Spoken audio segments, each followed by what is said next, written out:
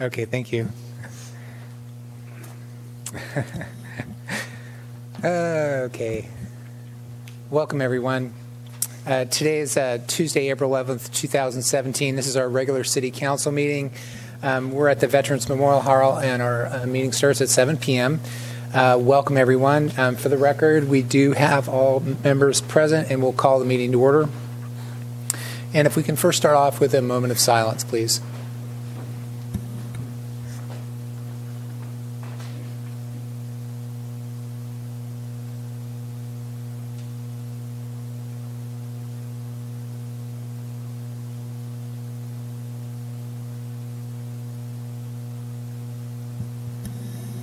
Thank you. And with that, we have a special guest with us today that's going to lead us in our Pledge of Allegiance. And Mr. Buckingham, I think, is going to do some introductions here. Yes, I'm not the special guest.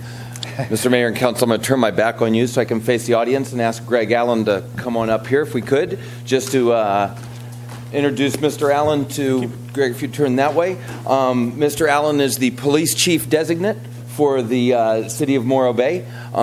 We went through a wonderful interview process a number of weeks ago. Ms. Carol Truesdale was one of the community members on the interview panel. So there were initially 40 applicants for the position. We narrowed that down to 5 great finalists. And then had 2 panels that grilled our 5 finalists. Those panels were composed of community members like Carol, local law enforcement professionals from San Luis, from Atascadero, from the Sheriff's Department, and a number of management folks from the city, and our former interim police chief. Those 2 panels both strongly recommended Greg for the position, and we're thrilled that he has accepted the position. So he's not here quite yet, and one of the things I want to do is to invite the community to his swearing-in ceremony, which will be on June the 2nd, likely at the community center. We'll make sure that is out there. He is finishing up. Well, let me just one thing I didn't mention. So Greg has a 34-year career in the Los Angeles Police Department. Rose to the rank of Captain 2 and had tremendous experience in every area of that department, from beat cop up through about 5 different captain assignments. And importantly, about a year ago, he tried to retire and was incapable of doing that. And so after a year or so spent thinking that he couldn't sit around watching TV, he applied for the police commander position in Greenfield, right up in the Salinas Valley. And after about 8 months as that, they asked him to be their acting police chief, and so he's been the acting police chief there. So he has made a great transition from big department to small town. He has a wonderful reputation in Greenfield, which is, as you all know, a smaller community, sort of like us. So June 2nd will be his formal swearing in, but he is down today for a couple of things, just to do some initial in-processing sort of with HR, to meet some of the folks in the police department, and we thought it'd be a great opportunity to introduce him to the community, and then we'll invite the community and the council to all attend that swearing-in ceremony, which will be a little bit of more formal ceremony. So with that, welcome, Greg. Thank you so much. Great. And then we'll invite you to lead the pledge. Thank you. Please stand. I pledge allegiance to the flag of the United States of America and to the republic for which it stands, one nation, under God, indivisible, with liberty and justice for all. Thank you. Thank you.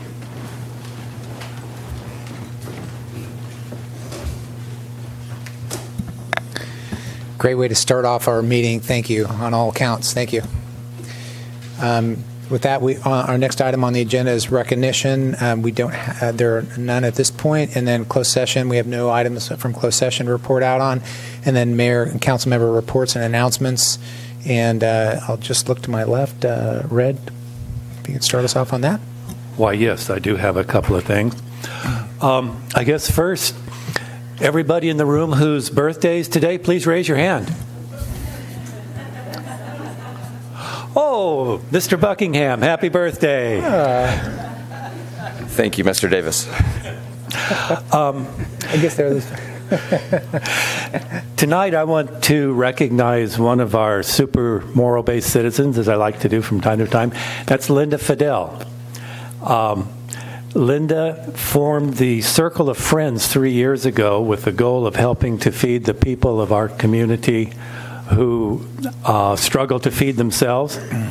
And that, of course, has grown into a weekly program of community dinners every Monday right here at the Veterans Hall. Linda's the president of the Circle of Friends and coordinator of the Estero Bay Alliance for Care food group. And she comes here every Monday evening, and she coordinates the various groups who take turns serving on Mondays. And she told me last night that they have served just over 10,000 meals since they started 3 years ago. So I want to thank Linda for everything that she does for the community. Second item, on April the 1st, Bill and Mike Todd of Todd's Garage on Quintana and the Lions Foundation presented a car to a young working mother who needed a reliable vehicle to get to work and to take her child to school. The car was donated by Joan Sullivan, and Mike and Bill gave it a complete inspection and fixed anything that needed to be repaired, gave it a smog check, and then they turned the car over to Mary Lopez and her daughter Isabella. And this is something that they do. They've made a mission of doing this 4 times a year. So I want to encourage anyone in the community who has a car that you would like to donate to this program. It's fully tax deductible through a donation to the Lions Club Foundation. And our Community Resource Center, through the person of Sharon O'Leary, who's here tonight, selects the recipient. So it's a great program where everybody wins. And I want to thank Bill and Mike and Joan Sullivan and Sharon and the Lions Club. Our Recreation Services Department is going to coordinate some events in connection with the Amgen Tour of California that's going to finish here in Morro Bay on May the 16th. And the nearest event that's coming is going to be on Earth Day, April 22nd, at the Cloisters Park. It's going to be a bike fest in the park from 2 p.m. to 5 p.m. And Kirk and the Recreation Department are planning a number of family-oriented activities. There will be a bike check station, a bike rodeo, a scavenger hunt, and food and drink. And there'll be some additional news coverage about this, so keep an eye out for it. That's the Cloisters Park, April 22nd on Earth Day. And we are still accepting volunteers to help with the Amgen Tour. We need course marshals to help keep the streets clear as the riders come into town. That's May 16th. They're going to hit city limits at about 3:30 p.m. and they will cross the finish line at 3:45. And you can volunteer by going to the AmgenTourOfCalifornia.com website and scroll down to volunteers and ask for Stage 3 Morro Bay. Or you can contact Ray McKelvey and Chuck Stoll directly of the Lions Club because they're coordinating the volunteers. My office hours, I'm not going to be able to do office hours this week. I apologize for that. Last month during my office hours and my business walk, I got to talk to people and I heard support for a parking management plan that uses kind of smart metering to base revenue on supply and demand for parking spaces. And also perhaps providing annual parking passes for local residents. I heard concerns about delays to the WRF project, that anything that slows up the project is not helpful because construction costs go up every day, And we are operating our current treatment plant under a temporary waiver. And so time is of the essence on that. And the plant's old. If something catastrophic happened to it, we may be in a position where we would have to spend a lot of money just to keep it running for a short period of time. So there is some citizen concern that we keep going as quickly as we can. Let's see, an interesting note from a shop owner on the Embarcadero. She said that every Friday around check-in time at our hotels, she sees a dramatic increase in her business. And festival weekends and events are a big boost.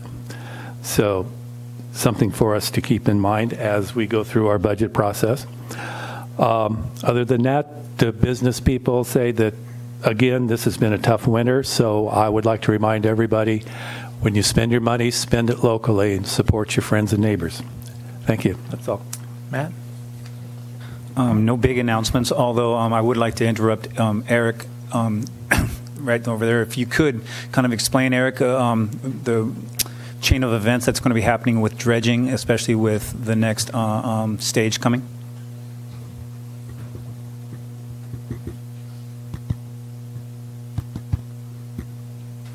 And so while you're looking for a microphone, being the Harbor Advisory Board liaison and dredging being important to the harbor, Eric could explain what's going on, so please. Yeah, so thank you, Councilman Makowiecki. So apologize for my microphone, maybe AGP can fix it. So dredging is taking another twist and a turn. Dredge ship Yaquina is still due here May 1st. The dredge contractor, the pipeline that ran from the dredge out the harbor and to the nearshore disposal site off the sand spit that was laying on the ocean floor after the last big swell a couple of weeks ago broke, and the section out in the ocean was missing for about a week. Well, it's up on the beach now if you've been out on the sand spit, about half of it. The other half is still anchored out in the water somewhere, so they're busily bringing in new pipe, trying to get set up for moving, but probably aren't going to get going before the Yaquina gets here, so they're probably going to park everything in the bay until the Yaquina gets done and then start back up in the end of May, beginning of June, and get the rest of the job done sometime in June. Perfect, and this is perfect, Eric, because folks either here in the audience or watching at home, this is they're going to start to notice that this machinery is still here, and so I know people are going to be asking a lot of questions. Yeah, it'll still be here. It'll be parked over kind of on the west side of our anchorage area. There'll be several 1,000-foot sections of pipe anchored up to 2 moorings, and then the dredge barge itself will be what they call spudded down, which is the 2 pilings that hold it in place, and they'll have anchors, so it'll be over there. So it'll be out of the traffic circulation pattern for regular boats. People on canoes and kayaks, stand-ups will maybe have to go around it, but it shouldn't block any access to anything. Thank you. You're welcome. Thanks, John. Good. Good evening, everybody, and good to have you with us tonight. A public health moment. This season, we've had a tremendous amount of rain. As a result of that, when the sun came out, all the allergens appeared. Those green things that are popping up and those wonderful flowers that we all love, which has set us up for a lot of respiratory, upper airway disease, which is transmittable. Also, a lot of sinusitis going around, and a lot of communicable diseases with regard to contamination, primarily touch contamination. So your health moment tonight is wash your hands as much as you possibly can, especially when you shake the hand of somebody that you don't know where they've been for the last 5 minutes, which is probably everybody you come into contact with. But that's the key to staying well. I wanted to invite you April 24th. I'm going to have a open house town hall. I'm not sure of the location yet. That'll depend upon the outcome of an agenda item tonight. But April 24th, 6 p.m. to 8 p.m., it's part of the way that I'm doing outreach with the community, inviting anybody and everybody that wants to come. There'll be a short presentation on important topics, and then most of it will be Q&A that you can ask directly of me. So I'd invite you to that on April 24th, 6 to 8 p.m. Whoops, lost it. Thank you. Thank you. Maros? I'm going to ask Rob Leivik if he's willing to give just a brief update on the pavement management progress that we're making. I'm sure you've all noticed that the streets are being paved, and he can update you on how long it's going to take and where we're at in the process. Well, rain is a good and a bad thing. Unfortunately, this late season sprinkles that we received did cause some delays, so it'll likely stretch on for another week. So we're able to complete Harbor and Piney today, but it pushed off some work at the north end of town. So probably have another week yet to go. Our team is updating our website as we speak, so the latest schedule for potential street closures will be on the website. Also, the contractor places barricades out in the street for no parking 72 hours in advance, and does neighborhood door hangers around the neighborhood of those residents will be affected. So let folks know ahead of time that they can be affected. So this project is about $1 million worth of. Unfortunately, it's not any paving. It's resurfacing. So we're doing a lot with triple layer cape seals, microsurfacing, and chip seals is the majority of the work that is being done as using these newer pavement techniques as a stopgap measure to protect and hold together our aging infrastructure.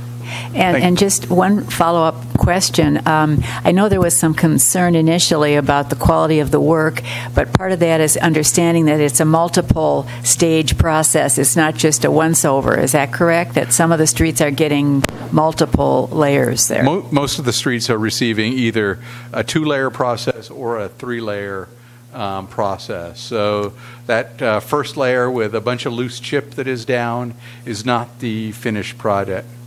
And there's a bunch of sweeping that will go on to clean up that loose chip, and then microsurfacing or a slurry of oil and sand will go over the top of it to make it a smoother surface. Thank you, Rob. You're welcome. I also wanted to say that I had the privilege of attending the monthly mayor's meeting here in San Luis Obispo County, representing our mayor, Jamie Irons, and the main topic was marijuana. And so I'm going to save my remarks and what I learned until we actually talk about that later in the meeting. But I will give you an update. Thanks, Marlis. I just have one announcement as well. As a board member on the San Luis Obispo Council of Governments, I had the opportunity to attend a conference in Monterey for California Council of Governments. So that is basically a conference of all the COGs, the Council of Governments within the state of California. And as you can imagine, Council of Governments is primarily a transportation focus. That didn't change the matter too much, but it was interesting. It was very, very beneficial. The opening presentation for a transportation conference was affordable housing. And I speak to that because in the transportation world, affordable housing has to be planned and located next to transportation. So it was quite an interesting presentation. There were other topics that were discussed along with transportation, as well as building cities. As an example, Burning Man, there was a presentation for Burning Man and how they build a city for 10 days. Not in 10 days, but they build it for a 10-day event. Then, of course, all the other different transportation discussions that go on, funding with that. Caltrans was there informing everyone, just updating everybody, all the work that's going on. And if we're not aware, obviously Pfeiffer Bridge up on Highway 1 is closed. They're working diligently and expeditiously on that, as well as all the different projects as a result of the storms that we've had this year. So it was a great update, and they've been doing a lot of good work for us as a state. And that's all, but a very beneficial conference. We'll have an outline of that at our next San Luis Obispo Council of Government, so it'll be a little bit more detailed, but be willing to share that. And also bring back the particular website and links where the presentations can be viewed. So I'll bring that for our council members and anyone else that would be interested in that. And that concludes our announcements for tonight. And then our next one on the agenda, moving on, we have presentations. Presentations, we have a proclamation to present tonight. And would the council like to join me down at the podium? Okay, thanks.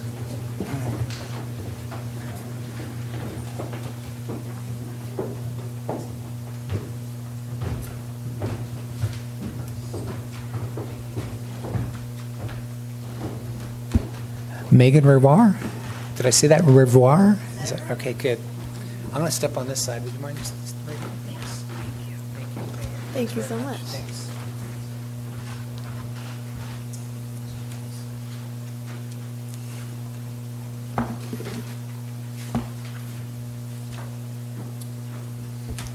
I'm going to read this. Megan, I'm going to read this proclamation. It's from the City of Council, City of Morro Bay, declaring April 2017 as Sexual Assault Awareness Month. Okay? Folks, this is a proclamation of the City Council of the City of Morro Bay declaring April 2017 as Sexual Assault Awareness Month. Whereas Sexual Assault Awareness Month calls attention to the fact that sexual violence is widespread and impacts every person in San Luis Obispo County. And whereas rape, sexual assault, and sexual harassment harm our community, and statistics show that 1 in 5 women and 1 in 71 men will be raped at some point in their lives. And whereas child sexual abuse prevention may be a priority to confront the reality that 1 in 6 boys and 1 in 4 girls will experience a sexual assault before the age 18. And youth ages 12 to 17 are 2.5 times as likely to be victims of sexual violence. And whereas our local student population is also at high risk, nationally 1 in 5 women and 1 in 16 men are sexually assaulted during their time in college. And whereas last year, RISE received 1,146 crisis calls from members of our community and sent advocates out 80 times to accompany sexual assault survivors at SART, S-A-R-T, medical exams, law enforcement interviews. Whereas the number of RISE clients receiving counseling for sexual assault related to issues continue to increase every year, with a total of 2,126 hours of counseling provided at low or no cost to community members across the county last year. And whereas the theme of this year's Sexual Assault Awareness Month campaign is Engaging New Voices.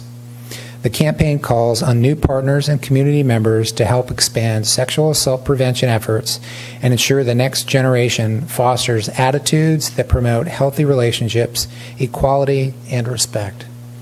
And whereas the City of Morro Bay joins RISE and other advocates and communities across the country in taking action to prevent sexual violence and acknowledges that each day of the year as an opportunity to create change for the future. Now, therefore, be it resolved that the Morro Bay City Council does hereby proclaim April 2017 as Sexual Assault Awareness Month in Morro Bay. Megan, this proclamation is on behalf of the City Council to you, and would you like to say a few words, please? Thank you. And we'd like to congratulate you and have Megan welcome you here. Thank you so much. Yeah, so thank you, Mayor Irons, and stand over here and look at you guys like this. Awesome. Thank you, Mayor Irons and City Council for the proclamation. My name is Megan Revoir. I'm the Outreach and Events Manager for RISE. We are a nonprofit that serves survivors of sexual and intimate partner violence and their loved ones. While we provide intimate partner violence services in the North County, including Morro Bay, we are the only agency dedicated to serving survivors of sexual assault or abuse and their families in the entire county of San Luis Obispo.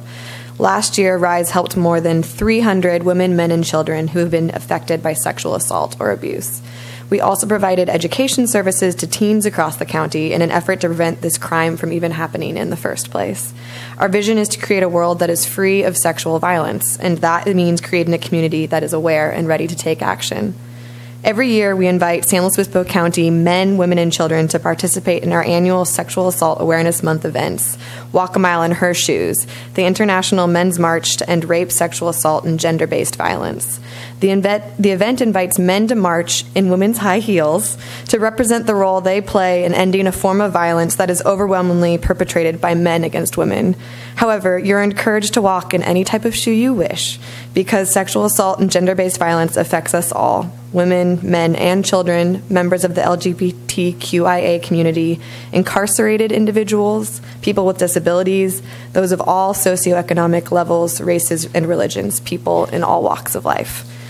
This year will be our 15th annual event in San Luis Obispo, our 4th annual event in Paso Robles, and we're excited to announce 2 first annual events in Arroyo Grande and at Cuesta College.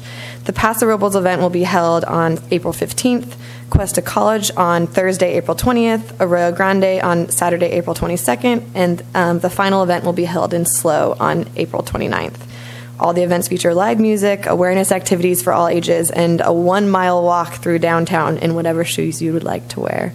Several mayors and council members from surrounding communities have signed up as celebrity walkers at our event, and we would love to see members of Morro Bay City Council out at any of them. You are all invited, and it's not too late. Everybody's invited.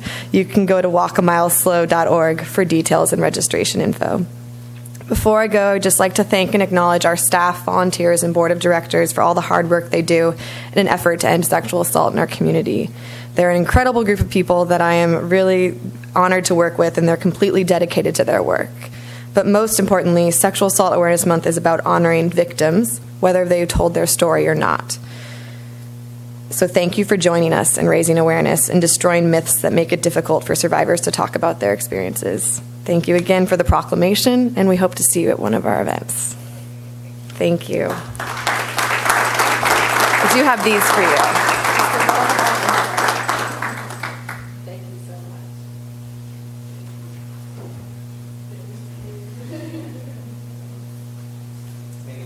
Thank you, everyone.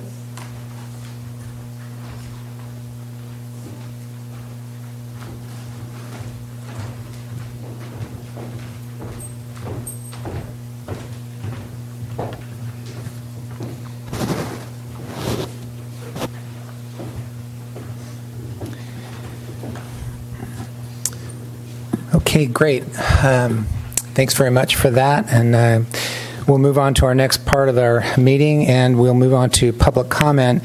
Starting off with public comment, we lead off with a business spot, and we have Julie Neva from Pacific Diagnostics to introduce herself. I'm sorry, I didn't leave the microphone there.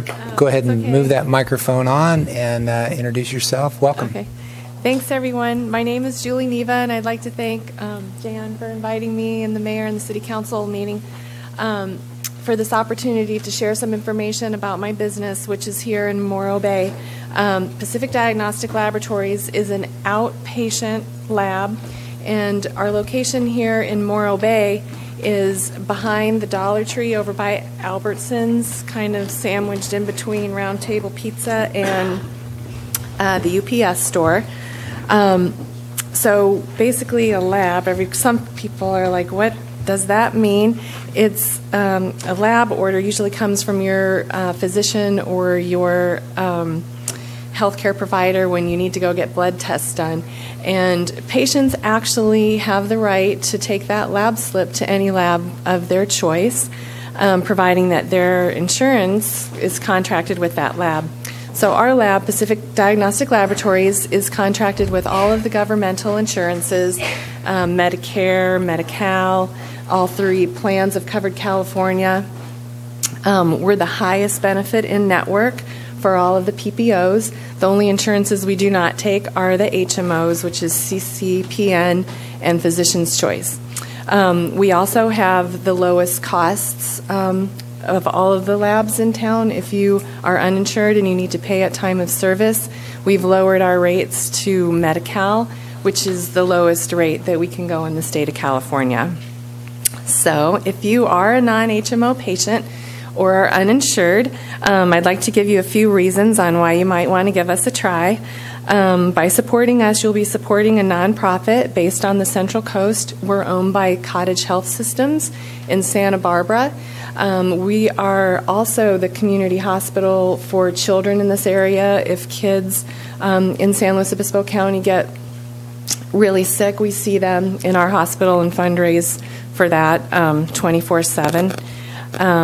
We also have very high standards of quality. We're partners with Mayo Clinic in Rochester, Minnesota, which is the #1 lab in the country, and they oversee our technology and our operations to make sure that we're providing the highest health care that we possibly can. And then as a patient, if you come to us, you'll have a great experience. We have no waiting. We provide snacks for you after you get your blood drawn. We also have a very friendly, very highly skilled phlebotomist who will draw your blood. Her name is Kat. She lives here locally in Morro Bay. She also teaches yoga here. And I myself am from Los Osos, lived here for 18 years. As a company, we do support the Morro Bay community. We're a member of the Chamber. We advertise in several local publications. We also participate in Morro Bay and Bloom with Walter as a sponsor, and me as an artist, and my husband and kids donate surfboards. So we believe we have a positive impact on the community, and we just like to ask you to give us a try, and thank you so much for the opportunity to help us get the word out about our lab here in town. So thanks. Thank you, Julie. As we move on to public comment, we do have speaker slips in the back, and I have all the speaker slips for public comment. And we do have some Spanish-speaking community members here, and so I was going to invite them up next.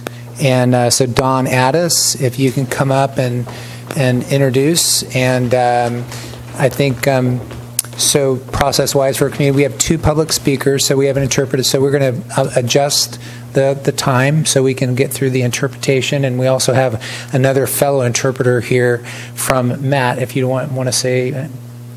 Yeah. So, primero, gracias para venir. Bienvenidos al Ayuntamiento de la Ciudad. Es muy increíble que ustedes están aquí para explicar su programa, porque ustedes están viviendo aquí y son parte de la comunidad. So, entonces, gracias por venir. Bienvenidos. Muchas gracias a ustedes. Thank you. Thank you as well. Nosotros somos padres de unos estudiantes de la escuela de high school, Morro Bay High School. So we're parents of Morro Bay High School, of students that go to Morro Bay High School. Estamos aquí para invitarlos a todos a una kermés que vamos a tener el día 5 de mayo. And so we're here to invite you to our fundraiser on May 5th, 5 de mayo. Esto es para recaudar fondos para nuestros estudiantes del grupo de habla hispana que desean continuar con sus estudios. So this is a scholarship fundraiser for a group of students who are Spanish speakers. They're English learners who want to continue with their education post-high school. Nuestro evento se llama Kermés para el 5 de mayo para recaudar fondos para los estudiantes. Tendremos música, comida y juegos para toda la familia. So the name of the event is Scholarship Fundraiser for Cinco de Mayo, and there's food, games, soccer, music. Tenemos boletos en venta también. Esperamos verlos a todos. So there's also tickets for sale, and we'd love to sell them to everyone here. Todos están invitados y muchas gracias. Everyone here is invited, and so thank you so much. Can you come up to the mic a little bit? Oh, can you encourage her to come up a little bit? Thank you. Good evening. I'm Amelia Rivera. Soy miembro del comité de ILAC. So I'm a member of ILAC, the ILAC committee. ¿Puede explicar lo que es ILAC? ILAC es somos los padres de los aprendices de inglés. So ILAC is the parents of students who are English learners. Estamos haciendo este evento We're doing this event. Tratando de recaudar fondos para darles becas a nuestros estudiantes. Trying to raise money so that we can give scholarships to our students. Porque en lo personal quiero que todos ellos vayan a la escuela. Like the reason is, so for me personally, that she would like all the students to be able to go to college. Yeah, because we didn't have the opportunity. And, estaremos vendiendo boletos a $5. So we're selling tickets for $5 each. Yeah, pueden tener una comida completa con $5. Oh, okay. So you can get a plate of food for $5. All Mexican. All Mexican food. Comida mexicano. Comida mexicano. Estaremos vendiendo boletos afuera y recibiendo donaciones. So we'll be selling tickets outside and receiving donations. Y lo de Spencer's y Ralph's. Spencer's, Ralph's. Oh. Estaremos también vendiendo tickets fuera de Spencer's. No sé bien qué fecha es, pero en Ralph's vamos a estar el día 29 de abril. So we're going to be selling tickets next weekend at Spencer's and then the 29th in front of Ralph's. Gracias por la oportunidad que nos dieron de estar aquí. And thank you for the opportunity for having us here. Thank you both, and thanks, Dawn, for coordinating and doing the interpretation. Thank you very much. And so we wanted to make sure that got on TV. Okay, all right, let's show it up there. Thank you very much. Folks, thanks for that. So, we didn't set the clock on that. We allowed for interpretation and the public comment on that. It was great. Thank you for coordinating that, Dawn, and everyone else, and going through that. We'll move on to our public comment.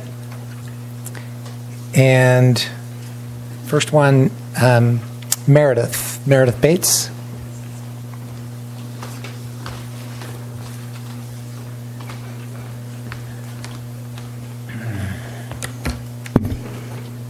Good evening, Mayor and City Council. My name is Meredith Bates. I live at 670 Napa Avenue in Morro Bay. And I want to thank you for your service to the community. I really appreciate your dedication and time that you put into helping our community. I wanted to talk to you tonight about two items not on the agenda. The first is our Morro Bay Huddle. Some of you have heard of this group and some of you haven't. It's a citizens group that meets in Morro Bay. After the November election, there were some people that were concerned about the outcome, and then there was a Women's March on January 21st. Maybe some of you even went to the Women's March. And after we marched, then we were asked to huddle. And so there have been huddles forming and meeting all over the country. I think there's several thousand of them now. And I just wanted to tell you about the Morro Bay Huddle. We have some guiding principles, and I wanted to read those to you. Our guiding principles are to resist and overcome the current United States administration's agenda by working together. We model the values of respect, inclusion, tolerance, and fairness. The second item I would like to discuss with you tonight has to do with the money that the city spends. I'd like to know how much money the city has been spending. It concerns me.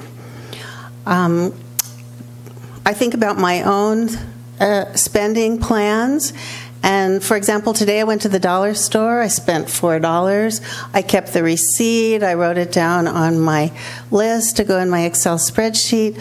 I keep track of what I spend because I'm on a limited budget. I need to know what I've spent in the past. It's very helpful to me, and I would like the city to produce similar documents so I can understand what the city has been spending. I'm not looking for the payables. I'm not looking for the report from the auditor. I really want to know what the city has been spending.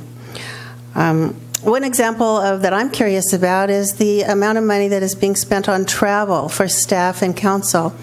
I can remember that when there was a concern about council traveling to D.C. and because we were in a budget crunch in the city. And so I'm just curious, and I would like to know how much is being spent currently on travel for council and staff. Thank you so much. Thank you, Meredith. Next is Jen Ford.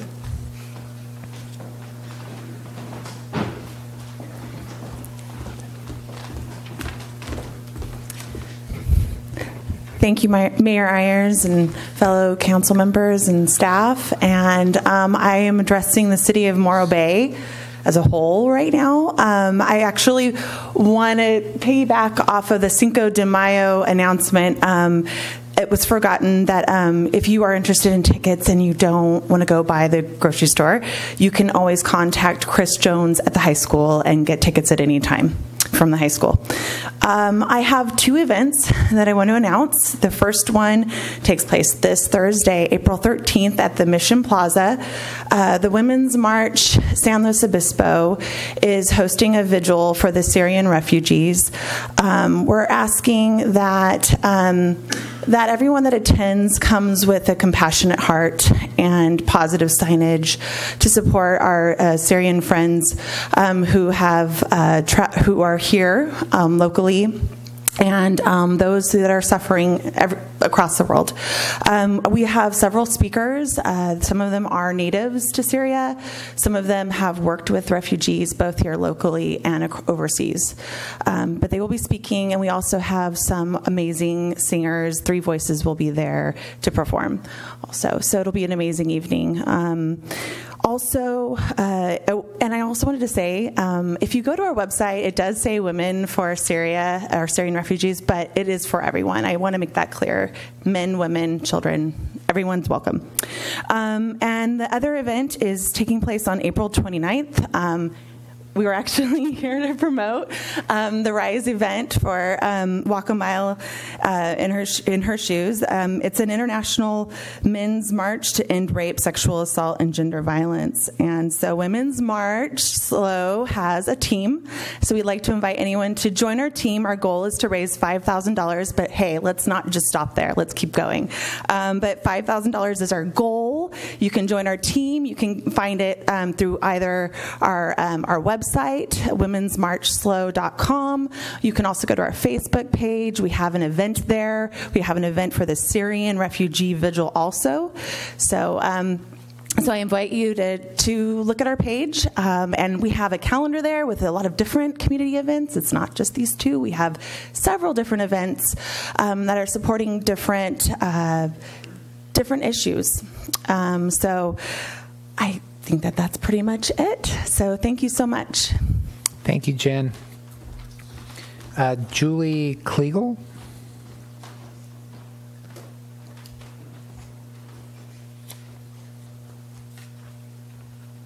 Welcome, Julie. Thank you. And thank you all for what you do for the community. My name is Julie Kliegel, and I live at 425 Bonita, Morro Bay. I would like to speak up for the lower income people in our community. I believe that is a higher percentage than most people realize. Working parents who want to keep their children in this community, in the schools and in the small town of Morro Bay. For the disabled and the elderly who live on a fixed income. I want to speak up to help maybe the sensitivity that when we're speaking of millions and we're speaking of these numbers, mainly I'm talking about the sewer project, they don't become callous, or not callous, but unsensitive to the economically fragile people in the community. Your decisions impact their lives greatly, much more than anyone else. And I just wanted to speak up for them. Thank you. Thank you, Julie. Sharon O'Leary.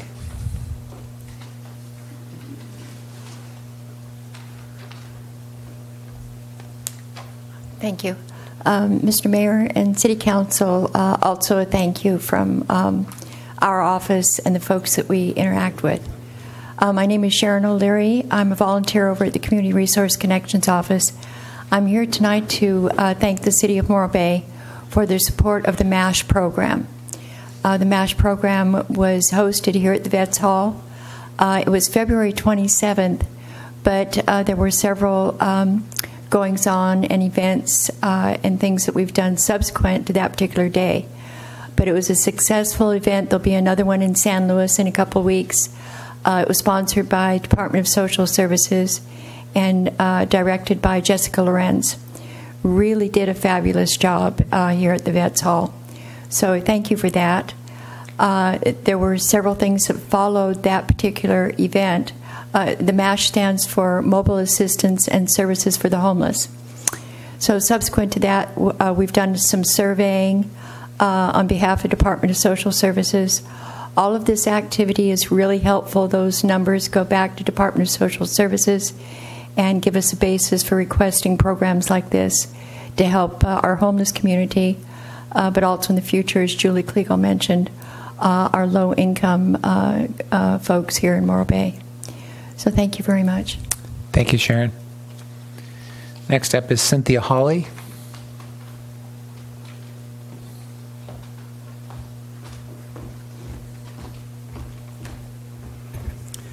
Good evening. My name is Cynthia Hawley, and I want to talk a little bit about the money business also. I put in a request, a Public Records Act request last month for the expenditures, monthly expenses for the years 2015 and 2016, and I haven't gotten it back yet. But I did learn a really disturbing fact, and that is that the City of Morro Bay does not account in that way. There is no report that is produced to show your expenditures, what you spend every month or any time. Your expenditures are not reported upon. Your staff doesn't know them, you don't know them, and we don't know them. And this I find very disturbing because I know for a fact that a lot of people want to know how the city spends their money. And I gave you an example from the Cambria Community Services District, and I was wrong thinking that they were by fund. They are by vendor, but they go through everything that's spent every month, from $11 to thousands of dollars. They show the vendor, the check number, the check date, and the description of what they bought. So all that is on somewhere in your records, hopefully. It's just not organized and produced so that you can tell your constituents what you spend it on, and we can know it's our money. Another thing is that I gave you folks a letter in March, and it was about CEQA and the sequence that CEQA was supposed to happen in, and I wanted to I made a couple of corrections, and I want to give you that now.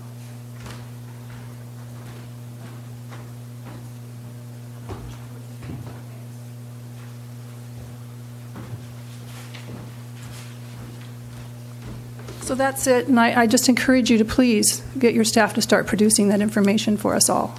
Thanks. Thank you. Thanks, Cynthia. Next, Ken Vesterveld.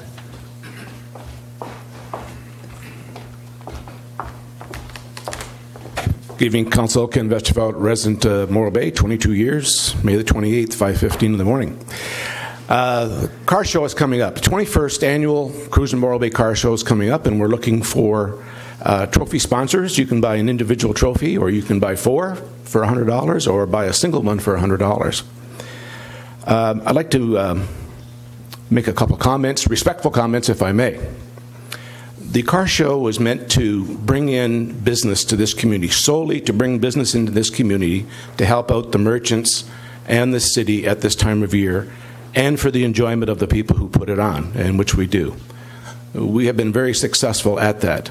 Again, this year there will be over 500 vehicles in town, some which come in a week ahead of time. In fact, my wife and I will be going out with a couple on the Sunday previously, and it's been going on now for about 8 years that these people start coming in more and more on Monday. One small thing, we kind of had a little surprise this year. Our fees increased 50% because of a new ruling that was there. It was kind of a little of a shock to us, but we can live with that. But the main thing is that after 20 years of cooperation with the city and using city signs for traffic block and directions, I went down to the city yard to see if we can be able to obtain that. And we would need 30 A-frame signs. We went this year and purchased directional signs because we didn't have enough, or the city did not have enough for that type of event.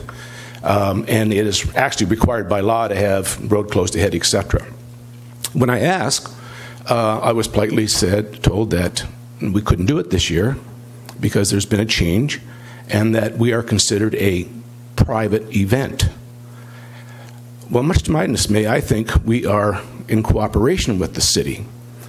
We approximately gave away $19,000 last year to the Rotary Club, football team, the mechanic shop, Rotary, and the youth group, the Explorers, at the police station. The city, in our estimate, received double that in TOT and sales tax. So what I'm going to ask is if I can appeal the sort of like a ruling, or can I make a request that we might be able to use those signs for this year? Just for your consideration.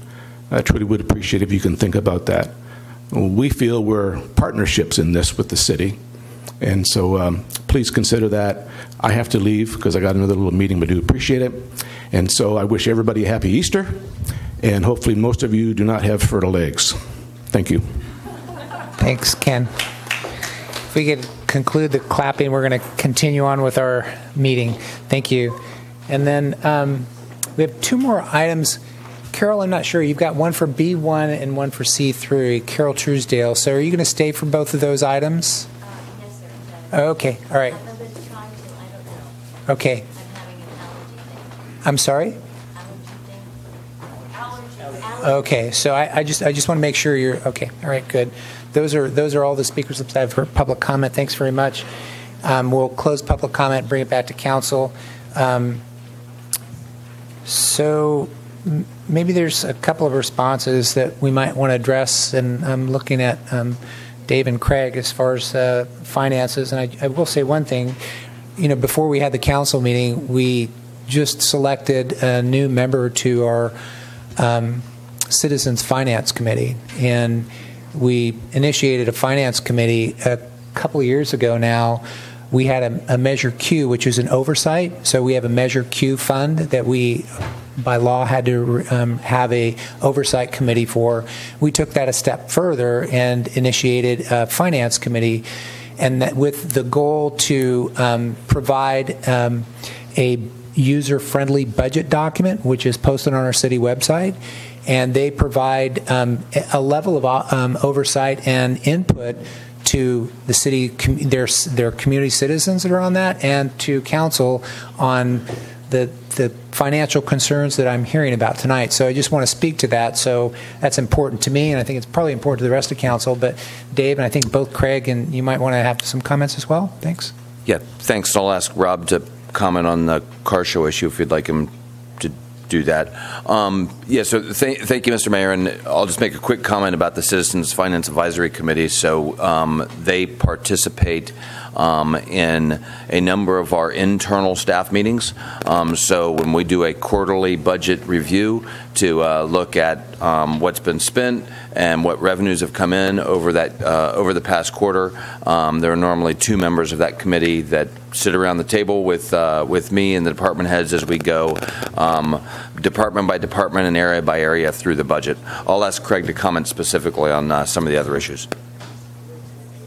Yeah, thank you, Dave. I think kind of building on your response there, we do have regular check-ins with the Citizens Finance Advisory Committee, generally at the 6-month and 1-year mark, as well as on the yearly basis for those Measure Q district transaction tax transactions. That includes all contract expenditures citywide where they'll go in and review at those. And we also have our mandated audits where we have a professional outside auditor come in and look at all of our expenses and revenues and making sure those are coming in and accounted for correctly. Excuse me. Conceptually, our financial system does have the capabilities to look at our expenditures and run reports on a monthly or more frequently basis. We do it regularly. It's something we go through, at least since I've been here for 6 months, every couple of weeks at a minimum. Responding specifically to the Public Record Act request from Ms. Howley, I'm looking at the response that we sent on Friday, April 7th to that March 28th Public Record Act request. So we went in and provided those 2 years of total expenditures. Excuse me, can someone close the doors back there, please? Thank you. Thank you. Sorry, Craig. Yeah, so we did provide a comprehensive response to that request, including all expenditures citywide for all of calendar year 2015 and 16, which was requested. It appears there was some technical issues with getting in and actually opening the report for one reason or another. We went back in and verified that we could actually open these reports through several different computers, and staff in both the city clerk's office and the finance department has reached out to Ms. Hawley in an effort to kind of fix that and figure out what is going on.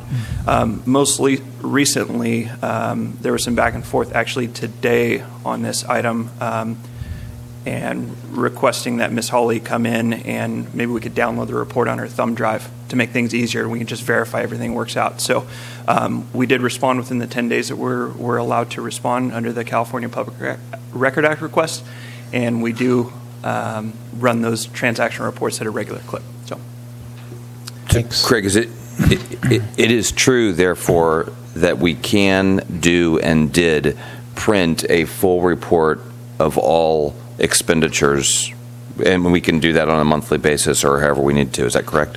You can do it as often as you'd like. Thanks. Okay, thanks.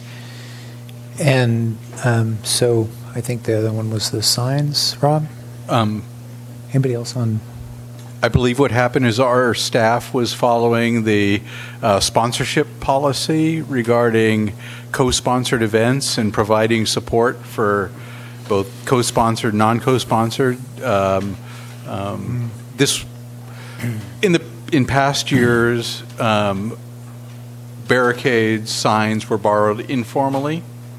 Drive to the yard, pick up what you need, and sometimes bring back afterwards.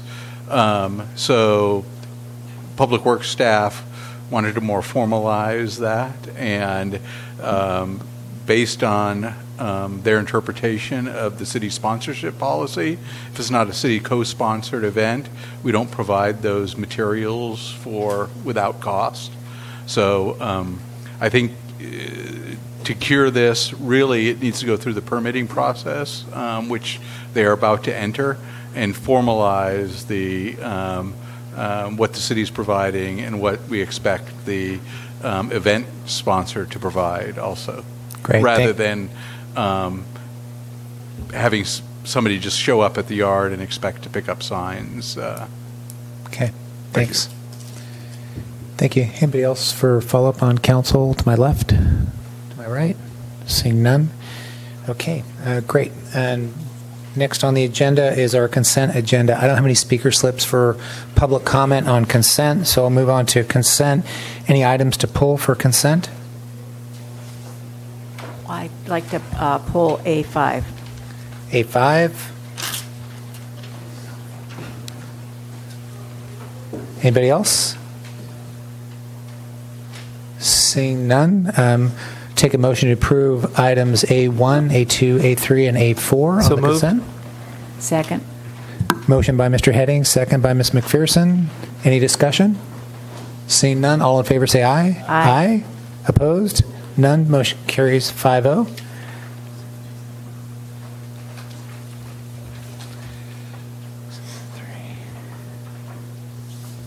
Item A5, Marlis. Okay, well, I'm going to ask Mr. Buckingham to explain why we're pulling A5. Thank you very much. You have it in the back of the room are a slightly modified version of the goals and objectives after the city's work session, the city council's work session. Last Tuesday night, you made a number of changes to the goals and objectives, which was great. One of those is shown on this new document. They're available in the back of the room as Goal 3F or Objective 3F. On Tuesday evening after that work session, we re-edited the final draft goals to include all of the council's input, and we did not add one of the specific objectives. I just caught that this afternoon as I was going through some notes, and so we had an opportunity to make sure that got added on to the final draft goals that you're perhaps about to approve.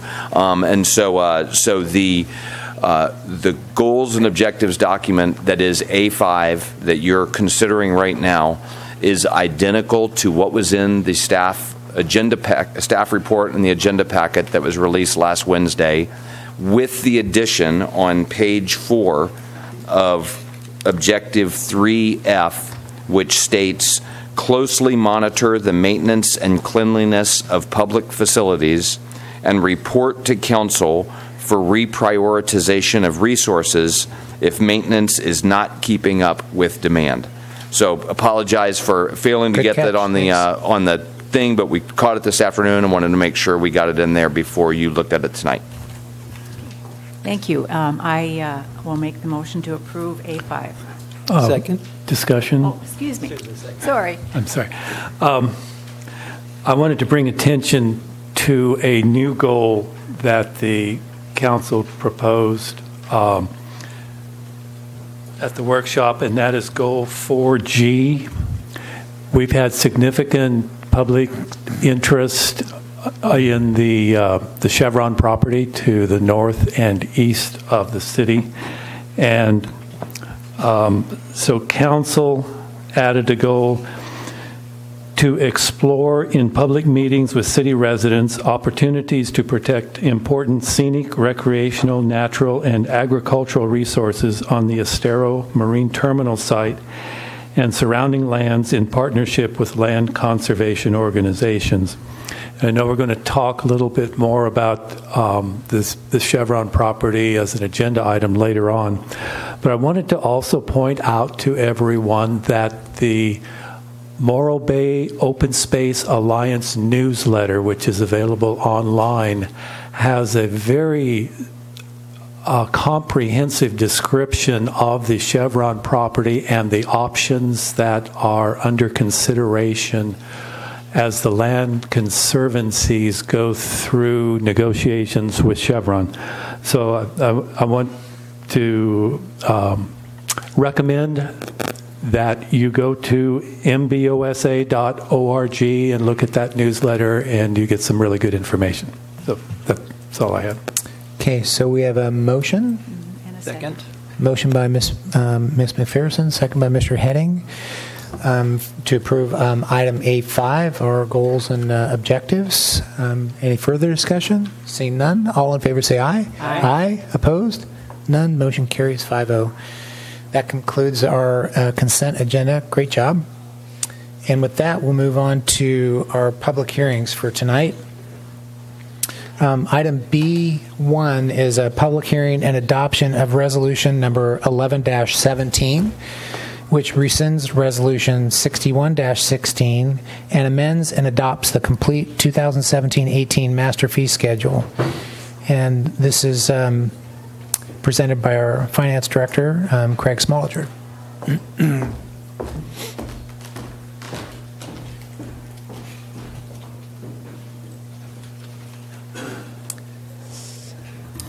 All right, thank you. Craig Smoliger with the Finance Department.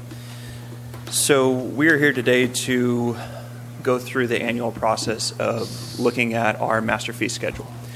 So the city, through adopting Resolution 49-08, requested that staff come forward every year and we go through this process. So that's what we're doing here tonight. Generally, the fees were adjusted by either the consumer price index change or the engineering news record change from December of 2015 to December of 2016. And Resolution 55-15 established San Francisco and December as the determinants for looking at these rate increases. So making sure we had the right index to apply for looking at any rate increases that would go up by those indices. Also, Council Resolution 63-15 directed full cost recovery for numerous services provided by the city. So that includes no subsidies for the vast majority of services provided where the city would collect a fee. And these fees, the recommended fees or the ultimately adopted fees that the council does adopt will be utilized, will continue to be utilized to build into the recommended budget for next year, for fiscal year 17-18. All right, so kind of jumping into the department level changes in here. So for the fire department, there were several changes built into this fee schedule.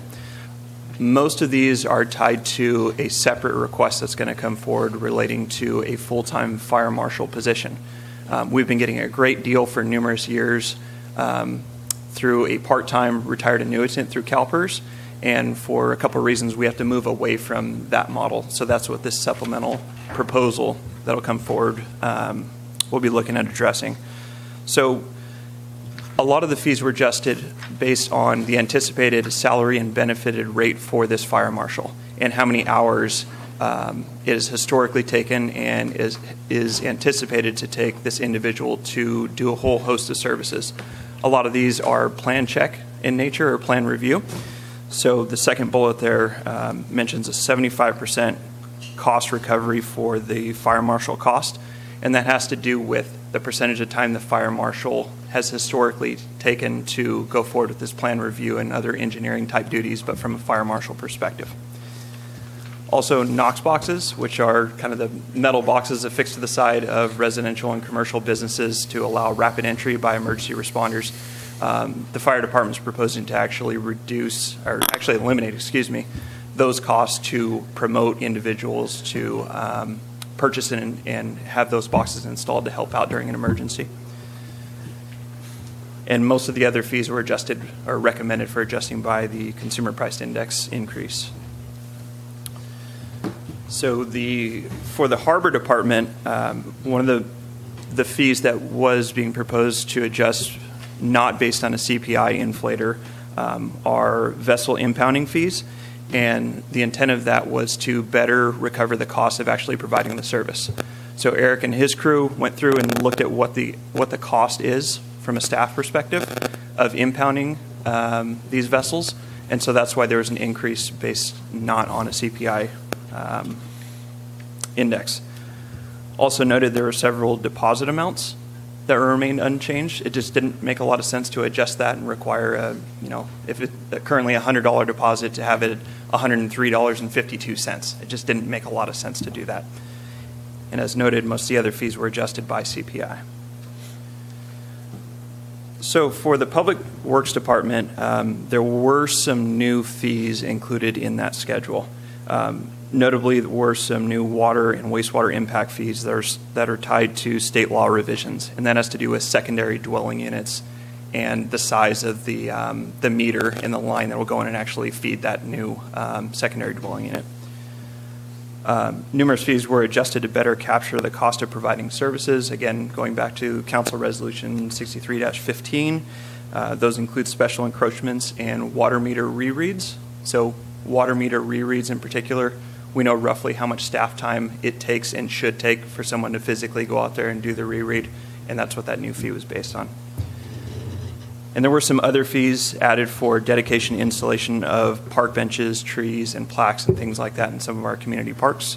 Not sure if, Rob, you wanted to jump in and kind of mention why that's being included in this fee schedule. Sure.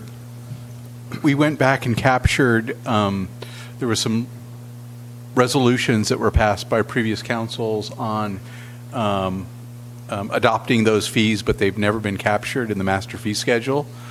So we added those fees to the master fee schedule.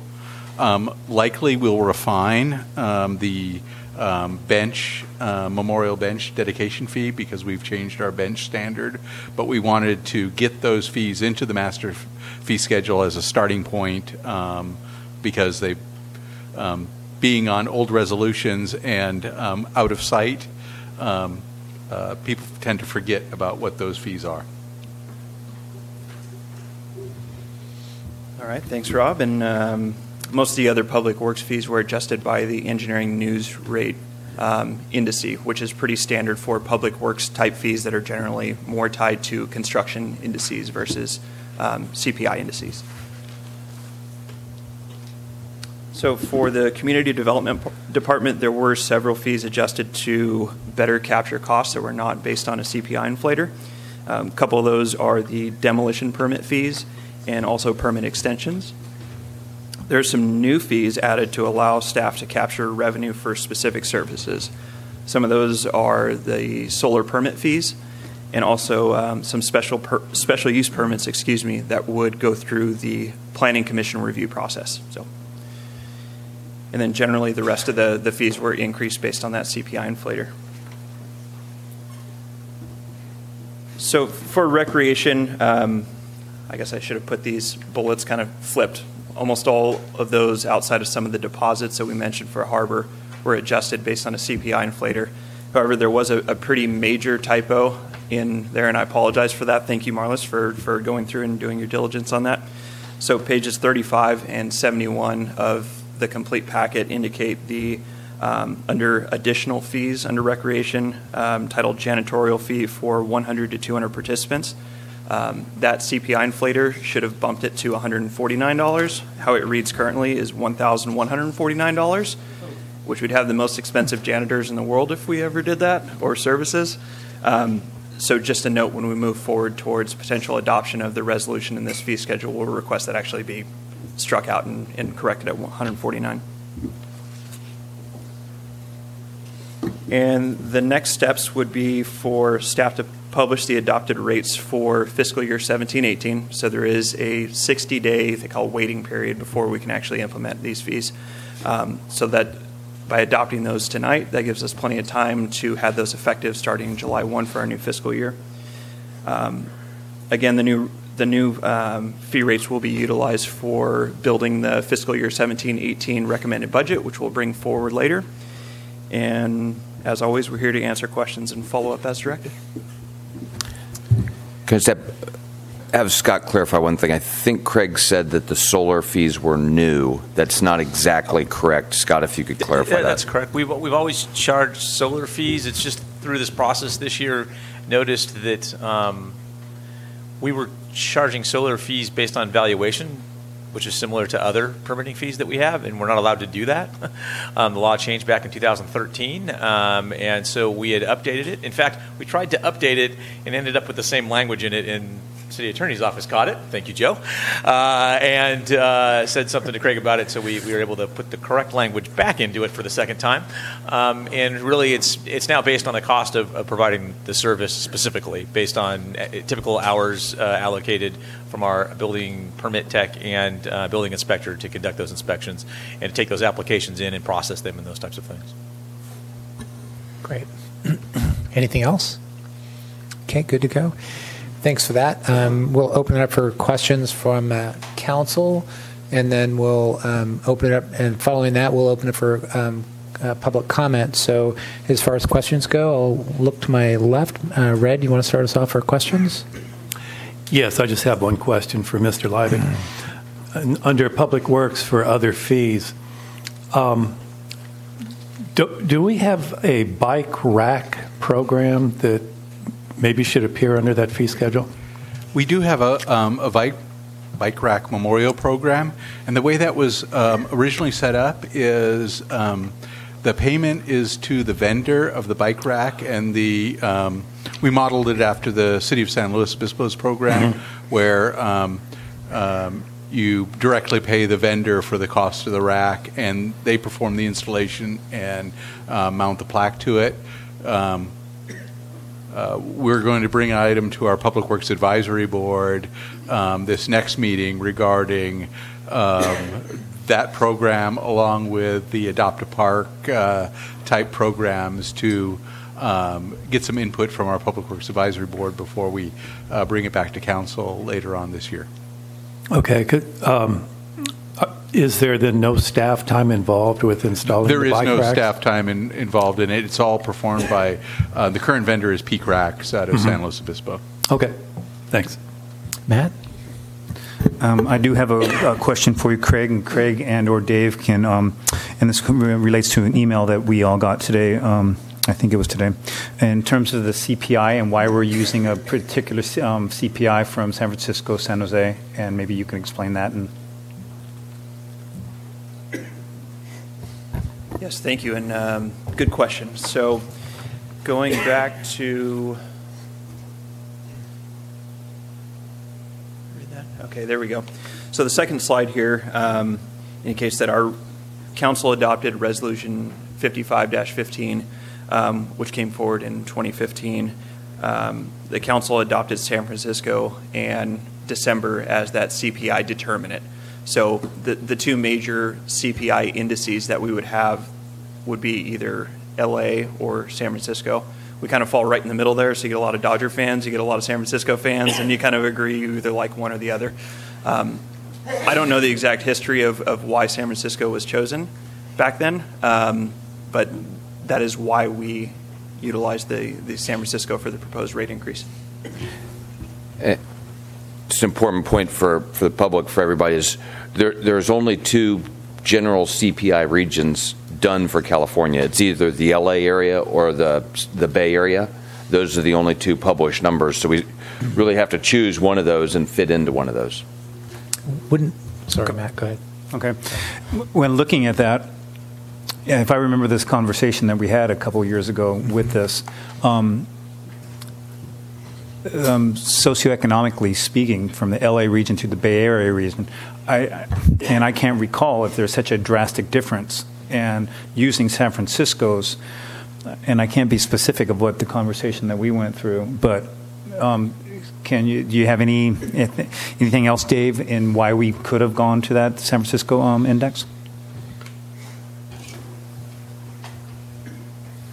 I'll just note that they are normally not way out of variance with each other. They normally track fairly closely. Sometimes one is higher, sometimes the other is higher. It depends on what's going on in the really in the national or state economy.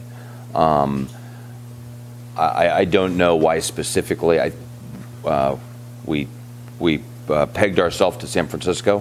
What I do think is likely is if we changed and said let's peg ourselves to LA, it might be next year that LA is higher than San Francisco. Okay, thanks. John? Thank you, Craig, for the presentation. I do recall the conversation, and I did ask you the same question via email about the CPI indicator. And I think the confusion was publicly by a couple of people was the fact that possibly there was a San Luis Obispo County CPI and or a Central Coast CPI. And so what I understand is it's LA or San Francisco, correct? From a global composite level, yes, 100% correct. There are some other ones floating around that look at minute details of the economy, but global perspective, 100% right. San Francisco or LA. So the I guess the answer that I would give is that San Francisco and why we chose it. In other words, San Francisco and LA almost mirror one another. And as I recall the discussion and looking back, we actually thought that our demographic not being exactly the same as San Francisco or LA, but was slightly closer to San Francisco. And as a result of that comparative, we used San Francisco. So that's that. I understand that cost recovery is extremely important. And you told me, and when I asked you about it, that basically you assured me that we do not exceed the cost of our services with regard to this master fee schedule. Otherwise, it becomes a tax. Is that pretty much correct? And maybe you could explain that to the public so that they know. Yes, that's correct. So the California Constitution, Section 13B, states that if a fee exceeds our actual cost of providing the service, then it just becomes a tax. I'm not sure if Mr. Pannoni wants to delve into the details and specifics that kind of go into that, but in a nutshell, that's what it provides. So part of what we're tasked to do when we go through a process like this is all the department heads will look at, basically if we're doing an internal study such as this on a yearly update, we'll look at the staff costs tied to providing each of the services, multiply that by the hours it should take roughly to provide that service, and then just go make those findings internally that we aren't exceeding the actual cost of providing the service. So that's why you see that language several times through the staff report and also included in the resolution. And the departments go through a fairly rigorous determination of cost when they do this, it looks like, from the staff report each time that they make changes to this, as opposed to the annual increase on CPI. Correct, and that's how we'd find out when some of them are kind of way out of whack for our cost recovery, and then that's where we have the noted fees that went up or being proposed to be increased by a non-CPI or ENR inflator. Excuse me. There were some concerns about the recreation department and maintaining. Something went down the wrong pipe. Maintaining reasonable fees for at-risk kids. As I understand it, the full department only increased by CPI this year. Is that correct? And there were no individual changes to fees? That's correct. Good. Well, thank you for your report. I appreciate it. Marlos? Well, I submitted to Craig a long list of questions, about a page and a half, and I want to thank you for responding, and you too, Dave, for responding to all of my questions and concerns. So I really appreciate the staff time that went into that, and I do see the answers to my questions reflected in this presentation. So I'm grateful to you for that. When I first read through it, I was somewhat concerned about several areas where there were significant increases in fees. And so though I was really focusing on that, so I appreciate your explanation. I still have some concerns about what the bottom line impact of all of these fees might be on like a developer or somebody who wants to build a single-family home, given that public works fees increased as well as, and so at some point it would be nice to get some kind of an estimate of the overall impact of the fee structure on new construction and remodeling, et cetera.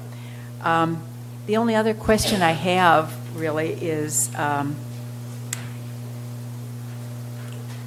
given the significant increase, would it have been a good idea, or should we do this in the future to have some of the other advisory boards look at the implications of the increases in the fee structure? So perhaps like planning, for example, look at it, or the Citizens Finance Committee look at it. It's just a question. I don't know if you thought of it before or if it's ever been done before, but it would have been helpful to me to get, they might have asked some of these questions about the overall impact of the fees on development, et cetera. So that's just a question. So yes, that's certainly something we can look at. Looking at having our advisory boards provide input in their specific, areas and going from there. I will agree with that, but also say that this is really a math problem, and so it is determining what the cost of providing that service is, ensuring that the fee does not exceed the cost of providing that service, and so having somebody sort of check our math on that is certainly a something we can do, but it's not necessarily an area where somebody would advise that we increase it more or decrease it, because what we're working hard to do is follow the council's policy, which says that our fees, that we do not subsidize most of our fees, especially community development and public works. And that's an important thing that I'm not sure came out crystal clear. So the council has a policy that says we don't subsidize most of our fees because we generally don't believe that all of the taxpayers should be helping to build somebody's house or helping to build a restaurant or something like that.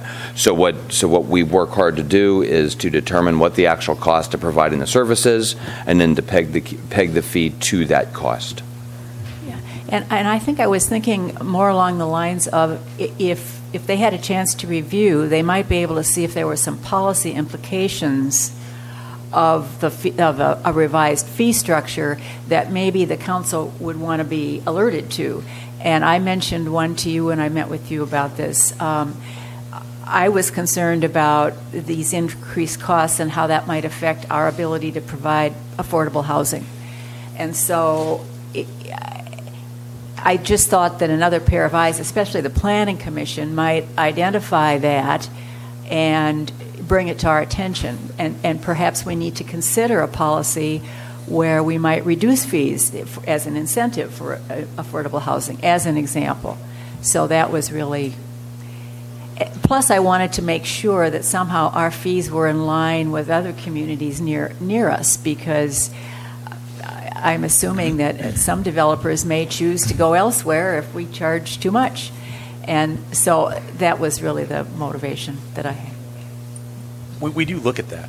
Okay, good. I mean, we do pay attention to what, we're charging, at least my department does, so I'm sure the others do as well. And I know Rob's does as well, because we've internally talked about it. But looking around what the other cities that are our size and provide similar services, what they're charging, what we're charging, what it actually costs us to provide the service. I would also note that you talked about something a minute ago where you were saying what's the impact on remodels and additions and things like that. This fee schedule has zero impact on remodels. That's a cost of valuation. We didn't change that. So it's a percentage of valuation is what we charge for our plan check and permitting fees. So that hasn't been altered at all. Some of the other fees that were associated with your planning processes and stuff went up by CPI and those types of things. But yeah, I was even thinking of something like the permit fee for solar panels, which does that conflict with our objective of really being energy efficient and reducing our carbon footprint? And so I see in the fee structure some areas where we might want to consider a policy change to promote other goals beyond 100% recouping our costs. Okay. We'll get some more into discussion in a minute, and I just have one couple quick questions, and then we'll go into public comment. It's just a technical question. Sorry, I didn't get this earlier. Page 9 of 76 on B1, community development, SMIP Category 1 residential. I was looking for a descriptor. Didn't get, SMIP is a strong motion instrument program. It's a seismic fee charged by the state. Okay. That's why it's an acronym, because it's really important. We're required to collect it, and then they send us a bill and say, you owe us the money, send it to us, and we send it to the state. That's about how it works. All right. Okay, I think I got the rest of my questions earlier. Thanks, Rob. And with that, we'll open it up for public comment. I have one speaker slip on this item, and I'm looking in the audience. Is there anybody that wants to speak to this item? I've only got one speaker slip. So, Carol Truesdale, please come on up. How's that voice? Dear Mayor Irons, council members, city manager, and city staff, and this, talking about this B1. I'm Carol Truesdale, resident of Morro Bay since 1995. I approached Mr. Buckingham last year as it pertained to the fee schedule. Unfortunately, I wasn't able to stand before the mayor and council to voice my concerns because the council had already approved the fee schedule for the last time. And that was at 3.1 CPI for 2016. I'm here to reach out to you all and express my concerns as it pertains to these increases again. I realize the city needs money to continue to operate. However, comparing our city of 10,500 people to San Francisco, 805,235, San Jose, 945,942, Oakland, 397,24, with median incomes of 81,234 for San Francisco, 84,647 for San Jose, and 54,618 for Oakland, when our own median income here for Morro Bay is 51,338, and SLO's median being 62,648 with a population of 47,339. Is this decision fair to the members of the community to encourage new development, business growth, and social activities, a 3.5 CPI? For example, the community center raised their meeting room fees for groups to enjoy coming together for knitting, quilting, and other crafts, and had to find other places to congregate because they were not able to pay for the costs for these meeting rooms. So are these really, really necessary? Please reconsider and leave the existing fees in place. It's mind-boggling enough to be compared with San Francisco, San Jose, and Oakland. The existing fees are hard enough to handle as is by some folks, and with possible recession on the horizon in 2018.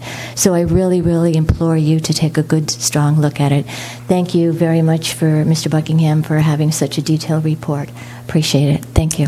Thanks, Carol. I don't have any more speaker slips for this item. Unless I see anybody from the audience, I'll close public comment, and I'll bring it back for discussion.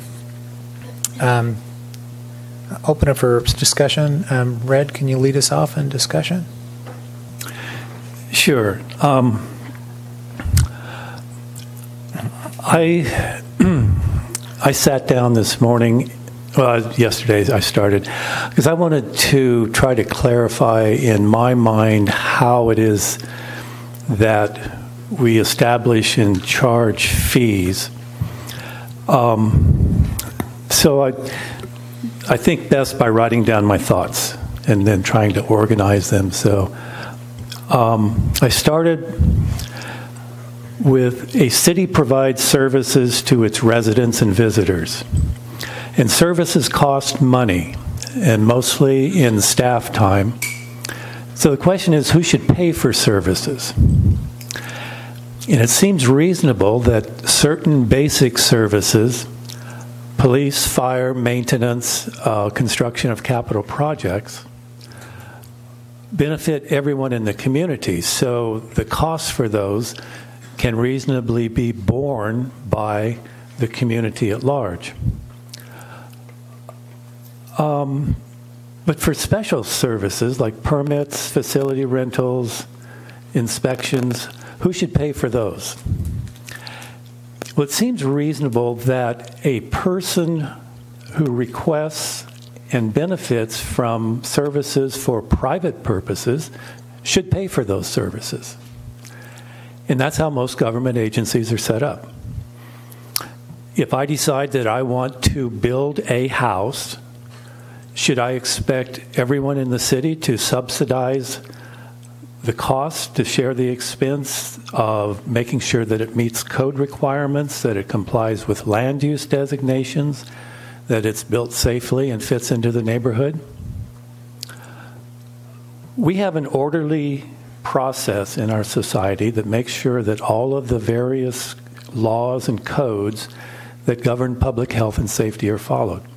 That includes building codes, zoning law, environmental review, and here in Morro Bay we have our mother, the Coastal Commission, that oversees everything that we do. Neighbors need to be consulted and given an opportunity to weigh in.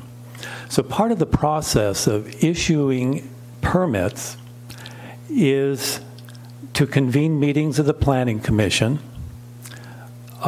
set up a public facility, give public notice, arrange for video coverage by AGP so that everybody knows what's going on.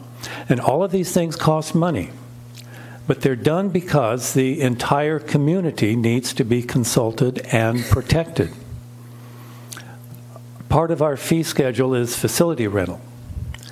It costs money for the city to operate and maintain parks and buildings. So who should pay for that? And for general use, everybody pays. We all pay taxes. That's part of the cost of doing city business. But if somebody wants to use the community center or the Veterans Hall or Lila Kaiser Park for a private event, who should pay for that? Should it be subsidized by everybody in the city, or should the particular individual or group that's using it pay the specific cost? And in Morro Bay, we charge the specific users. We have a lot of events in Morro Bay, and they use city resources. If the San Luis Obispo Bike Club wants to put 1,000 bike riders in front of the high school and they need traffic control, who should pay for that? Should be the bike club. If the Chamber of Commerce needs to close a block of Main Street for a Saturday market, who should pay for that? Should be the Chamber. So that's the purpose of the master fee schedule. It tabulates the cost, the true cost of providing services, and it makes sure that specific users pay the appropriate cost for the services they use. Now, the cost of living adjustments. Different locations have different price indices. So how do we choose which one to apply? Herb Cain used to say that the line between Los Angeles and San Francisco runs through Madonna Inn. So we could reasonably choose either city as our standard. In 2015, the City Council chose San Francisco, Oakland, San Jose. That was done in a public forum with the opportunity for public input and debate. The result is that we now follow Resolution 55-15, and we use the San Francisco area CPI in our annual review. That doesn't mean that we charge the same fees as San Francisco charges. It just means that we use the same cost of living percentage adjustment to our own fees. So, government is not a business, and we shouldn't try to run it like a business. Government is a collection of resources that's put together by a community to provide safety and services for the community. And the community collectively pays for those resources through taxes. But when resources are provided for specific events that serve private or individual interests, the community needs to be reimbursed for the cost of those services. And we do that through the master fee schedule. That's the tool that makes this possible. So I'm happy to support the master fee schedule as it's been provided. That's all I have. Thanks, Red. Matt? Sure. Appreciate the report there, Red. And what I would point out, I mean, Red, it's hard to follow that one, right? But however, for interested folks, going through the master fee schedule and looking at it and talking about the CPI adjustments and looking at the thoroughness of the master fee schedule, it's very, I think, appropriate and thorough. And so I say good job on the fee schedule itself. And like I said, you can't follow that. Thank you, Red. Thanks, Matt. John? Thank you for the public comment, and thank you, Craig, for your presentation again. The overall costs for the city as a whole this last year exceeded 5% in terms of the increase. And, you know, from a fiduciary responsibility standpoint, I'll repeat what Red said, but not as eloquently and in fewer words. We've got to recover costs, otherwise you will be paying somewhere else down the line. The example I will give you is water rates. Water rates were not raised for a number of years, and we had to go out and do a massive increase a year ago because they were not raised, and the lost opportunity cost in 1 year was $900,000, which means that we as a city lost $900,000 of general fund revenue because a previous council did not raise water rates to the standard of the cost. If we don't do that with our fees and this master schedule that we have, the same thing will happen there. It will bite us in the future, and we will pay more deeply.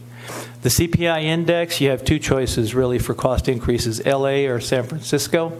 It's a compilation of an area index used all over the place. The consumer price index is commonly used as a general accelerator for rents, for a whole number of different increases in markets. One has to choose in this state either Los Angeles or San Francisco. And again, if you look at the indexes, they're not much different. And from year to year, one is higher than the other. One then becomes lower than the other, depending upon the year you look at it. So in essence, I think we're doing ourselves a favor by keeping our fee structure up.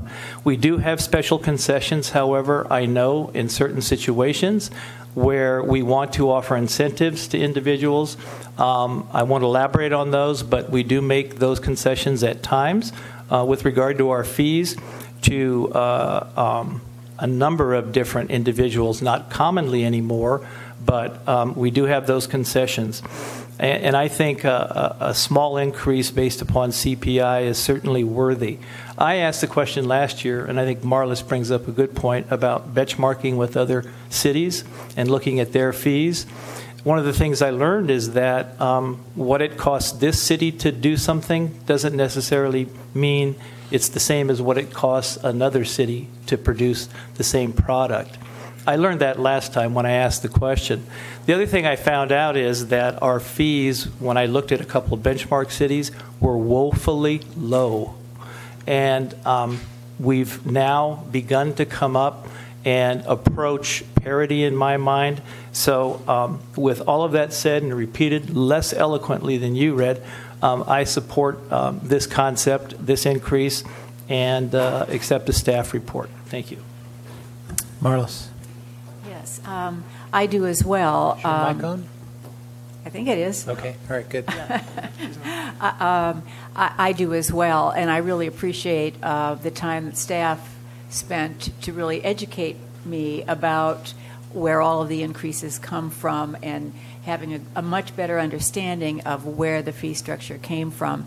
I would just reiterate the point I made earlier that there come some points in the process when it might be helpful for us to understand what some of the policy implications of some of these increases might be, so that if we wish to make some kind of an exception or a reduced fees as an incentive, for example, affordable housing, we could do that.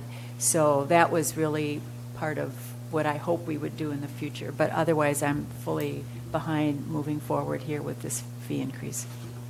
Okay, great.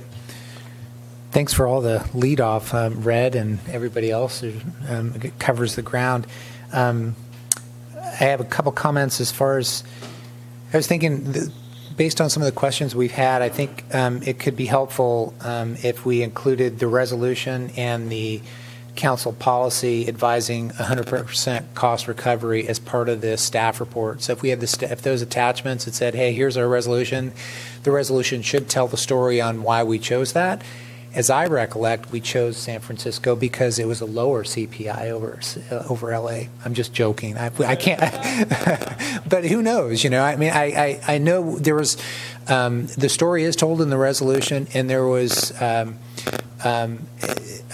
I'm trying to recollect. I know that the resolution kind of identifies it, but there was thought put into why we went through San Francisco, and there's some consistencies involved. Why we didn't use a CPI in San Luis Obispo. So at any rate, I would just ask that we include the resolution so that we'll tell the story on why we do that, and then the council policy. Advising 100% fee recovery. I think that's those two tie-ins kind of tell the story on why we're doing what we're doing. So when we look at it, if we have questions on certain areas of why we're charging those fees, then it comes down to a policy issue in which Marlis was talking about. And certainly those policy issues are worthwhile discussions, whether it's affordable housing or rec and park or anything like those. We can take those on. We do have, various partnership programs that are identified that allow different groups to be able to different rates on community events and such. So I think we have some other policies that help with that. But other than that, great discussions by council. Appreciate the staff report. And I support recovering the fees for the service provided, and Red did a great job outlining that. So with that, I would take a motion. I move staff recommendation. Good. With the correction? Yes, with the correction. Thank you. With the correction as stated by our finance director? Okay. We need a second? Second. We have a motion by Red and a second by Matt. Any further discussion? Seeing none, all in favor say aye. Aye. Aye. Opposed? None. Motion carries 5-0. Great. Do we need to take a little short recess?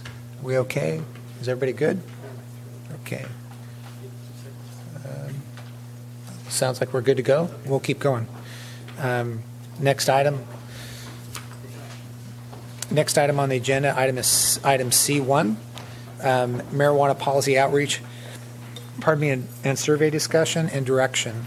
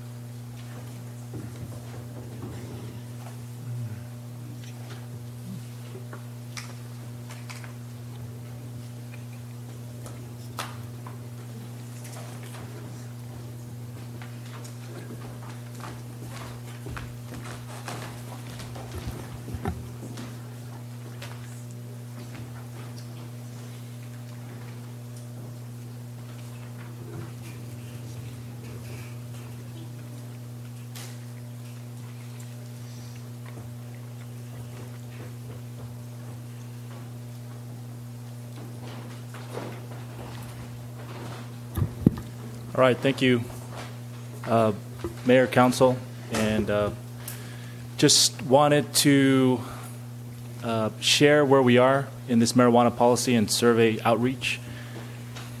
On March 1st, 2017, we had a marijuana work session, and in this work session, at the end of the meeting with staff and City Council, there were 4 takeaways. First was we decided to do a survey and a few public workshops, also a few work sessions. And then after that, we'd come together to City Council and update policy in a few council sessions. So with those takeaways, right now we're on number 1. We're trying to release a survey. And so far, with the council-appointed subcommittee, which is made up of Marlis McPherson and Robert Red Davis.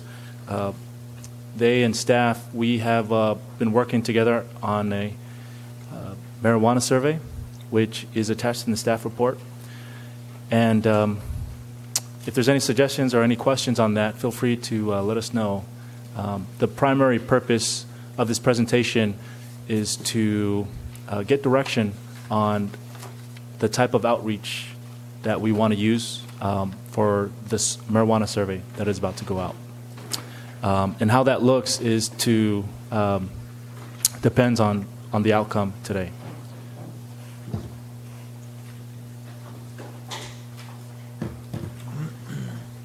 So there's a few options on how we can reach out to the public. Option 1, this is really our bread and butter. This is the way that we have typically done surveys in the city. Option 1 is online survey. We use SurveyMonkey.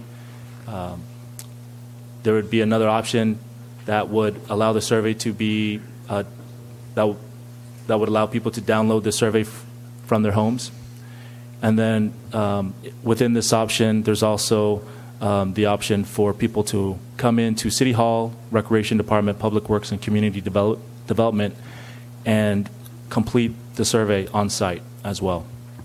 The cost of this is nominal, and we've done this, and the responses that we've got back in the past 18 months have been about 353. Another survey that we got back was about 423 responses. And another survey we got back was about 731 responses. What that number means for us is a margin of error. If we hit about 500 responses, we're between 3 to 5% margin of error. Marlis, did you have a comment?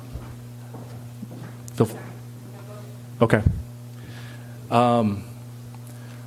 So that's the option that that we're ready to do at this moment. If you give the green light, we can we can pull the trigger on that. What this option, on the other hand, is some of the concerns from the subcommittee was if we have an online survey, if we have a downloadable survey, and if we have printed surveys, then somebody could take the survey 3 times and submit those. That is possible as well. Got to say that with the 3 options that we'll be presenting, it's important to note that there are several ways to reach out to the community, and it's not just the 3 options that we have stated here. It is also important to note that all the options, there's no perfect option. I think really right now we're just looking for what council would like us to do as staff, and we'll do whatever you tell us to do.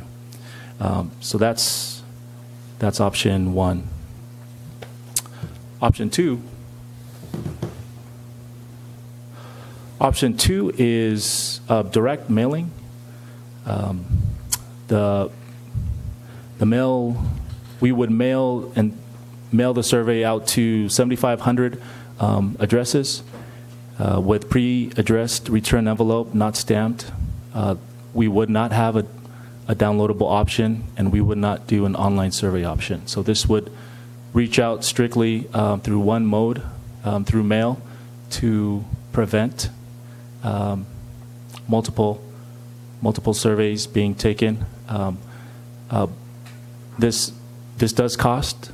It's about $6,400 was the cost of this option.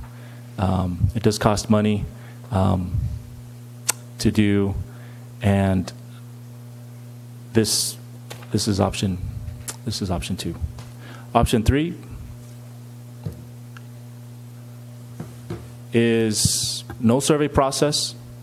We can engage with the public at workshops and meetings, and council can go out in the trolleys, walk the streets. We can do public work sessions. We can do community engagement.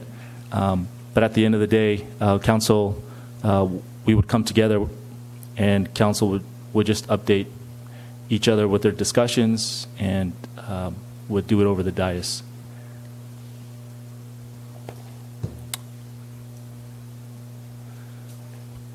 So in conclusion,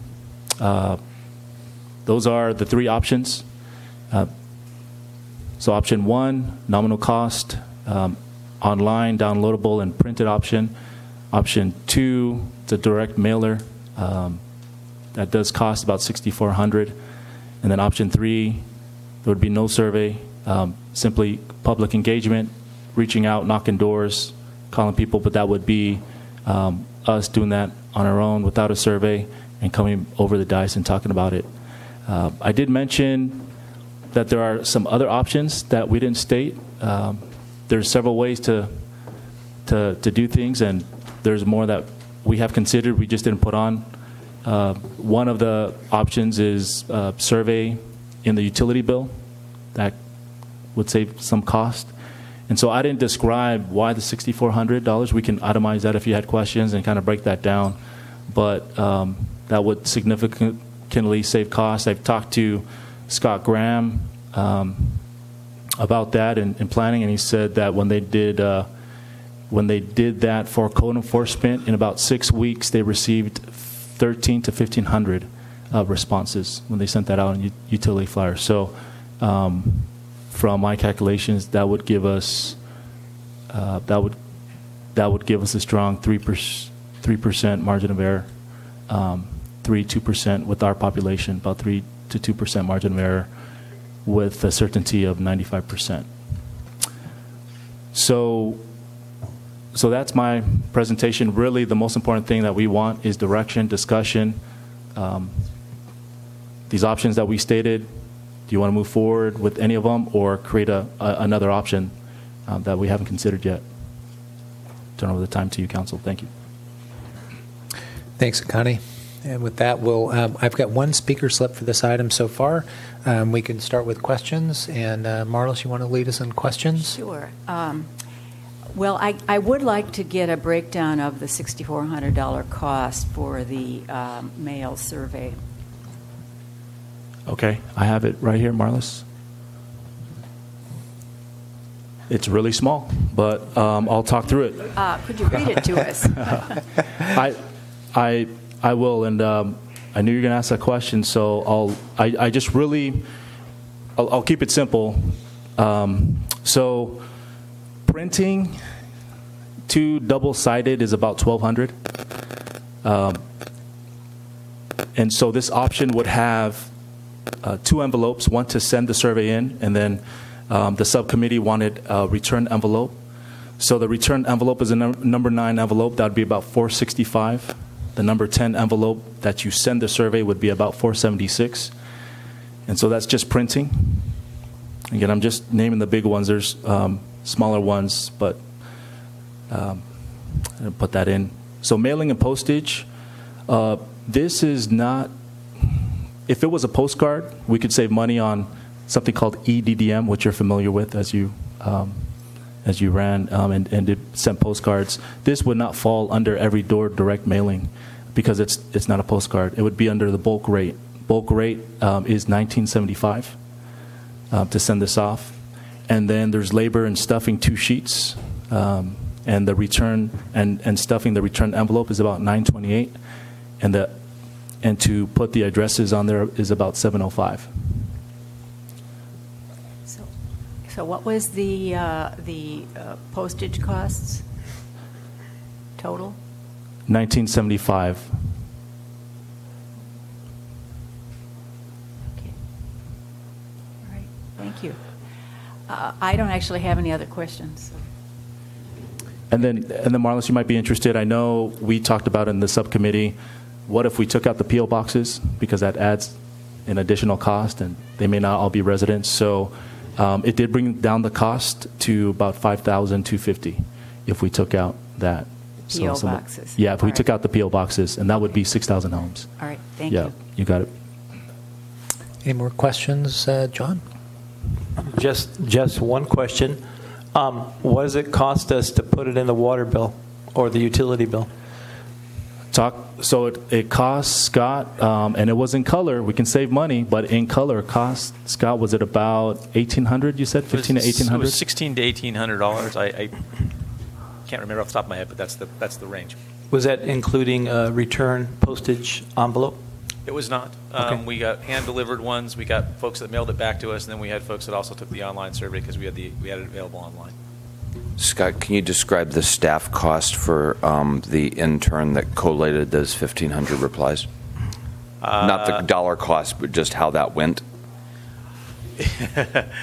So because we mailed out hard copies, we got a lot of hard copies back. I think we only had 400 and change who actually took the survey online, and so the remainder of the 1,500 or so responses were hand-delivered, hand-collated by my intern, Ryan Russell, who was fantastic. But it was every day coming in and having a mailbox full of those things that he would put into the Excel spreadsheet. It was labor-intensive to some extent. Thanks, Ryan. But it's, yeah, absolutely. I said thanks to him every day while we were doing it. I tried to pump him up as much as possible. So it was kind of a labor-intensive process to account for all of those coming in and put it in the spreadsheet format. But we got good data as a result of it. So. Thank you. No further questions. Matt? Looking at your choices that you've listed, Connie, is it possible that we could have, or that is it possible to create a mixture or hodgepodge of these, i.e., doing as Scott, we could send a survey in the water bill. We also would have an online availability for people. You understand the statistical issue and people falsifying whatnot. But then also, in one of your additional steps that you talk about later was doing some public outreach, and one of the steps was just public outreach without a survey. Could you do a survey and public outreach? Simply because reading through the survey, it's worded fine, it's great, it looks like we'll probably get a lot of response, but perhaps as we're conducting this and building a knowledge base of what the community wants, that survey would inform where we could go with some public outreach sessions, having people come and talk about that. Has that come up or no? Yeah. That's the path we're on. So great minds think alike. So okay. That's what. But and what I mean by that is doing both, not just solamente mailing, but then both. Yes. Claro que sí, mi amigo. Okay. Sí. Okay. Yeah, Bueno. we can definitely do that. So what you're saying, so I make sure that just clarifying, is in addition to surveying, is making sure that we do public outreach as well, and perhaps simultaneously. I mean. Yes. Okay. Yeah. That's all. And so going back to the marijuana work session that we had, there will we could overlap. I mean, we were trying to have the survey done so that by the time we did our public work session, we would have the data in already. But what we could do is overlap and keep the survey going so that it's happening at the same time.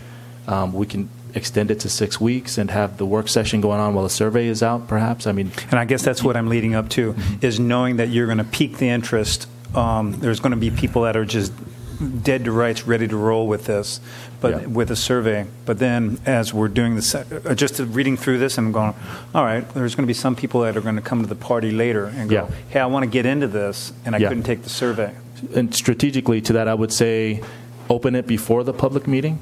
So you promote the public workshop that's about to happen, and then you keep it open because, like you said, you're going to pique interest. It's going to be on Facebook. We're going to have it on social media, and people said, "Oh, I didn't take it yet, so I still have 3 weeks to take it now that the public work session happens." So, I agree. It's a great direction. Okay. How many more surveys do you think we'll need to go through this process? Totally depends. It could be this and that's it, but it depends on the route that you want to take. I would say as we open doors to something, perhaps it's cultivation. We may want to understand the intricacies of cultivation, but maybe you know already that the pulse of the community is no cultivation, so there will not be a survey for that. But this is, if we were to keep it marijuana, because some are saying this is the pulse the council could go. The pulse of the community is they may not be for recreational, but it may be for medicinal, and definitely not cultivation. So if that's the pulse, you get confirmation on this first survey, and it confirms that thought, then there may not be other surveys because. I wouldn't think we would need a second survey. Generally, the direction that we were headed was to do a single survey, to not ask every single possible question, but to ask some broad questions to get the sense of the community on those broad questions, cultivation, medical, and those things, and then to have that as background information for the council as you conducted a public workshop or multiple public workshops. And then after those two forms of information gathering, in addition to all the other gathering you do every day with talking to folks, then go into a series of work sessions to define the policies that you wanted to pursue. Okay, just wanted to understand if what we're doing now, if we might be faced with doing another survey later, and how consistent do we want to be in that, which is probably a good question, I think, for the rest of council. And then the other one would be, as we're going through that, what ability will we have? Is it to, as we're doing our own outreach, we say, hey, there's this survey out here, go to the city website, here's the link. That's going to be the most direct route for us, is I guess the answer. Okay. And a possibility of like the library or hard copies or something like that. I mean, are we I mean, I know we've got I think we're one of the most highly, or one of the highest attendance of libraries in the county. So whether it's paper or something like that probably would be worthwhile. Whether it's a piece of paper in a box or what, I'm not sure. I know we're being sensitive about whether it's consistent or, we're not getting stacked envelopes in there, but just trying to think that so I'm getting into discussion, so I'll stop that. I think I'm done with my questions, and then I'll open up for public comment, and we can bring that for, pardon me? I'm sorry, Red. I looked. I'm sorry. Thank you. No worries. I don't have Yeah. any questions. Okay. Oh my gosh. Oh gosh. Thanks, Joe. Sorry about that. Okay, C1. We have one speaker slip for this. Adam Pinterest.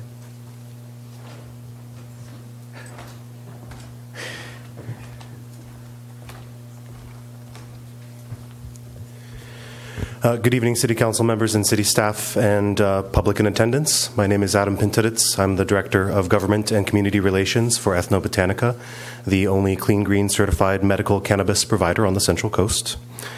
First and foremost, I'd like to thank all of you, council and staff alike, for all of your diligence in considering cannabis regulations and implementation. I know you have many important issues to contend with, so I really appreciate that this has been on your agenda several times over the past few months. How to implement statewide cannabis legalization locally has been on several agendas, including the March 1st special session. And at least as far as I observed, there was no opposition expressed at that session. I certainly want to see this process move forward with due diligence and to hear the concerns of the community. But so far at all of the meetings with cannabis on the agenda, I haven't heard any concerns expressed. I don't mean to lecture anyone on history. I'm sure you all know this, but to me, Measure B in 2010, which was a measure to ban dispensaries in Morro Bay, was defeated with a vote of 55.67% in 2010.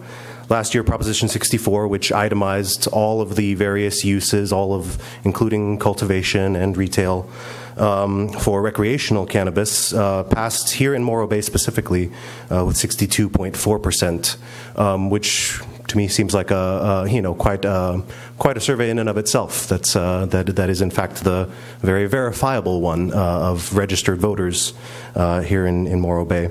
So that said, it seems to me that this should be first and foremost, and my priority is the well-being of medical cannabis patients, but also I understand, of course, especially as part of the updated general plan for Morro Bay, that there is a revenue component of this, and that it seems to me that this really should not be costing the city and citizens more money. And so certainly if you move forward with this survey process, I would encourage you to move forward with low-cost survey options. And to please consider these votes that have very clearly indicated this community's support, especially for medical cannabis, but also for cannabis in general, in all of its uses, as demonstrated by the strong passage of Proposition 64. That's pretty much all I have to say. I do plan on providing further feedback on electronically on the exact phrasing of the proposed survey, but all in all, I think it's great. So again, thank you, staff, for your work on that. I look forward to attending the upcoming events and public discussions. Thank you. Thanks, Adam. I don't have any more speaker slips for this item, and I'm just kind of scanning the audience. Don't see anybody raising their hand, so I'll close public comment and bring it back to council and open it up for discussion. And I think, Marlis, you're going to lead us up on to some discussion. I will do that. Sorry about that, Red.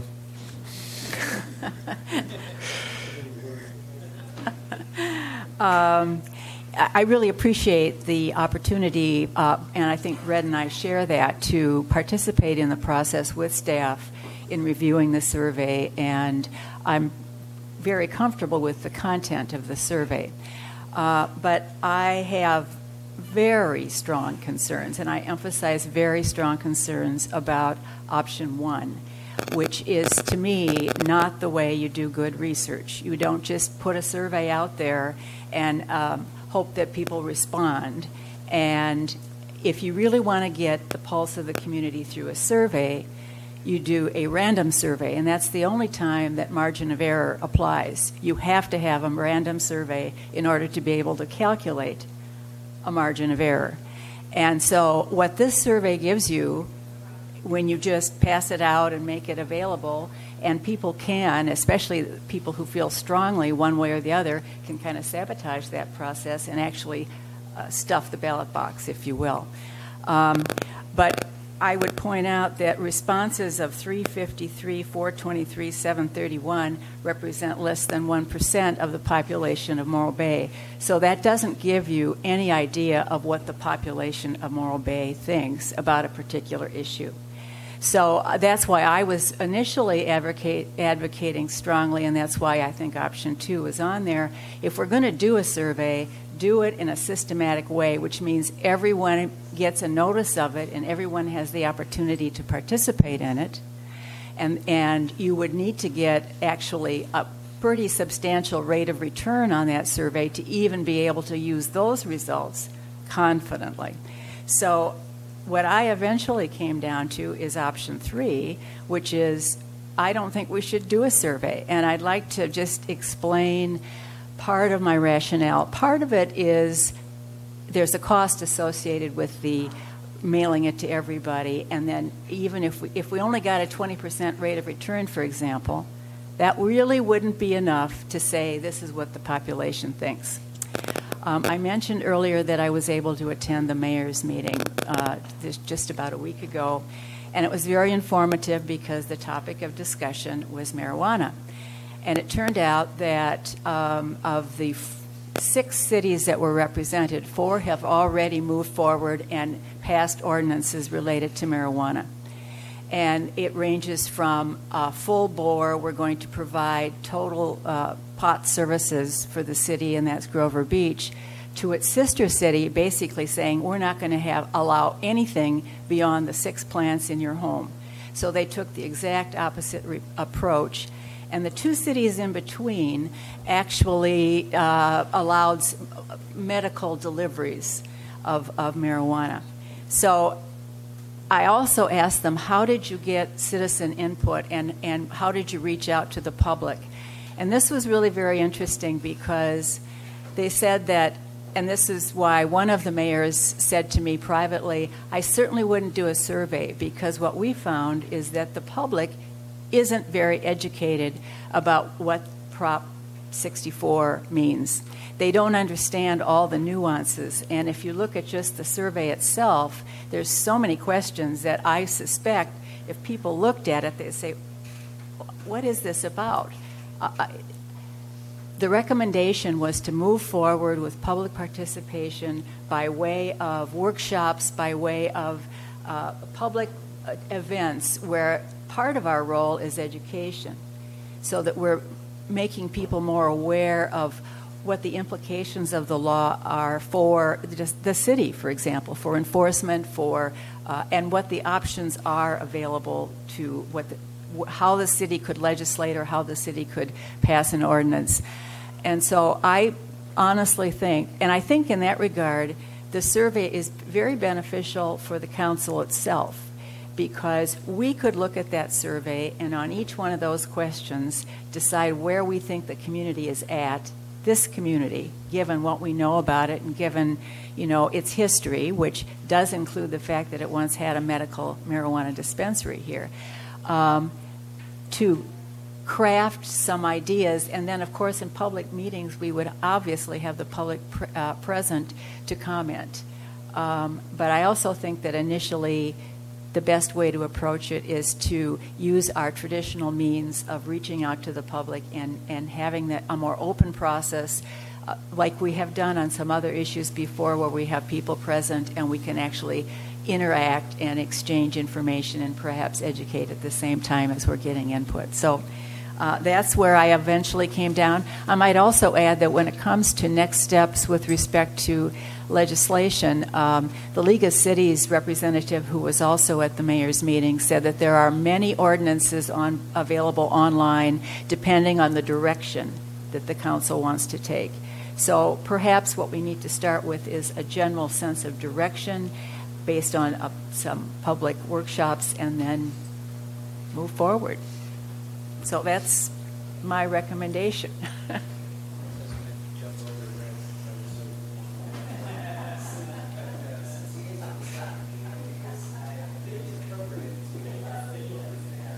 Yes. Thank you. I'm going to agree with Marlis. I began this by writing down what is my goal. And my goal is to develop a marijuana policy that reflects public wishes. And I have two objectives in doing that. One is to hear from Morro Bay residents who want to express an opinion, and to do that at least cost to the city. And I specifically phrase that first objective in that way. Residents who want to express an opinion. We don't hear from a lot of people directly. We get emails and we get public comment and we get telephone calls and conversations. But that's maybe from 100 to 200 people. And we have a city of more than 10,000 people.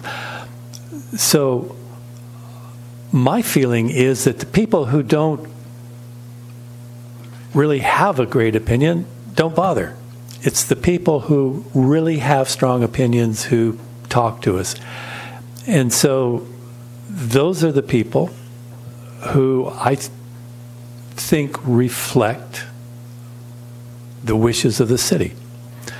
So I'm very happy to take the lead as a council and use our survey as a guideline for what we think are the important elements of the proposition and how we should react to it, and draft in public an ordinance, and then take it out to the public, take it to the workshops, put it on the website, yeah, and invite public comment.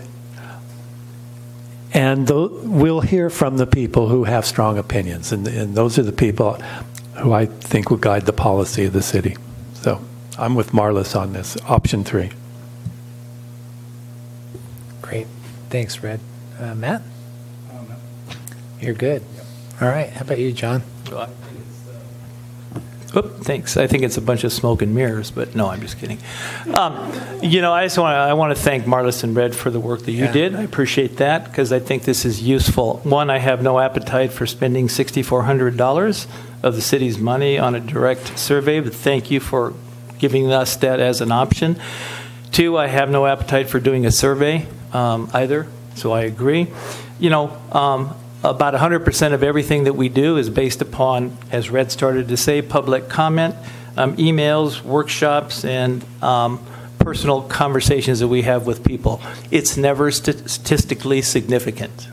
It never is, because we don't get enough people to justify it being significant. And so that's just the way government works. It would be great if 500 people to 1,000 people turned up, but they don't. And it would be great if they were randomly selected and they just happened to show up randomly in the right amount. So given all of that, I absolutely agree with you. And I think the bottom line is that we have gained a lot of information. Mr. Pinterest makes a good point. The voters voted, and they've sent us a message. Now, don't waste any more staff time. Don't waste any more money. Have the public workshop where we get some input based upon these questions and move forward with the drafting of an ordinance. Thanks. I'd support council's comments and work, and thanks, Marlis Red, for your work and taking on the subcommittee task of working through this. I think the questionnaire is great. We've got some work to do to do the outreach. Just want to do a little housekeeping, explain. I mean, I know you mentioned the mayor's meeting. I have reported back at various council meetings during announcements and, informing council on what the content of that is. And just luckily, we have mayor's meeting once a month. 7 cities and mayors join in on that. Various topics change. It's not necessarily a secret meeting. It's just a monthly meeting that we get to attend and work on. On occasion, when I can't attend, it would be the mayor pro tem or someone else on council. It worked out perfectly for this particular subject and agenda item for Marlis to go. So it was great to be able to do that. And every city is going through their different nuances, and that's sometimes good to be able to have that type of meeting and that discussion. So I'm ready to move forward on the consensus and recommendation of Marlis and Red and others on council. I'll be ready to take a motion. Mr. Mayor? Yes, sir. It would help the staff as you prepare to take this motion to have some discussion and perhaps provide some direction on how you would like to see these workshops, shops conducted, so we have clear direction from you. First, the type workshop certainly is not like this meeting, but like we did with goals recently. For this, I would recommend that it be a noticed public meeting, so all 5 council members can be there and engage in discussion with folks. That's the sort of the sense of what I heard you saying, and then how many you would like to do before we get into the work sessions where we'll be hammering out what your direction is on policy. So I think what I hear is conduct one or more workshops, public workshops that are where you are receiving input from the public on what their preferences are, and then after that to conduct a series of council work sessions where you provide staff guidance on go develop a policy that does this, and this. So first, if you can sort of confirm that direction, and then secondly, 1 workshop, 2 workshops, 4 workshops, timings, that would be helpful. Okay. So a couple questions, Dave, on that. I might have it back there. So just working in all the workshops and schedules and stuff, and then the time frame. So I think maybe it would be important to start with the date in which we want to conclude, and then work backward and how many of those we can actually achieve. I don't know if that's something, we want to take a pause and discuss those types of things, but I get what you're saying, and maybe we don't need those details, but the outline in which we're doing the workshops and then the work sessions seem good to me, and I just would like to, I think it's time for other discussion here as well. And so part of this is based on perhaps what level of confidence you have in which direction you want to go individually, and how much more you need to hear from the community. Your schedule is quite full in between now and the end of June. So there are a lot of special meetings and other workshops, and you have 3 budget study sessions in May. So there's a lot going on. We have 2 public workshops on the wharf on June 4th and 5th. And so there's always a good tendency to want to have more public workshops, but I appreciate your sort of tempering that with what you're putting on your calendars. To the question of when we need to be done, we probably need to be, not probably, we should have an ordinance approved by the end of this year. I would move that up into really October, because we don't want to be busting up against the end of the year and trying to get things just right. So by the end of September, and this is minimum, by the end of September, you would want to have, really probably by the beginning of September, you will want to have given the staff guidance of go craft a policy that does X, Y, and Z and these 7 different areas. But there's no reason to wait for then either. So, a workshop or 2 in May and June, and go from there. Or that's probably a good place to start your discussion. Okay. If I might. Oh, you want to go down the line? Whatever. I really don't have a need, desire, or want, nor do I think the public, or they'd be here every time they have this on the agenda. As Mr. Pinterest said, I mean, literally nobody shows up to give comment, and we've had at least 3 or 4 opportunities for that.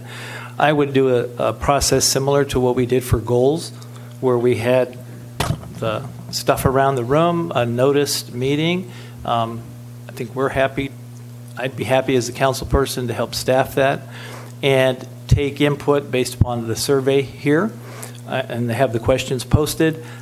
Take that information, have one public session for discussion on the results of that, allow for public input, and then craft an ordinance after that. And I would just move expeditiously that way and not spend a lot of time creating a lot more meetings that we just don't have time for. It's an important issue, granted, but I've taken a lot of personal input, and I think we've heard a lot, and we're about ready to go after we do that. So, any further comments?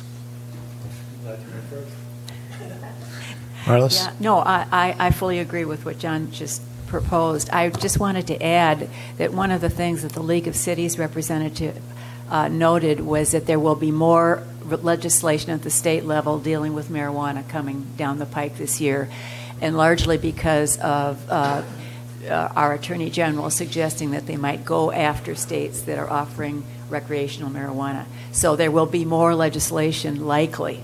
I just want to make that comment. Okay. John, would you be willing to make a motion? Sure. I would move that we conduct no marijuana survey via mail and or internet or online, that we have one public workshop that is a noticed meeting that would be similar to the type of workshop that we had when we developed goals, that we would use this template as the information that we're requesting input on, that we would then take the results of that in a noticed public meeting and discuss the results of that survey, take that information, and then come to a city council meeting and craft an ordinance based upon those public inputs. No later than July 31st, 2017. I'll second. All right, so we have a motion and a second, and just want to, so discussion. Motion by Mr. Heading, second by Mr. Davis, Dana. So just want to confirm we kind of tagged a date on that. Just want to make sure, it's a hard date that we're okay with. Do we need to have some flexibility there? I was just going to say I would prefer a slightly later date, perhaps the end of August, given that we are off in part of July. Yeah. And we know we have a lot on our plates between now and then. So I would make a friendly amendment to adjust that date to August 3rd, 2017. Second the amendment. So we have an amended motion to change the date to August 31st by same motion and same seconder. Any further discussion? We sound pretty good with that? Okay. All in favor say aye. Aye. Opposed? None. Motion carries 5-0. Any further discussion or clarity that we need before moving on this item? Seeing none. Can we take just, we're going to have some pretty good discussion on this one. Let's just take a short break and we'll be back in about 5 minutes. Thank you.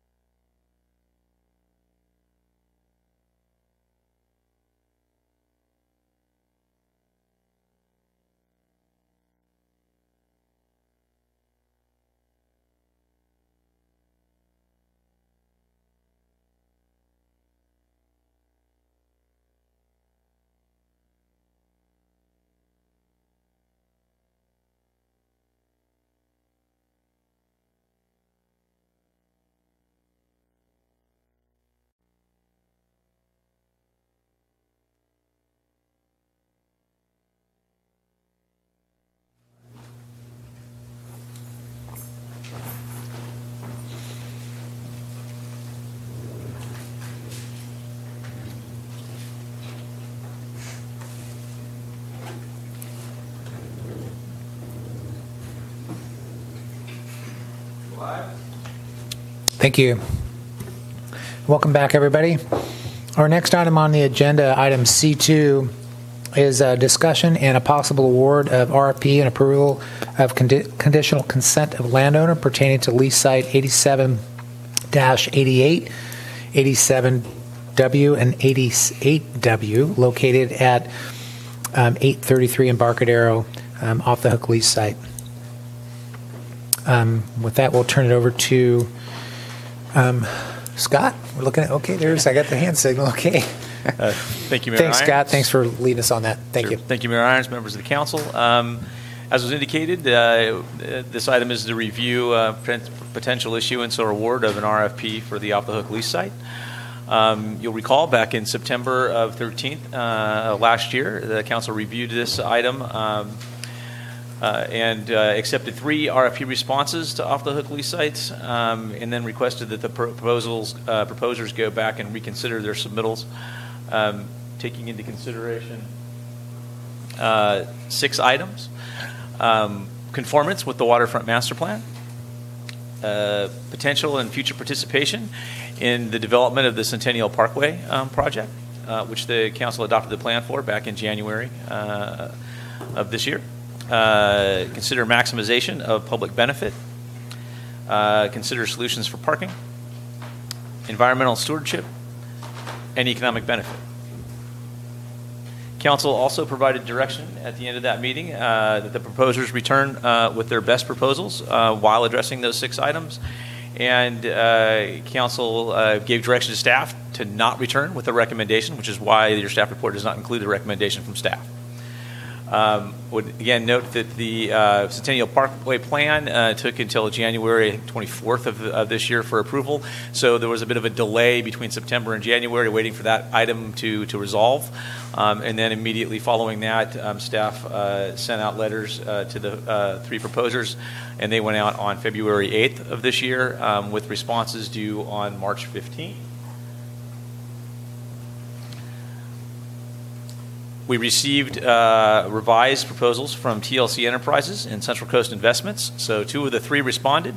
KNC Development did not respond. Staff did reach out to them and to inquire as to why they didn't respond. And the indication from that initial proposer was that council was not in support of basic design concepts that made it viable from their standpoint and their operational plan. So council at the time did not support the floating hotel rooms, nor did council appear to really support the combination of the 2 lease sites. And so without those 2 components, there wasn't sort of the return on investment to make the project viable for that group, and so they did not repropose. Now moving on to the ones that did propose and looking at the comparison for those 2. This is essentially right out of the table that's in the staff report. You'll note that you have TLC Enterprises, they have hotel rooms, they have 7, and Central Coast Investments shows 9. We have retail square footage for TLC of 14,446, and retail square footage for Central Coast Investments of 2,698.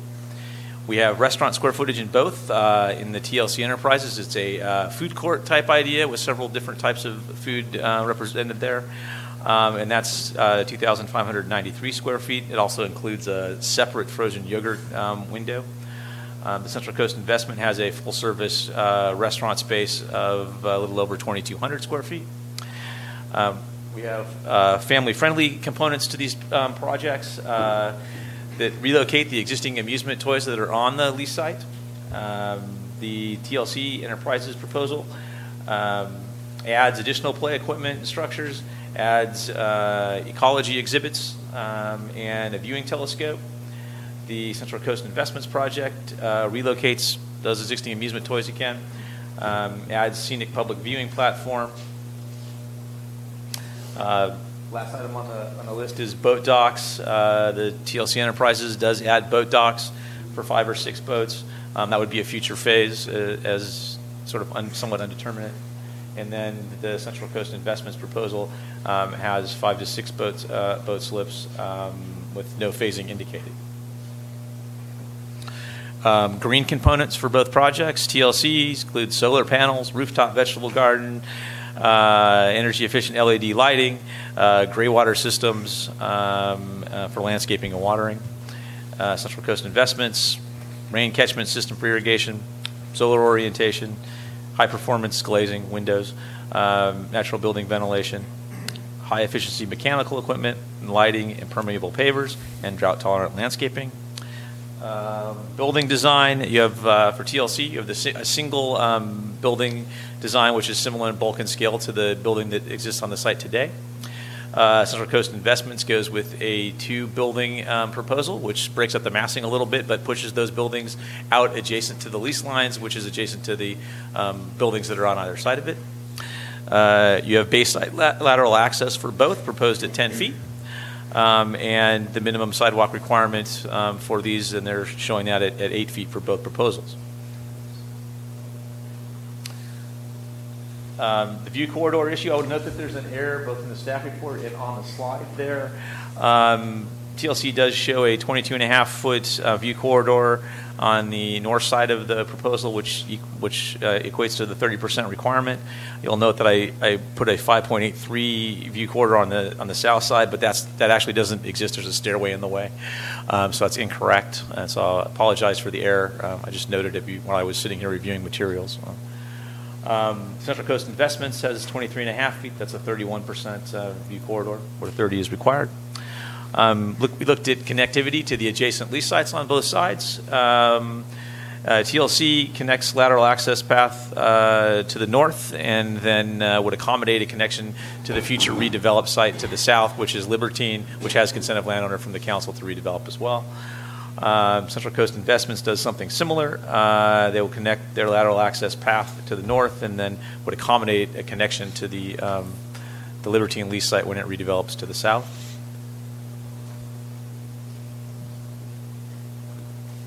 Would note in the staff report that we did receive written responses to each of our items that were listed in each of the conformance letters for both parties. I'm not going to go into each one of those responses. They're in the staff report. You can read them there.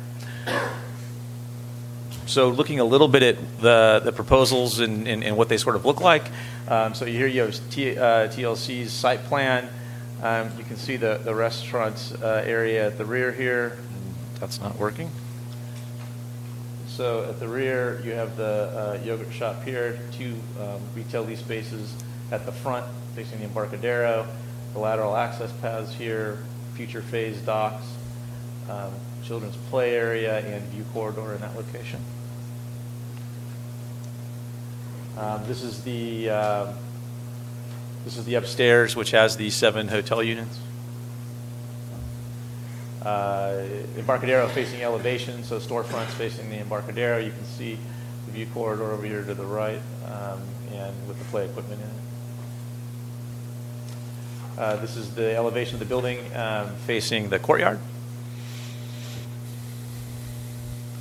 Moving on to Central Coast Investments proposal, you see the 2 buildings, the larger one being to the south, smaller one to the north. You have the view corridor down the center. Again, these are pushed out to the edges of the lease lines adjacent to the buildings that are on the adjacent lease sites. You have the dock facility here, and then the public 10-foot access that goes to the south or goes to the north, and then would connect to future development of the Libertine lease site. Upper floors. This is the bottom floor, I'm sorry. And so is the restaurant here at the rear of the south building, and then a lease space at the front, and then 4 lease spaces potentially for the other building. Upstairs has the 9 hotel rooms in 2 buildings. Embarcadero, it says west, but that's actually the Embarcadero facing portion of the building. Don't get confused. As the storefronts facing, onto the street where you would expect them. Opposite elevations, again, don't pay attention to the east-west thing there. That would be the portion facing the ocean. And then the elevations that would face onto that interior courtyard between the 2 buildings. Some of the other items that were requested to address is how they're going to deal with the Centennial Parkway and interact with that. Both respondents sort of responded in general. TLC is willing to participate, even help construct portions of it, indicating that participation would be based on negotiation for the lease site, which sort of makes sense because it is an investment. And the level of participation is not specifically detailed in their response. Central Coast Investment, also willing to participate, conform, and integrate their design into the Centennial Parkway. Again, level of participation is not detailed. One of the things that was asked was for them to address parking.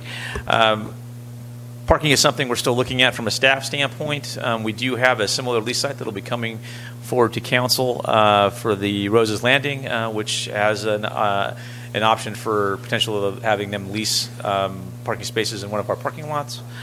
So we'll see how the Town Council thinks of that when that comes forward.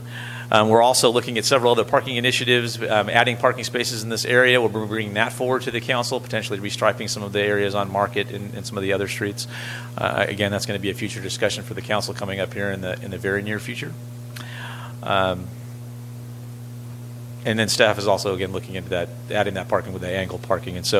And looking into paid parking, which will also sort of, lead into that overall parking discussion for the downtown and the waterfront. Economic benefit of the project. Staff did not perform the analysis. Council directed staff not to come forward with a recommendation. Council, when we provided the economic analysis for the original proposals when we brought them forward, based on that, the input from the council and the feedback, we did not bring it back in association with the project this time for the revisions. Sort of the next steps, council will need to choose this evening whether to award the RFP to one of the proposers. You also have the ability, if you choose, to award consent of landowner this evening if you want. Or you could hold that piece of it off until a later date, providing direction for redesign of the project, directing the applicant to return as part of that consent of landowner with additional financial information, and or analysis from staff related to what revenue generation might look like for the proposal. So we could certainly do those as part of the consent of landowner review. Were you to get past the consent of landowner piece, the next phase would be discretionary applications to the city, and that would be the concept precise plan process. They would start with concept plan. That would go from Planning Commission with a recommendation to City Council, then to City Council. As part of that, the environmental review would be completed. And then after they got through that process, it would go off to the Coastal Commission for review and approval of the coastal development permit that would be associated with this. The developer at that point would be working with the Harbor Department on lease site negotiation. And then assuming they were successful in getting their coastal development permit from the Coastal Commission, they would return to the city and go through our precise plan process, which is reviewed and approved through the Planning Commission. With that sort of ends my presentation. And I would be happy to entertain questions. Great, Scott. Can you leave that last one up there, please? We might need to jump around, but that's a good start. Thanks. We'll open up for questions from council, and then questions from. We do have speaker slips to this item. John, do you have any? You want to lead off on the questions? Thank you, Scott, for your excellent overview, and appreciate very much your involvement. And very clear in terms of the discussion that we had yesterday. Thanks for that as well.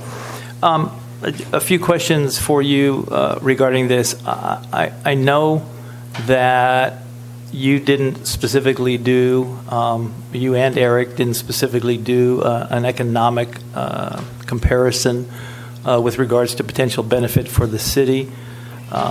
For either of the projects because you were directed not to, but are you possibly prepared to comment, either one of you, on your perceived value added proposition and or benefit of one project versus the other at this time, or is that something you would not feel comfortable commenting on? And I know it's not scientific, but I'm just asking. I'll start.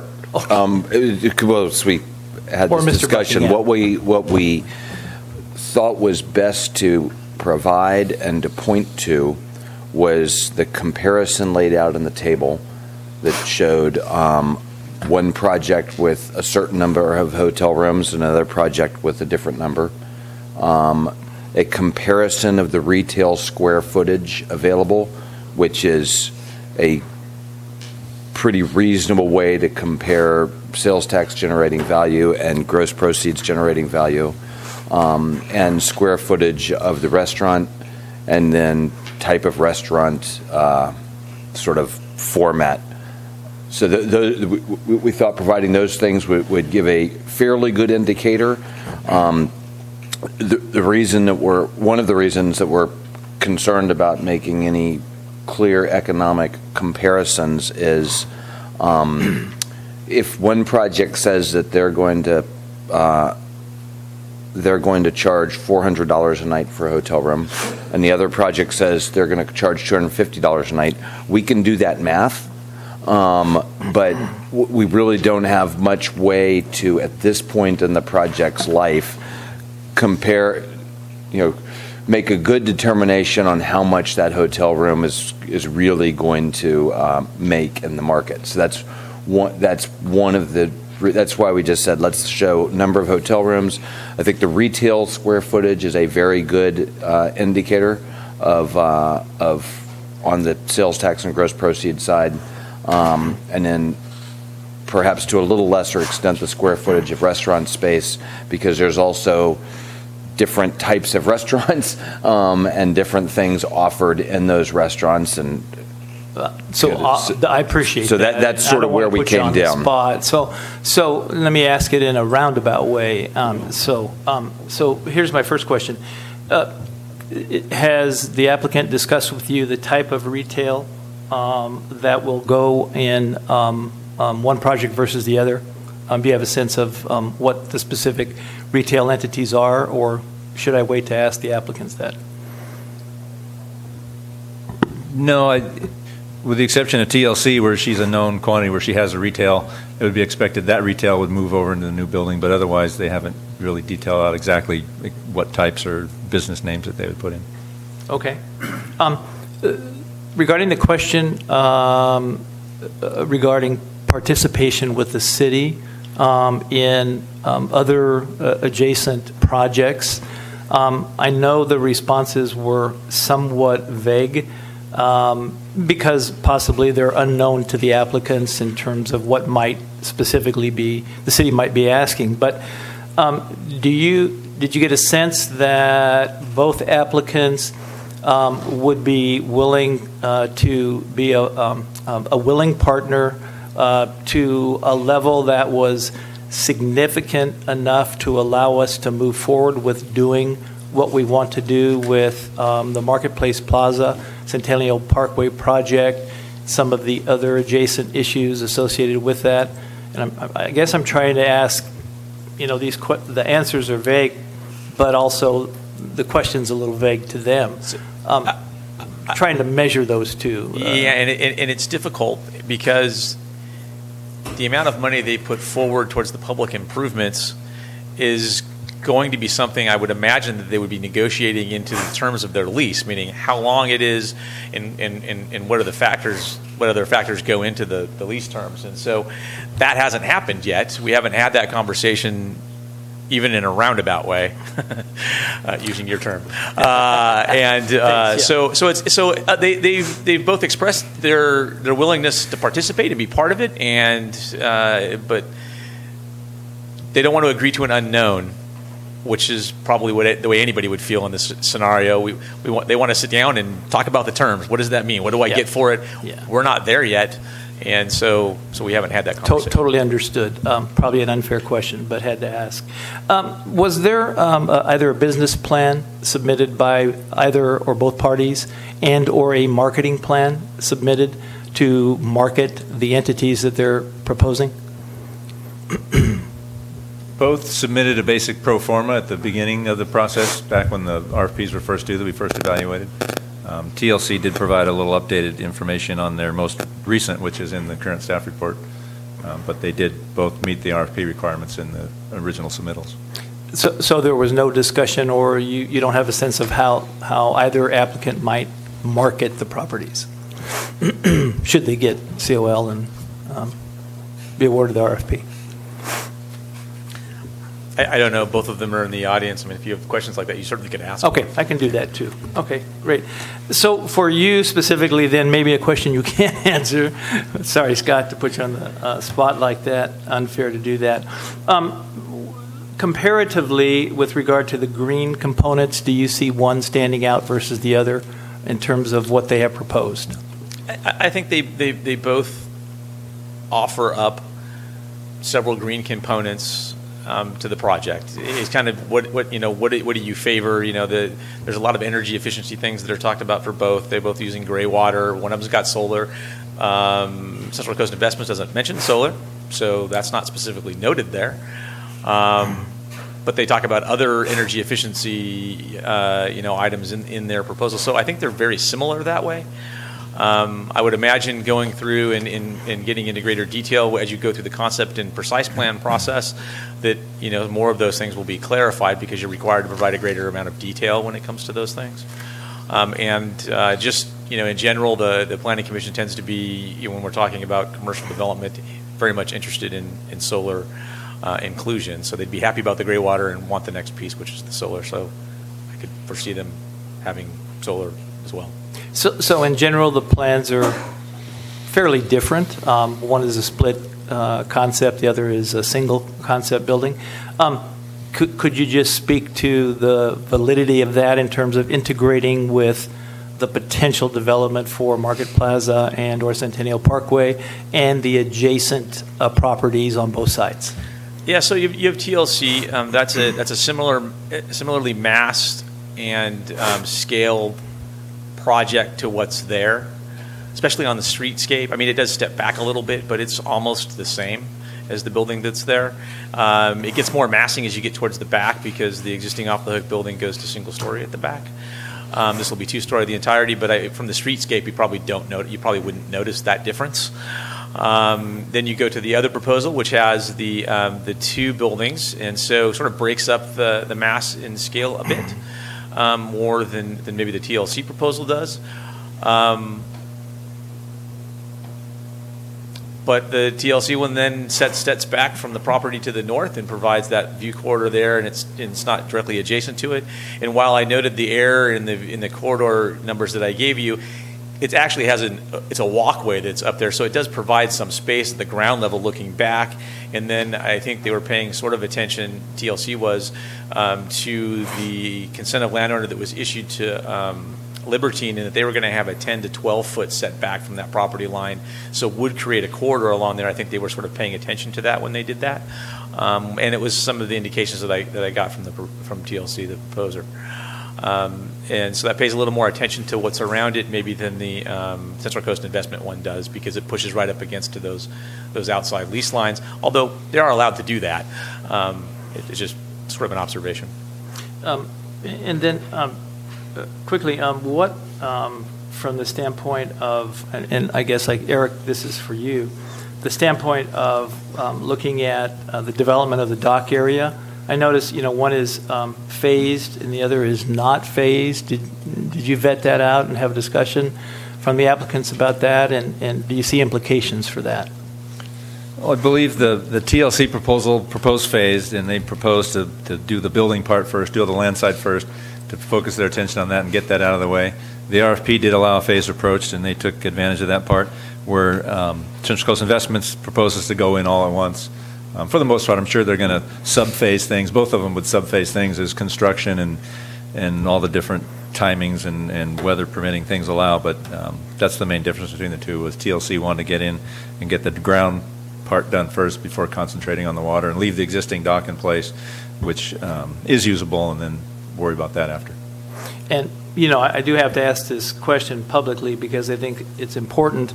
Can you comment, Eric, on the current leaseholder for the site? each of the applicants and their performance and their compliance with city policies, et cetera. I know one is a sublessee right now, and one is a lessee. But could you comment on performance and just the criteria that you use for viability of the two? Sure. I'm not sure answering a couple of questions like that is going to really get you to the core of all that the two entail.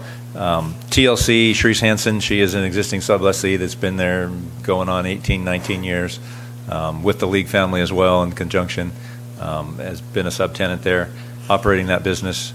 Also has opened up another business over in Rose's Landing, a similar mirrored type business. Central Coast Investments acquired this property through a foreclosure back in, I want to say, April or May last year. Assumed the existing operations on site there. One was Off the Hook Restaurant, which is now closed. It's been closed since shortly after Thanksgiving, I believe. And then Under the Sea Gallery, which is the subtenant in there on the other proposal, Shrees Hansen is still operating there as a subtenant. In terms of lease compliance, payment of fees, payment of rents due, TLC, Shrees Hansen has been a compliant, I guess, I was trying to think of a fancier word, but a compliant subtenant. We've never had any payment issues with her, any back pay issues with her over the years that I'm aware of. From my tenure from 2012 on, she's been totally fine there. Madeline Moore with Central Coast Investments, relatively new owner there, took over some past due fees that were due on that lease site there when she acquired it, took care of those, and she's paid her fees ongoing since then as she's owned it. And complied with their lease in those terms. So no real discrepancies in that regard. Okay. I do have a couple questions for the applicants, but okay, I want to wait for that. Yep, sure. Thank you. Marlis? Well, unfortunately, I was not on the council when the original proposal was reviewed, so I do appreciate getting some background on what's gone on before. I just had a couple of questions about the actual design. One was the proposed height of the buildings. Is that to stay the same as current, or are they in one of the... I think they're proposed at 25 feet, which is that right around the 25 feet, which is the maximum for that area. Yeah. Okay. And you indicated that the change was in one part of the building was going to be raised. Is that correct? The current building on the facility is 2 stories at the front, and then it goes down to a single story at the rear. The TLC proposal would be 2 stories pretty much all the way back, and so that changes the massing a little bit. The other proposal, Central Coast Investments, has 2 buildings that are 2 stories. The massing's broken up into 2 buildings, and so it lessens it to a degree, although it pushes it up against the adjacent buildings. So you sort of lose a little bit of the corridor that you might otherwise have. So there's a trade-off for sure. Right. And the size of the hotel rooms, are they pretty similar across both? They're consistent. And their average size? Yeah, they're in that 300 to, what was it? Yeah, 350, and they're very close to similar square footage. And then I was also interested in your take on the view shed from up above. If you're looking, I know that normally we talk about what you can see between the buildings, but I'm wondering about the view shed from, let's say, at the top of Centennial Staircase looking down. Would either one of those proposals impact that view? They will impact it differently. Because one is 2 buildings at 2 stories and one is 1 building at 2 stories. I don't know that either of the proposals really has a big change from what's there. Okay. It's probably similar. I suppose you have the boatyard, which is to the north, and that boatyard is a single story, and then sits adjacent to what is now the courtyard. So that area might be opened up a little bit more, under the TLC proposal versus now putting a building right up there that's 2 stories, and so that might change the view across that area a little bit, whereas it would be maintained the way that it is now, almost unchanged, with the TLC proposal versus Central Coast. Okay, that's all the questions. Oh, I know one last one. The Harbor Walk, both continue the Harbor Walk, or is there already one? Both. Our requirement in our waterfront master plan is that the Harbor Walk be 8 feet. Coastal is ratcheted that up to 10 and requires that typically, so everybody gets 10 foot back there.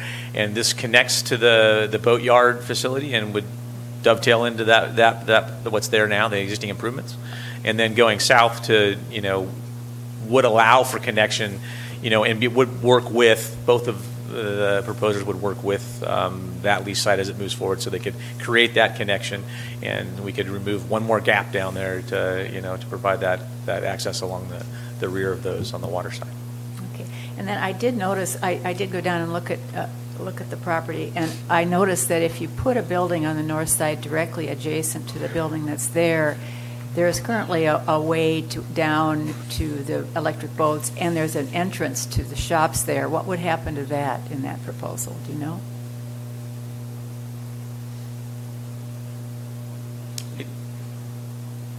I don't think either one of the proposals. I mean, you can still get there. So, I mean, it walks around behind it.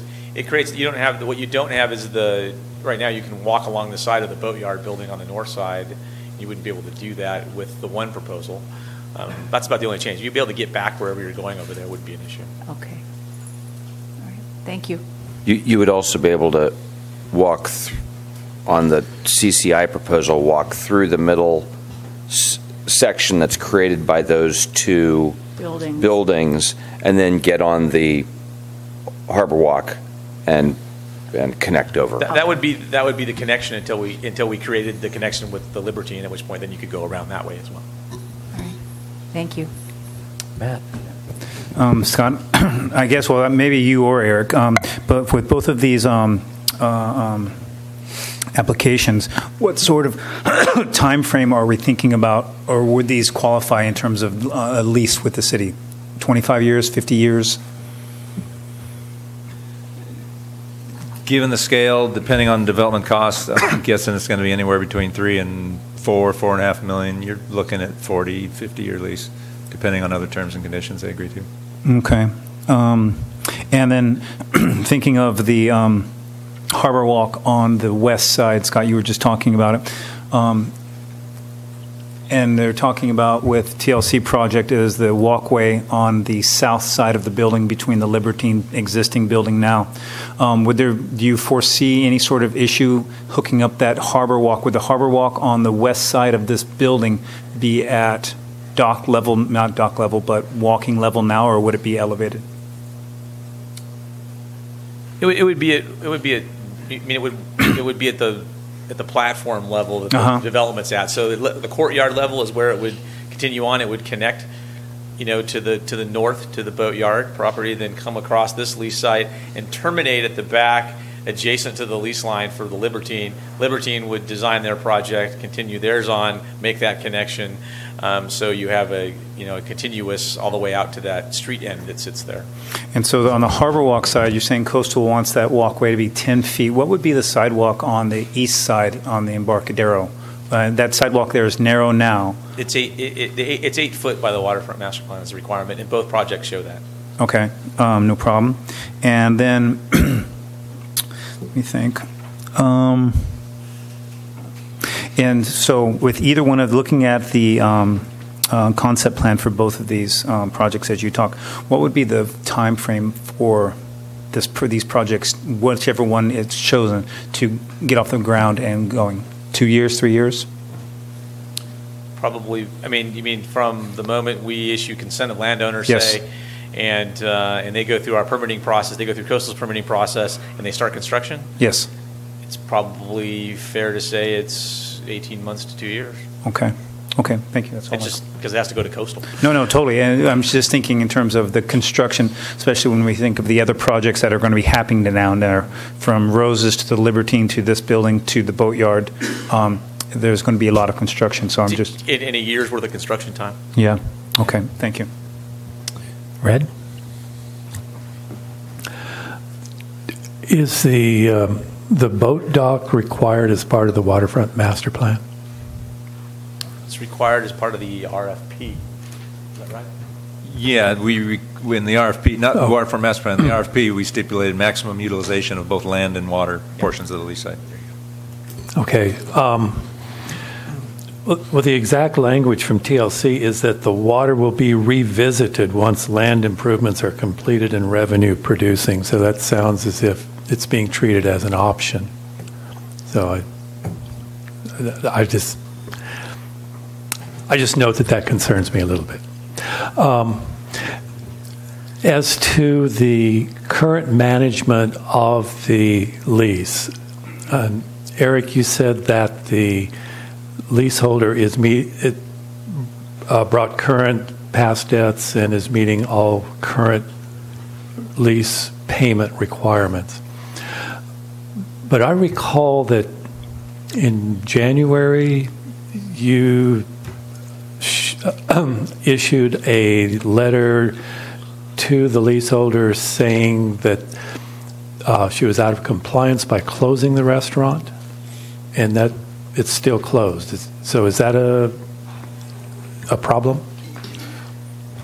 Thanks for bringing that up. So yes, back earlier this year, the lease stipulates, I don't have the exact language, but the lease stipulates that basically the lease site needs to be operated and open for business, commensurate with like-type businesses. A lot of leases say 6 days per week, 365 days a year, with the exception of a couple of holidays. So you need to keep it up and operational, be in compliance with the lease. The restaurant closed down, like say, shortly after Thanksgiving, and the master tenant's been working to try and get somebody in there, but so far it's remained closed since then. So that would be a compliance issue. Okay, and the result of that is that the city is not receiving revenue which it would normally expect under the lease as a percentage of gross. Is that correct? Correct. Okay.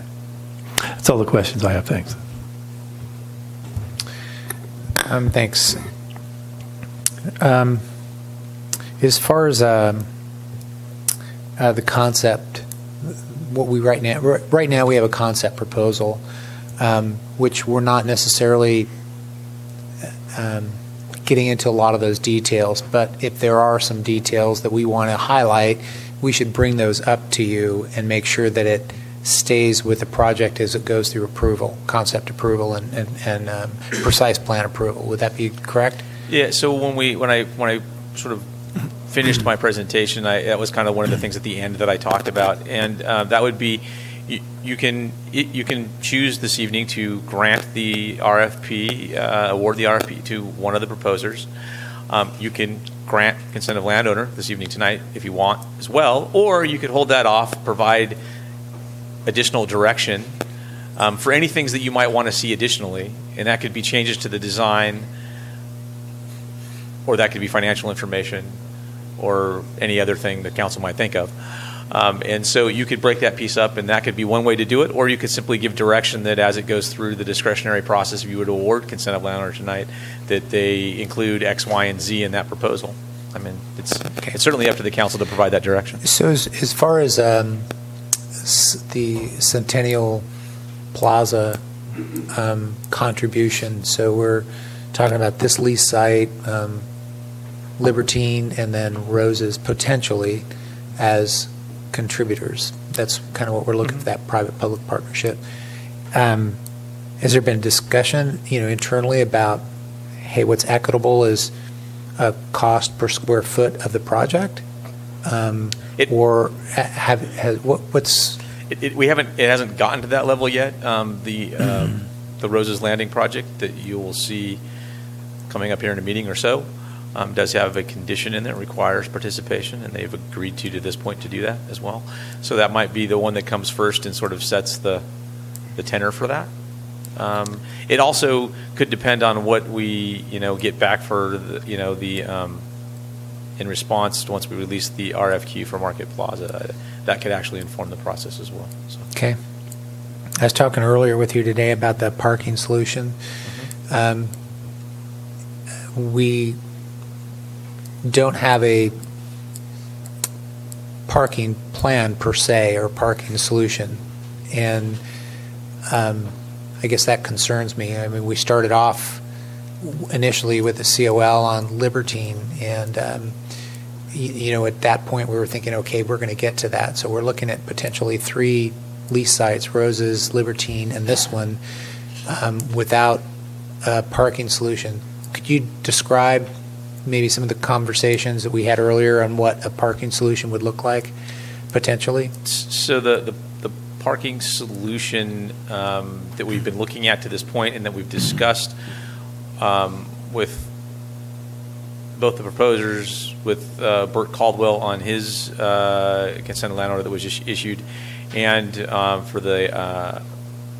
for Rose's Landing, was to identify existing parking spaces that are down there now, and to look at timeframes that we could make them available for the guests that are staying there. Meaning it wouldn't be available to them all the time, but potentially, as an example, from 6 in the evening till 10 in the morning or what have you, something along those lines. Because if we didn't assign them, the cars would be down there anyway somewhere. And so it seemed that might be an opportunity, and several of those lease site folks have actually paid significant amounts in the case of Rose's Landing, parking in lieu fees in the past. So when the Planning Commission reviewed it, they sort of were like, well, we have plenty of parking. It's not an issue. We don't need to do anything with it. But I know it's an issue for the leaseholders themselves, and oftentimes as it relates to acquiring financing to do the projects, because the bank's like, okay, where's all the components of your project? Where's your parking? And so we know that at this point that's potentially an issue. And so identifying where those would be and how they're used is probably going to be important to the success of anything that gets approved down here. So how long would it take to have something like that back to this body? I mean, it seems like we could, in concept we're talking about that, but we're going to have something fairly solidified for the applicants if they're going to go through the process we're just talking about. Okay, where you're parking? Well, okay, we have them like this, and we don't really, we know what this is based on a conversation, but we don't really have it in any kind of formal agreement or policy. So we'll be working. I mean, the good thing is you have one that's directly on the horizon. It's coming, and so we get to have that discussion. Certainly, the council could choose not to go down that road, and then we'd have to look at other options that are out there. There are other things that could happen. It would probably require some partnership on the part of the leaseholders to work things out. I mean, we could identify parking spaces in remote areas and have them go there. They'd probably have to work some sort of deal out where they had a valet service or something for it, which becomes probably less viable and up until the point where you get them all up and running, at which point it probably makes more sense. And those are the conversations that we've had with them to this point. It is a little bit nebulous, but that is the conversation that we've had. I mean, so that was sort of the question that was asked, and that's where we're at this point. Okay. But we do have something moving forward to you, I guess. Okay. As far as the docks go, some experience I think we've had projects that have phased in the docks. We've gone through different proposals that way. And so we're looking at one applicant that's saying, hey, we want to phase, and one we're all in. But to have a project that the example, the all-in with the docks, would you view that as a project that would take a little bit more time to get through if they're looking at that? Or would a project go through, hey, here's our overall project, we're including the docks at the same time, but they're going to be phased in later? So it literally depends on when they come back in, meaning for the concept process, whether it includes the docks at that time or not. If it includes the docks at that time, it's going to have an eelgrass study, and then that's the big question. Is you do the eelgrass study, it identifies eelgrass, and you have buffers that go around that, and you're supposed to mostly keep your development out of those buffer areas, not just directly covering the eelgrass, but in 5-meter buffers that go around them. And so you might see a dock project here, and it's got 3 fingers on it or what have you, but when you do the eelgrass study, it says there's eelgrass all out here, and you can't have any of that. You don't know until you get to that part, but that's one of the issues we're running into right now and why there's interest out there to come up with mitigation banking and so forth, so we can sort of overcome that. It seems the eelgrass likes to proliferate in the areas where our lease sites are versus elsewhere. That's, yeah. Okay, I think I'll conclude my questions and get on to public comment and get some of the other discussions going at this point. First up for public comment, Madeline Moore. Welcome. And then Chris Parker after that. Good evening. Madeline Moore, council, staff. I appreciate the time this evening. I don't have too many more comments. I think the architect firm that I put together this proposal, I think we were responsive. At least that was the intent. We looked heavily at doing that. It's a complicated project as far as this RFP goes, in the sense that we're trying to define things such as parking issues and what have you. So those would be things that could go further with in further negotiations or with the support of the council and the staff of the city. But we do have a situation where anything of this magnitude is going to take outside financing. I'm reasonably well off in the sense as a person, but not enough to run $3 or $4 million in cash. So, and I know that they're out soliciting money at this time also. As a matter of fact, I was approached by somebody because they're looking for money. They didn't realize I was part of it. It was awkward. But having said that, I do have included in my RFP commitments from the bank that they're interested in doing this, and my commercial lender, of which I've done 3 or 4 projects with. So it's a complicated project that I think needs that level of sophistication and financing to be able to see it through fruition. And as far as it goes, I picked up this building with a tenant in it that had a restaurant that went in, had a previous tenant that was on the verge of bankruptcy. The previous restaurant off the hook went into bankruptcy. It was $130,000 in debt. We did come in last summer. We took it over because we were in that position where it was do or die. We've had 3 tenants attempt to lease it, and one is still considering it. We've talked to Eric back and forth, and I can't seem to get a commitment on that. It's been a terrible winter, so I don't know how much revenue you've lost. It's been horrible with 41 closed and with the Highway 1. But having said that, we're looking at that, but it's a short-term lease. So if this goes month to month, if I could tell a tenant that, well, it would be longer than March of 2018 because they get a little nervous about any financial commitment, but it's a wonderful spot. It's a great location. I'm very interested in developing it. That's what I got involved in the project originally for. Thank you. Okay, thanks. We'll go through public comment, and then at the end, if we have questions for you, the other applicant, we'll go through that then. So absolutely. Okay, all right, Thank thanks. you. Chris Parker. And then George League.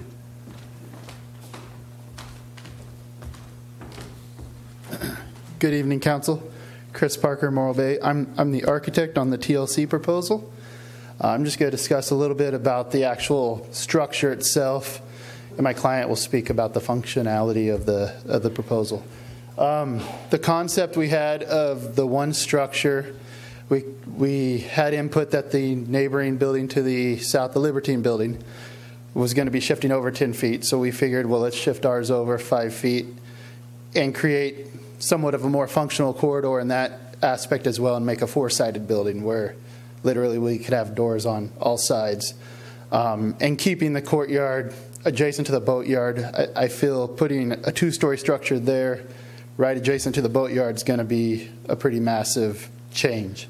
So I think keeping the structure that we've designed with the 2-story, approximately similar location, basically will allow us to have a view corridor on both sides of the structure as well. And then also we're not interfering with the boatyard. Currently has a nice 45-degree angle that cuts off to their boardwalk area. Any structure in that area is going to change that dramatically to where it closes off views from the courtyard itself, and possibly, as you mentioned, views from Centennial Stairway. So I just wanted to kind of point out some of the design background on the structure. Thank you. Thanks, Chris. George League. Welcome.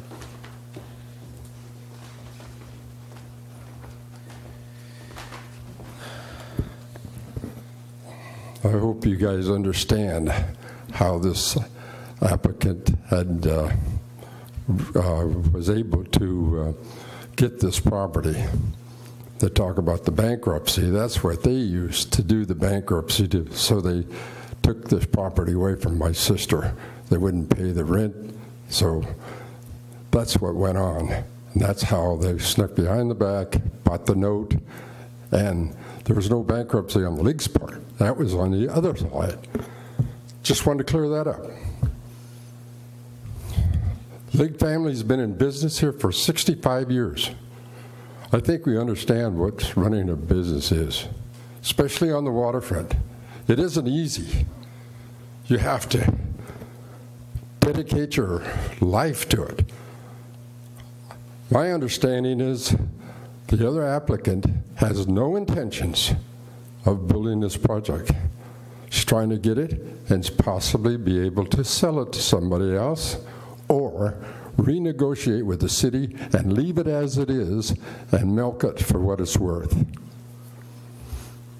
Cherise has worked very hard to put together a financial program. She's got pledges, and she's got the money to do this. Now, I've never seen anybody work harder, except for maybe my mom, than Cherise. She runs a business down there better than anybody on that waterfront. I got to give her credit, boy. She's at it. Plus raising 3 kids. I'm telling you, she does the job. She's always there. And if you look around, the most successful businesses on the waterfront are those that are run by the people themselves. It's not absentee owners. They never succeed. She and Travis is going to down there, and they're going to put their life into it. And they're young enough to get through this financial thing that is facing them, too, because that's a lot of money. It's going to take a long time to pay this off. It's going to take probably 25 years. So it's going to take a lot of energy, and they have it. And I believe that, and looking at these plans, there's no doubt in my mind which plan is the best. I've been in this restaurant business on there for a long time, and I think Cherise has got some great ideas, and I think she's going to be a great asset for this city. Thank you very much. Thanks, George. Cherise Hansen.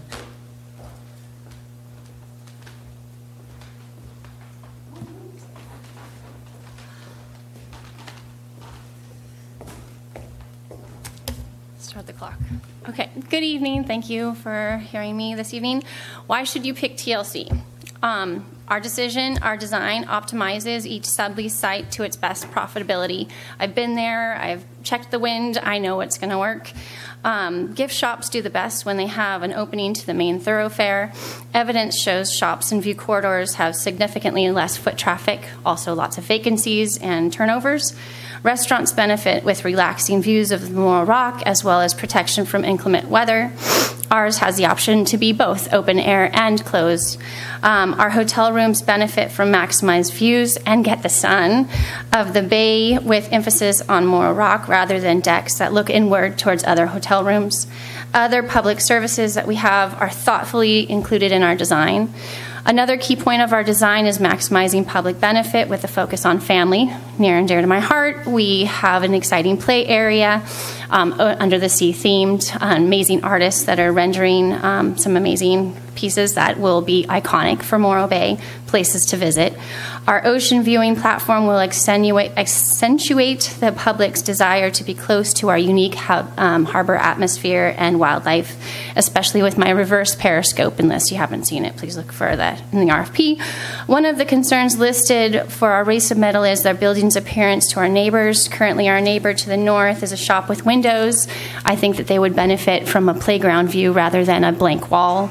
Another attribute is our food court venue. On the Embarcadero, these style restaurants have flourished and been highly contributive factors to the city. Examples, Little Hut, Giovanni's, Hofbrau. It would allow for a higher number of individual business owners to run their own business and be successful. This style of food service is positive in a multitude of ways, especially as being family friendly. We believe it will draw more locals to patron the Embarcadero. In regards to history, I have proven myself to be a highly contributive factor in Morro Bay. I know the waterfront and how to be successful there with unique lease requirements. I understand my lease. We are residents of Morro Bay. We vote in Morro Bay. Our 3 children. I volunteer at the schools in Morro Bay. Travis League was born and raised here. We have over 3 generations rooted in Morro Bay. Our family has been successful in multiple business endeavors such as Great American Fish Company, Harbor Hut, Little Hut, Taco Temple, the Outrigger, Off the Hook Original, the Harbor House Inn, and the Endeavor Fishing Charter. We know the businesses of the Bay. We know how to run them successfully and for years and years, decades. Our finances are in place. There's no question about that. I wasn't looking for anything recently. Our resources are numerous. It is not about how. It is about when. Not building is not an option. We will see this completion to be as fast as humanly possible. This project requires a sizable investment with a long-term plan. Allows this to be beneficial and profitable immediately because we're going to operate it. Time is on our side to make this highly profitable in our lifetime, and especially in our children's lifetime. This is not just an investment, but our dreams for our future, and Morro Bay is where we wish to use our energy and creativity. We will be a great asset to Morro Bay. Thanks, Sharice. Oh, come on. All right, thank you. We got questions. Thank you, All right, thank you for my 3 minutes. Thank you. You want to read the rest? Travis League is next for public comment.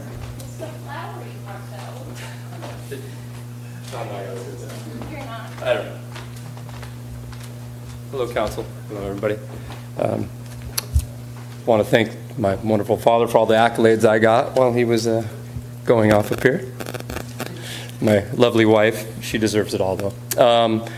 Boy, I just want to touch on the fact that we are putting together a wonderful project that we put our heart and soul in. We've got a building design, I think, that is somewhat state-of-the-art with the green features that we decided to put in there, and I think that it's something that future businesses, future buildings, future developments will look at as a standard. I will be the contractor and developer, and working with Chris. I think we've got some great ideas, and again, not adverse to anything, as you mentioned, Mayor, any changes that you guys are looking for. Willing to work with you on that to put together the best potential, business possible and building possible. On that note, just thanks for your time. Appreciate all you're doing, and hope we win. Okay, thanks. Thank you. All right. Any more for public comment? I don't have any more speaker slips. I'm just going to see none. Public comment. We'll leave public comment open for the 2 applicants for questions, and we'll start with discussion and any questions for the applicant. John, you let us off on that. How about you lead us off with this? Questions first? Yeah, we'll do questions for applicants. We'll start with them, and then we'll go into discussion. Okay. Whoever. Ms. Moore, a couple questions for you. Could you tell me if you plan to build these as vacation rentals and or hotel rooms? No, on the mic, please. Thank you. Okay. I had not intended to use it in a hotel room venue. My personal opinion is I don't think that's as effective. I think you have an example of several places. It's going to be vacation rentals, such as the style of the Galley. The Andersons, they lease the restaurant to Dave, and I think they may property manage themselves up there. But either property management, there's so many activities that could be done with either through property management or online. But the hotel venue, no. I don't think the parking allows for it. I really don't think it gives you the Sausalito feel. It doesn't. I don't think it's as from a marketing point of view and an attractive point of view. And there's a lot of more cost, I think, with the hotel venue than there is with just the vacation rental. And the vacation rental brings in more revenue than the shops. It's just the factor of the TOT and everything else that goes along with it. And could you just elaborate on the type of retail you're planning? Well, we had the retail shops that are down there when they talk about taffy and T-shirt shops. We're certainly open to that. Wine tasting is coming along very well. We had discussed the fact, too, of doing a not-for-profit down there where there would be contributions back to the city, such as in forms of scholarships and what have you. I think that kind of contribution, and I took the lead from St. Tim's. They do fabulous finds, and that money goes into scholarships and benefits for feeding centers and what have you. So we would probably dedicate one of those. I think I discussed it originally. We would make one of those dedicated to some activity and beautification of the city, I think. So we would use one of the rentals for that. We'd be open to the type of T-shirt, taffy, wine tasting. As far as a food court goes, I think you're stronger with a good view of the bay with the dining facility. GAFCO, Harbor Hut's done well with that. Off the Hook did very well with that. So Off the Hook under Central Coast Investment, that is. So was that responsive? It's perfect. Thank you. Any other questions before you say any other questions from council that for Madeline? I think we. I just wanted to follow up. You indicated vacation rentals. These are hotel rooms. Is that correct, though? There's not a kitchenette or no. I have to go. We could develop it with a kitchenette, but it's really, I think, more of on the style of the galley and some of the others. But to have possibly some form of kitchen activity in there, they've got such nice compact things now that you can add that if somebody wanted to be in there. But it would be more of a vacation rental with full maid service, but not with desk front hotel. It would be more on the lines of the way the galley operates. And so you're talking about a short-term, week at a time, or? I think there's restrictions on the Embarcadero. It would depend on how the lease was written. There are restrictions with any long-term residency on the Embarcadero, so it would have to be in compliance with the master lease. Okay. We would look for guidance on that. Okay, thank you. Go ahead, Matt. Sure. Yes, I have a question. In terms of the restaurant on the bay side, what is the current seating in it now? And then would you, with the reconstruction of this building, be changing that? You know, the restaurant will be smaller. The current seating's, I think, about 120, 130 seating in it now with a patio. That's without the patio. There's an additional 1, 2, 3, 4, 5, 6 tables out there with seating for 2 to 4. The way the building is laid out and the restaurant's laid out right now, it's very poor use of space. There's a giant back-end kitchen, which is and storage, which is almost wasted. So we would be able to maintain a similar amount of seating in the restaurant, but the kitchen doesn't need to be quite. I mean, there's just a massive amount of wasted space in the back end of the current building right now. So shortening up the building, allowing for some additional retail, and maintaining the same amount of space with the view of the bay, we think would be very effective. Thank you. Red? Excuse me, Ms. Madeline, I'm sorry. We weren't finished with questions. So sorry. Yeah. I'm so sorry. Sure. The mayor did that to me, too. So. Thanks, Red. I'm pretty inconspicuous down here. I'm sorry. I've got to start leaning forward. I wanted to ask if you are aware that there is a moratorium on additional vacation rentals at the present time, and that there is a waiting list for vacation rental rooms? It's something I had a discussion with Director Enderby Harbor Director Enderby. The current existing lease, I guess, has some ability where it is. We had not confirmed with Scott from planning whether or not it existed that you could do it. The first part of the question, let me be responsive. Yes, I checked with the city that there is. I would assume that if this property was developed, my understanding understanding from the RFP and everything told to me is that vacation rentals are something of an interest to this city, and that too because the revenue has been so strong in that area, and that works for everybody. But yes, I'm aware of the moratorium, and under the current lease, not the new lease, it's possible that it's still licensed and grandfathered where it could. Thanks. That's all I have. Okay. That's to the best of my knowledge. So, Madeline, I just have a quick question. So Yes. I think that'll conclude questions, and then Yes. and then we can ask Charisse if she wanted to come up. So you talked about outside financing. So you've done other work, and you've got a relationship with I took that as you have a relationship with a commercial bank. They're supportive. Two of So them. okay, Yeah. so does that mean that you've been qualified for X amount on this project? This project's been looked at by Heritage Oaks, which is now Pacific Premier. They've been purchased. I understand. So Okay, either one of those- they included a letter where it has been reviewed by their vice president of commercial lending. The whole project's been reviewed with him originally, even before I purchased the note and then, of course, executed the foreclosure. They reviewed it at that time, and also Wells Fargo's commercial lending, of which I've done other projects with, they're interested in it also. And I believe we included a letter in that. Interested, or do you have some confirmation on I finance? included a letter in the RFP.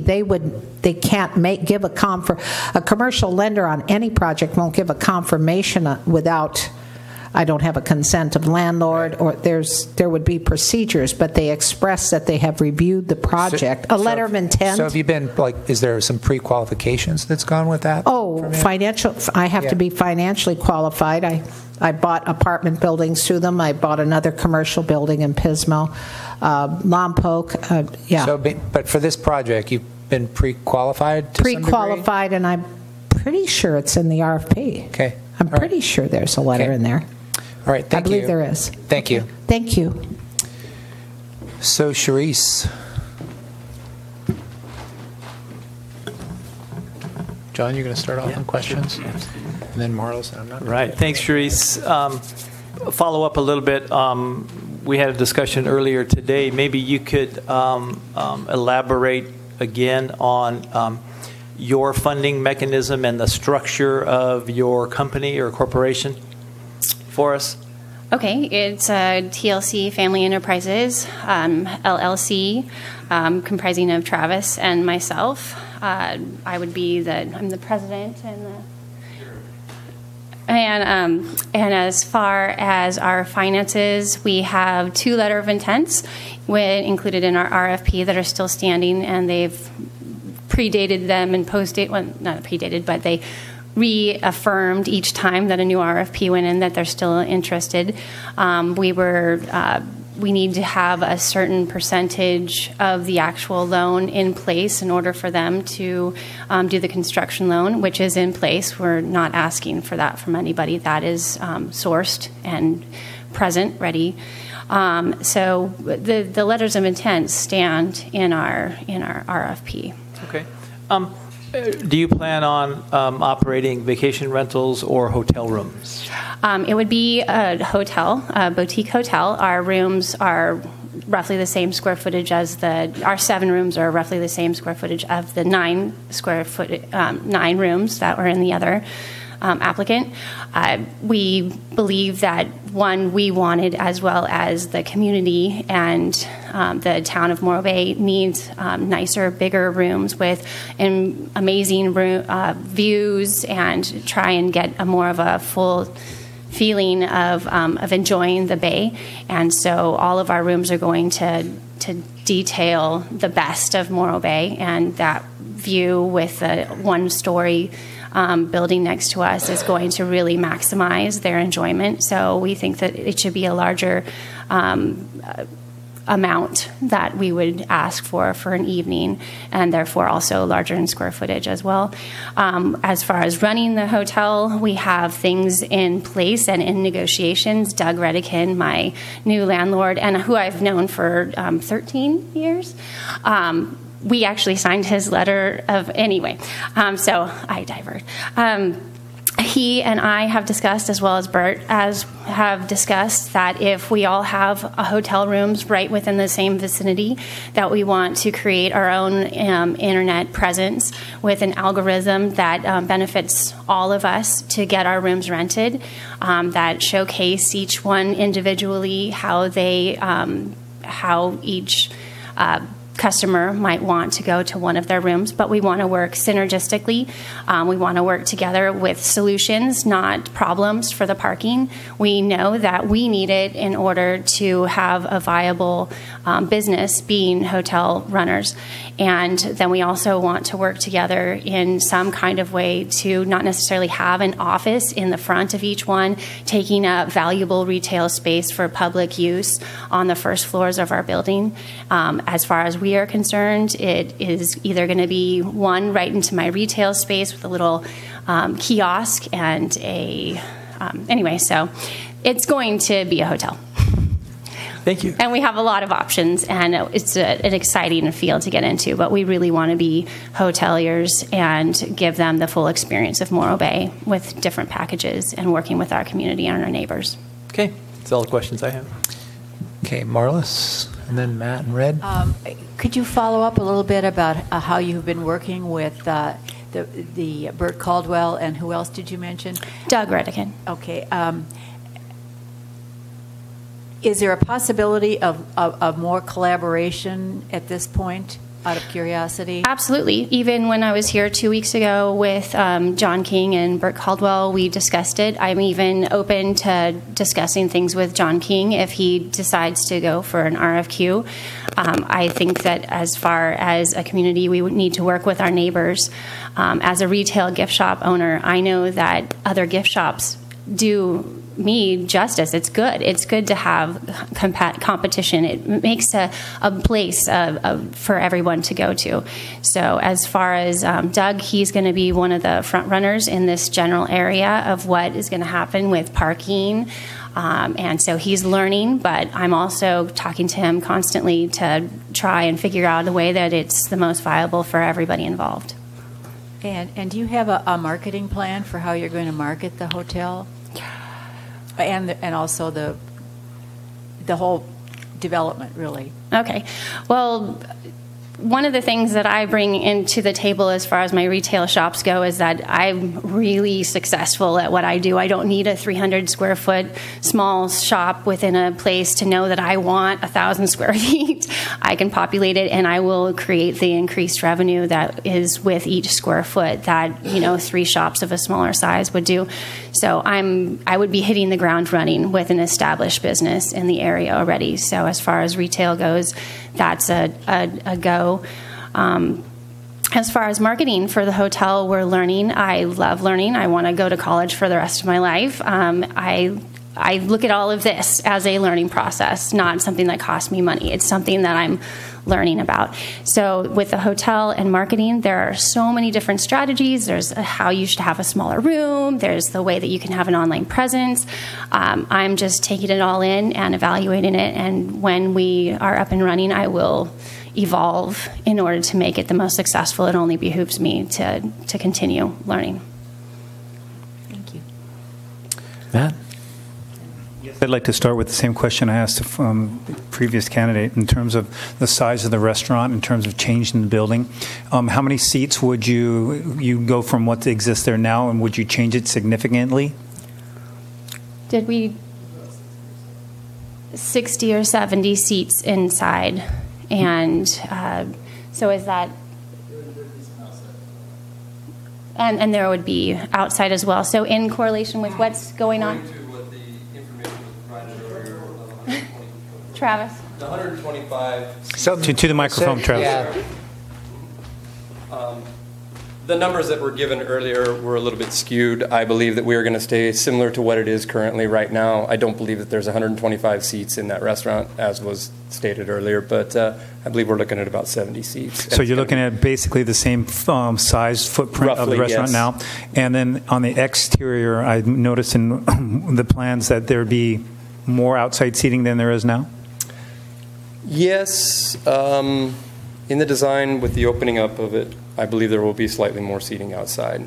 as is now, I don't believe it's maximized. I think there's about 6 or 8 tables out there. Yeah, it's a really small section. That, yeah, and it should be something about that size, I would imagine. Okay. Yeah. And then I guess for one or both of you, one of the questions in terms of looking at the 2 projects in terms of the grid that Scott put together was the wording was on the boat slips that you would, first applicant, she said, yes, we're going to keep them. But in your project, you said we would, I forget the wording, Scott, was it? Phase them. After you make a profit, or would you be amenable? Go ahead. Revenue producing. I mean, understanding what you've done with the project and talked about it. Okay. Would you be amenable to, or could you, because in terms of comparing the 2 projects, saying that we would, this phase would be part of it and develop concurrently, as you're saying? Yes, sir. I believe we did that in the revisions. I'm not sure why you guys still have the one there where it said we would phase it in, but I believe we discussed building the slips at the same time, if that was at the request of council or staff. And Scott, the slips that are there now, there's a couple small ones, right? Or there's one little dock there, I do believe. Eric? I think it's just a single side tie. Yeah, it's just a single side tie running more or less. And so for any of the 2 projects to going ahead, looking at the eelgrass, both projects would have to deal with that process, correct? And then if you did what you're saying? Correct. Both would have to deal with eelgrass similarly. Got it. Okay. If there is any. Okay. So, go ahead. Let me talk about that a little bit. The reason why we wanted to do a phased approach is because we feel that getting the building built is the utmost concern. And with everybody who I've talked to among the Embarcadero, Doug Redican especially, this eelgrass process has extended any renovations or changes that anybody wants to make, with the water side being the thing that is the next thing to make the momentum. It holds it up. And in this particular situation, I, being a resident of the building currently, I believe that it definitely needs to be rebuilt from ground. So essentially, the idea of phasing it was essentially, to begin with, we came up with that concept because we could get the building built faster, was our thought process behind that. Get something up, revenue generating, producing money for us and for the city as well, and then concurrently phasing in our concept plan for the docks. However, we are not adverse to designing them, as was said, concurrently, submitting a plan for that at the same time. I believe right now in our revised plans we put 5 or 6 slips in there. If you guys don't have that, I'm not sure why. It shows that. Okay. Eric, I have a question in terms of looking at the Embarcadero on the underside of the building and knowing what's going on with the boatyard. Does this lease site have any issues on the underside of the building? Because back when it was Bob's Seafood, it's probably been a long time since that has been built, has been worked on. Yeah, so referring to seawalls and revetments, yeah, currently, as you know, on the boatyard side, they've got some seawall issues, some collapsing issues. There's not any outward appearance of anything wrong with the existing seawall. It's mostly a vertical wall. I don't think there's too much rock in there. But any proposal, whether it's CCI or TLC, is going to have to take a pretty good engineer's look at supporting structure, because they're both, kind of hanging on the water, at least over on the edge of the revetment there. So they'll have to look at that and have engineering assessments done on that. Thank you. That's all my questions. And I have discussed with Mike Smith about how it was done, and the mention was made that something similar along the lines of what, why is his name evading me right now, but the Hotel Estero Inn, is that the name of Kenny Scott's place? Something similar along the lines of that, with a seawall and a cantilever out, that basically a big thick slab. And he didn't seem to think that there was any major issue with retaining that and doing the revetment there. Nothing in the millions of dollars that we were hearing about as far as people trying to scare us off. So, yeah, nothing that extreme. Red? Yes. Yeah, we got to take It appears that of the 7 rooms, 6 of them have direct views out to the water. Correct. And then the 7th is doesn't.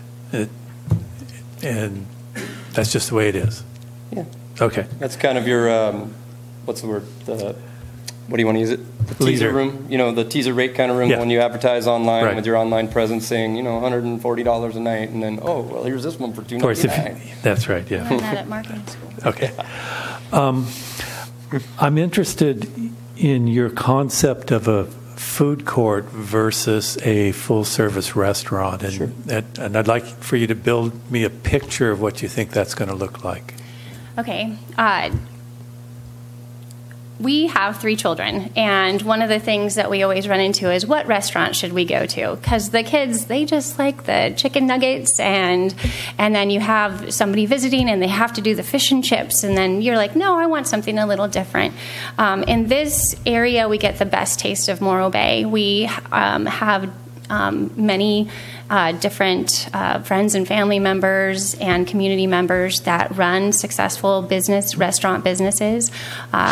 Giovanni's was one of the applicants that we put in a letter of intent, so we would have a great venue for fish and chips. We also had a letter of intent for sushi, and we have a couple other spaces available, and then the yogurt shop. All of them will create an environment where people can have choices and they can be at an affordable price range. And you have the option to have all of those in one place. We also will have a wraparound cocktail bar that will also operate as a coffee shop in the morning.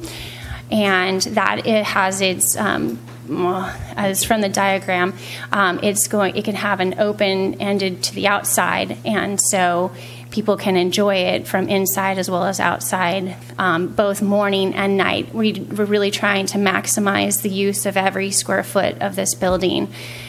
Options, affordability, maximizing is what she's getting at, basically, with all of that. Okay. Yes, we decided that we would provide multiple venues to create those options, offer it in a food court style to save money for people looking for affordable dining on the water. It's tougher to find, as well as maximizing, again, she touched on it earlier when she was up here about providing business opportunities for multiple people. If there's going to be 3, 4, 5 venues running out of there, like she said, a combination of a bar and a coffee bar, have a pasta station over here, depending, tacos, fish and chips, whatever it may be. We're still deciding on ultimately what we're going to do there, but I think that it captures everything. And we would help maintain a synergy between all of the people in the food court. So the competition that they would have would be something that benefited all of them. Essentially at our discretion, I think, is what, we obviously don't want, we're not going to allow 2 fish and chip places going in. We're going to try to create some sort of atmosphere where there's choices for the whole family. I think, as we mentioned in the RFP, Dad can sit at the bar and have a drink and check the game out. Little Billy can have a burger, and Mom can have a sushi roll. That kind of a setup. And all is visible within the play area, so you can relax and Very they can get their energy out. Very set up for families. And then even during busy times, we're contemplating how we would have wait staff. And the wait staff could either be contracted, so they get a discount from going to the different vendors to get the food that they purchase, as well as they would also get tips from the customers that we would have a set amount of reserved tables. So there's lots of options. Okay. Lots of ideas. I'm very interested in the financing, and I think you told us that you have the cash in your hand that you need to qualify for the loan to begin immediately. Is that correct? Well, the horse before the cart, the COL, but yes, we have the ability. Your soft costs and interest reserve on the money that we were anticipating on borrowing is in play, and we have that available. And therefore, the lender we are speaking with is more than on board and has recently done a project on the Embarcadero, loves them, made good money on it, and is excited to jump back in. So, So you are as assured as it is possible to be that you have the financing in place. Yes, sir. That's why we're here. Yes. Okay. That's all I have. Red, you kind of covered the financing part, and I think that's probably one of the more critical ones. I don't have any questions. Great. Okay. Okay. Thanks. Thank you. All right. Thank you.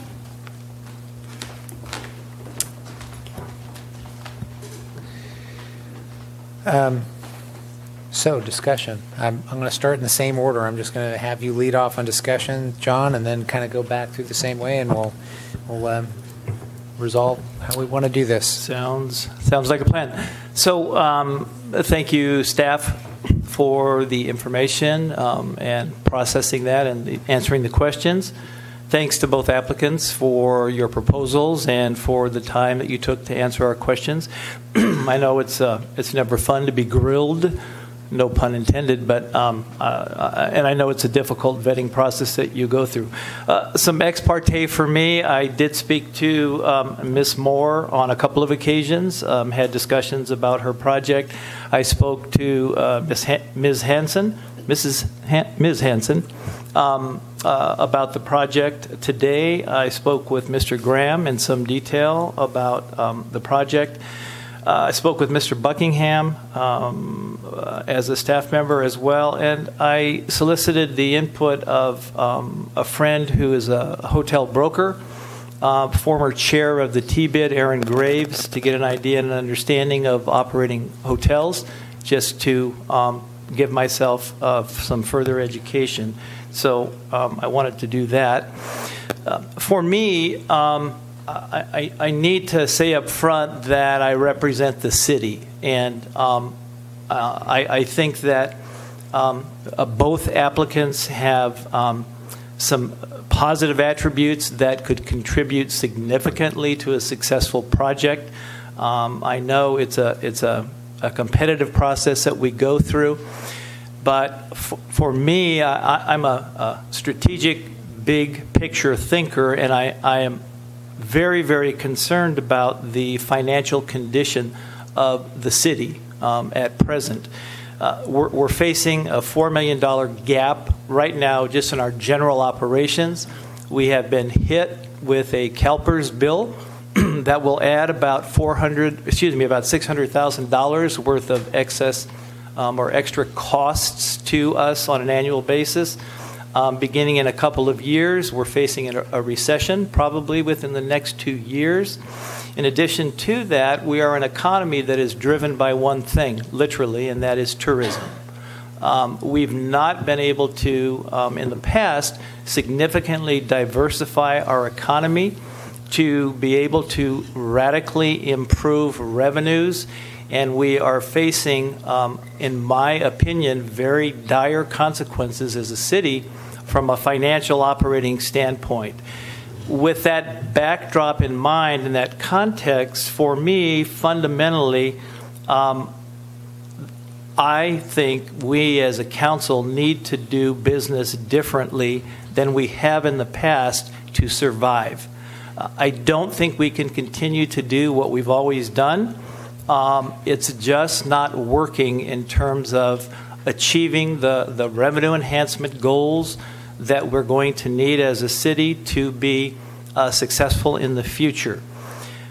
What I envision is a major opportunity that we have right now that I'll classify as a destination point.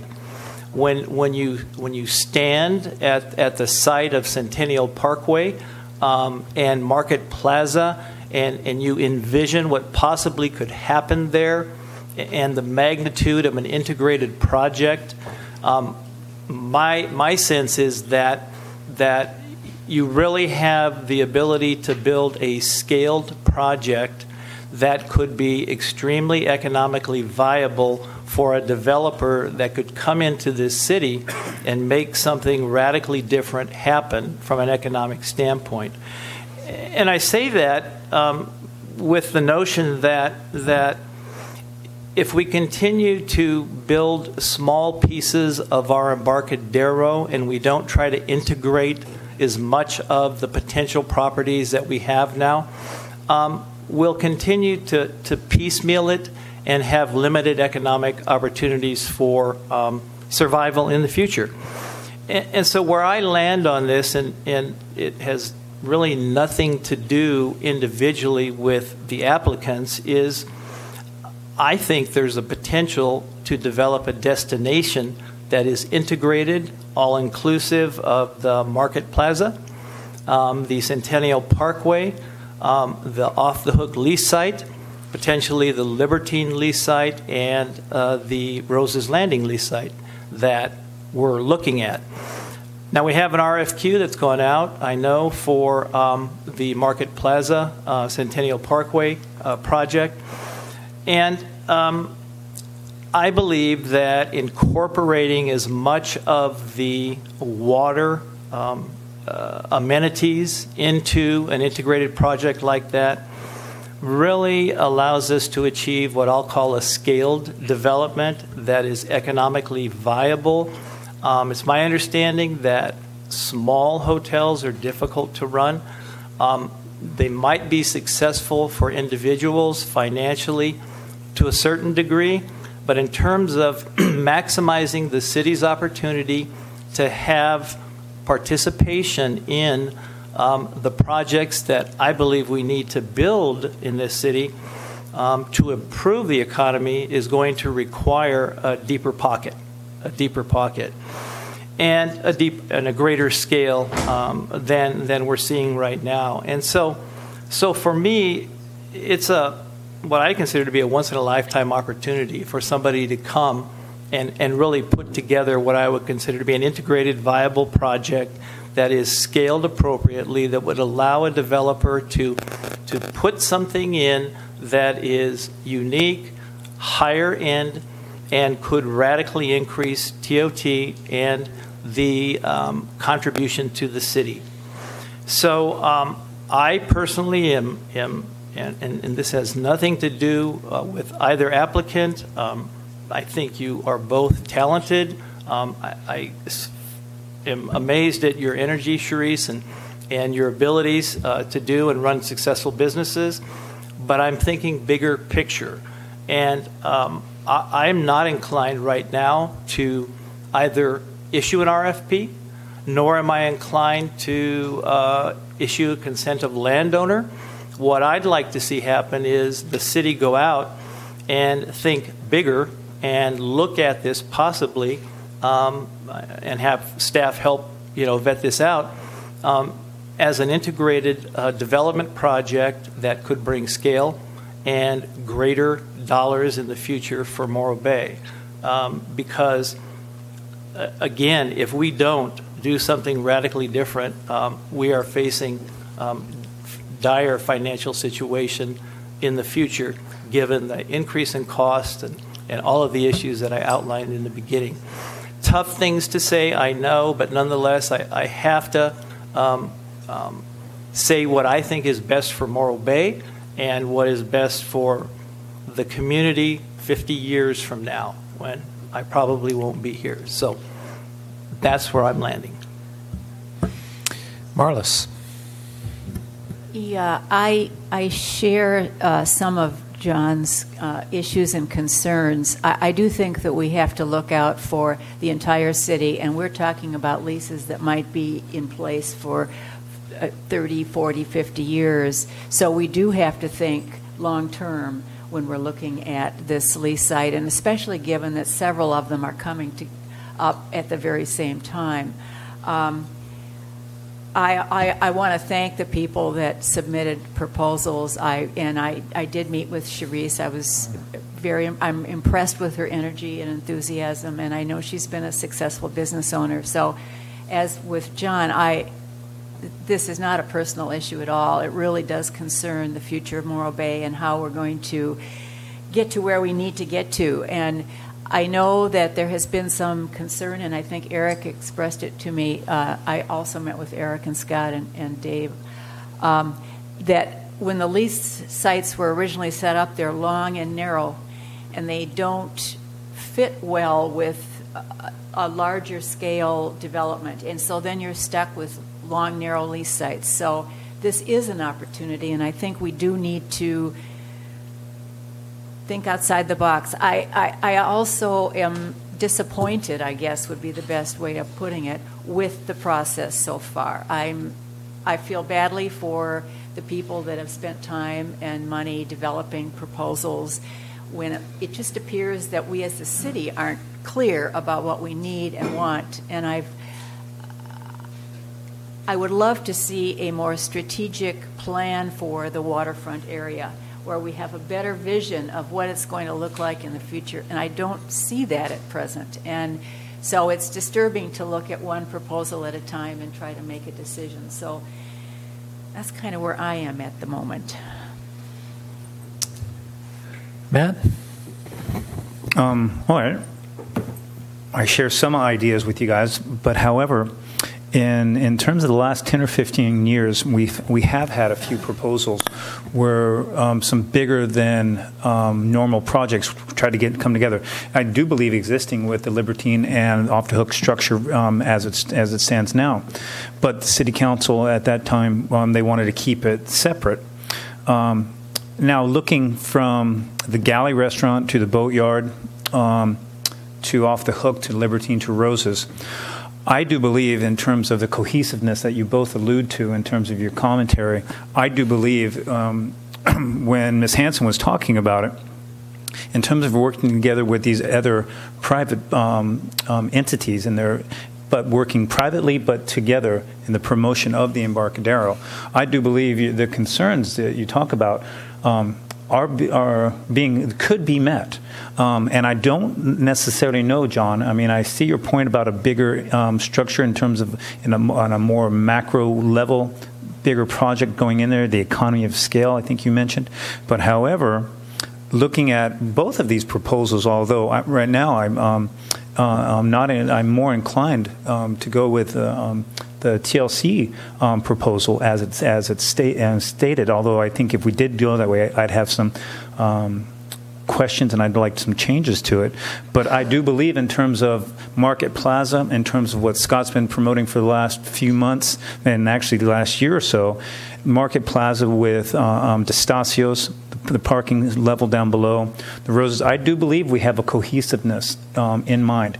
That trying to hit a home run and get one big player to come in there and solve all of our problems economically as well, I don't think that's going to play.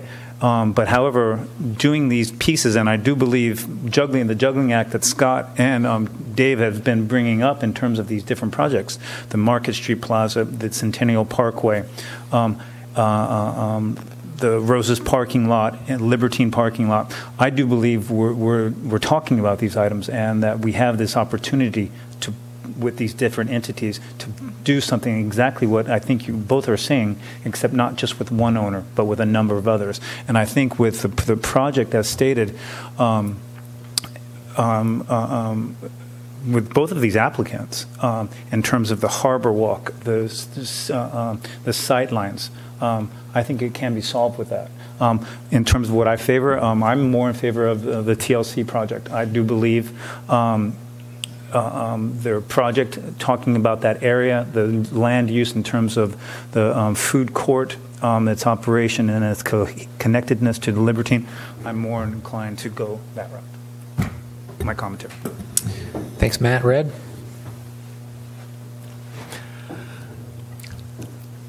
I'm torn and undecided at this point. I admire John's strategic big plan, and I understand that may be a way to save our city financially. But also the charm of Morro Bay is the small town character and the quirkiness of the individually owned establishments. And I feel as if we would give that up if we had a Marriott come in and just take over that whole area. I am at this point inclined to go with Matt and work with TLC. I have had ex parte conversations with Cherise, and she's been very helpful in helping me to understand a little bit about how business and leases work on the waterfront. So that's where I am. I am with you. My first responsibility is to help the city survive.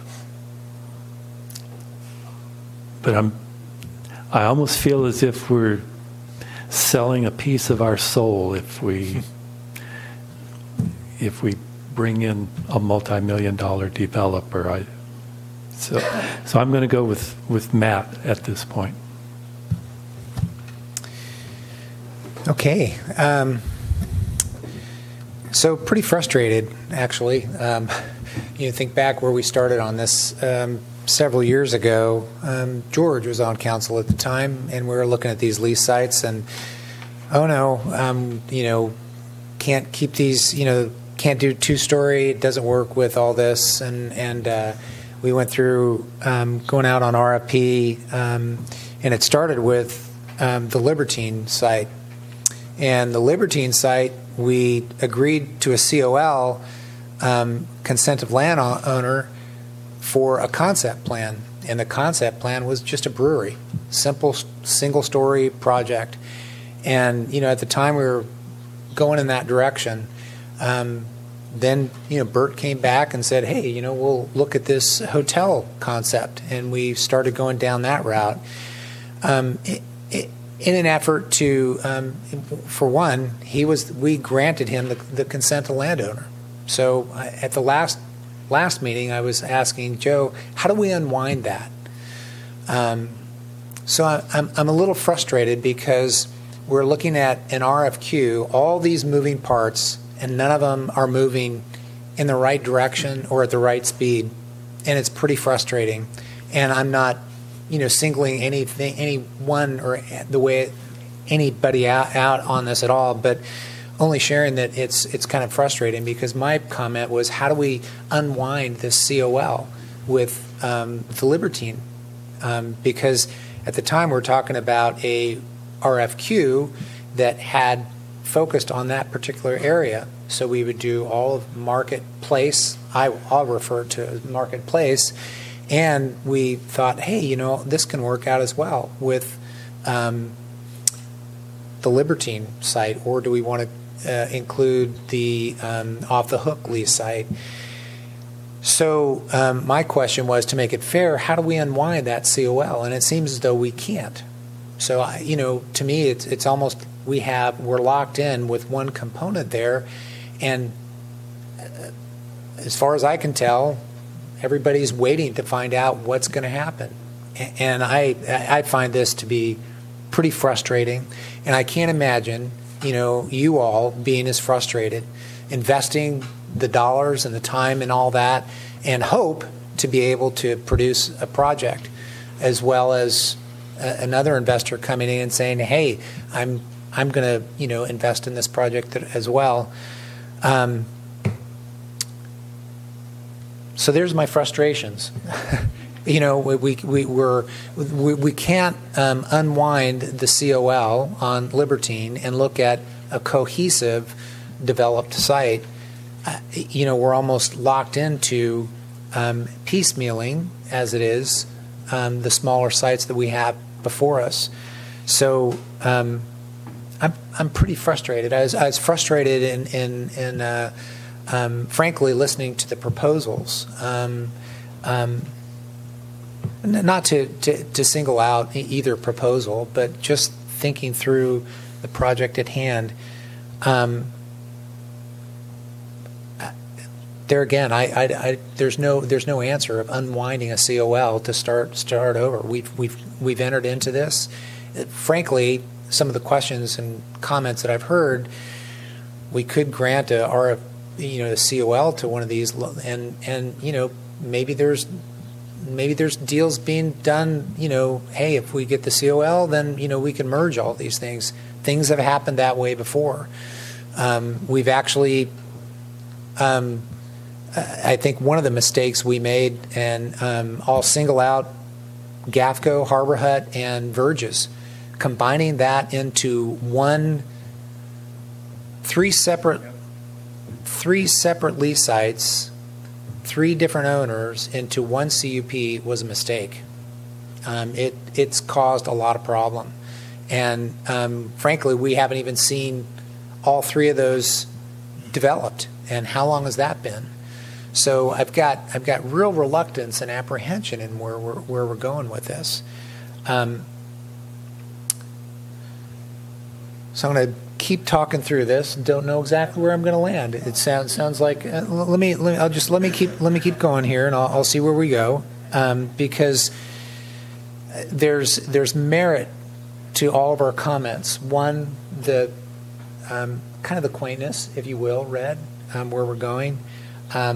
And there's merit to, I'll totally agree with, being responsible and where we've into the community and getting the best product. But we really didn't, when we started with this, we started with one lease site, which was the Libertine, and it was a brewery.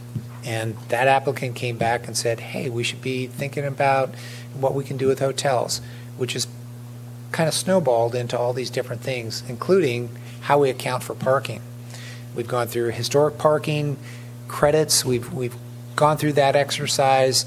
I would not contend that historic parking credits parlay into parking credits for hotel rooms, and we've got to work that out. But I would contend that the historic parking credits have been based on retail. We've not had, it's not like these are allocated for permanent parking spaces.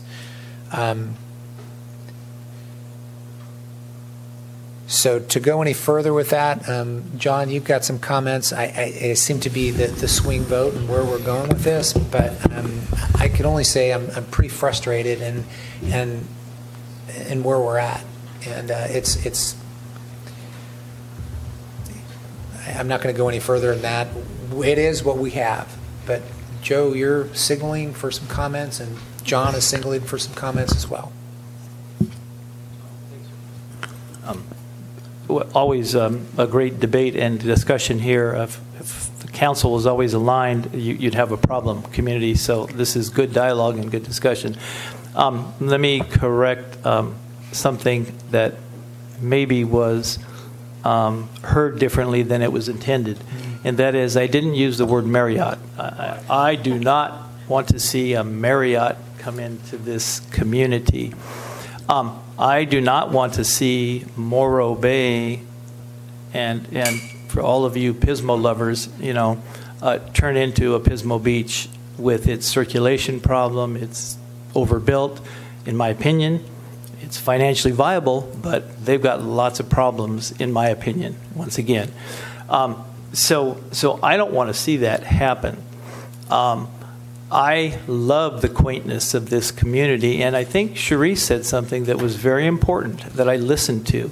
And she said, gosh, I've been talking to Bert, and I've been talking to, I forgot the gentleman's name, Doug Riddigan, and I would even be willing, if Mr. King wanted to come in and discuss that. And my thought is, what a great opportunity to at least begin a dialogue there, to look at some kind of integrated project. But at the end of the day, I have to really think 20 years, 30 years from now, are we going to be a city or are we going to be part of the county? We're going to be a city. And if I have anything to say, what did you just say? I said we're going to be a city. We're going to be a city. That's right. And I'm not going to revert to a community services district, a CSD. if I have anything to do with it, as long as I sit here unless I'm unseated. Because you will suffer, community. We will suffer with the loss of safety net services that we have right now because we are a city. But fundamentally, it ain't going to happen doing what we've always done. And we must think a bit bigger, not Marriott big. I don't want a Marriott here. But there's an opportunity to integrate, in my mind, one time, sites. And I agree with what the mayor said. We kind of got ourselves into a predicament, whoever we is. You know, it just happened this way. But what does happen is that we have acquired a site right in the center of things that is the hub for creating a destination. And you have to think of that and what can be done with that to maximize the revenues of the city and keep the quaintness and beautification and everything that Morro Bay is all about. And so, Brad, I didn't want you to think that I wanted, to open up a Marriott here and, have this huge convention center that was Marriott driven.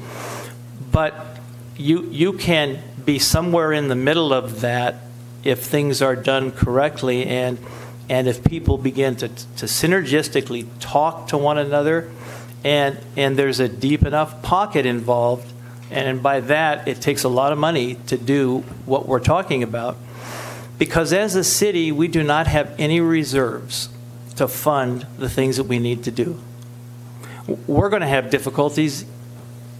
I'm just going to say it directly, meeting staff increases next year and the year after. And I don't want to get to the point where we're cutting bone, at the city level by cutting expenses. So I'll end there by saying I agree with you, Mayor. It's a conundrum. It's not an ideal situation, but I do see opportunity. And when I see opportunity to do something different, I have to vet that out and I have to express it. So, okay. So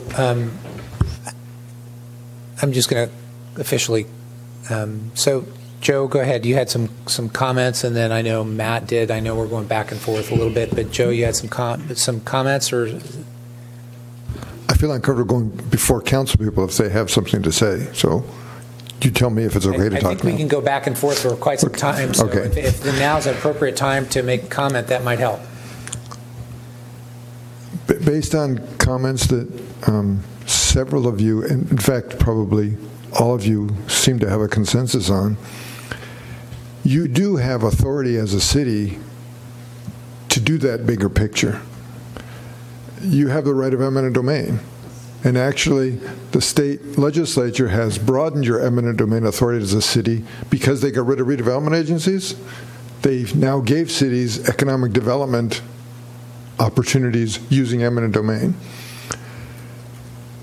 What that means, however, is you would have to go out and condemn the leaseholders that you currently have leases with. I'm not suggesting you do it. I'm saying, but I do have an obligation to tell you there's that option out there because you're talking big picture. I was looking at the clock and I was thinking to myself, okay, now let's just add another couple more hours to this conversation, but that's okay.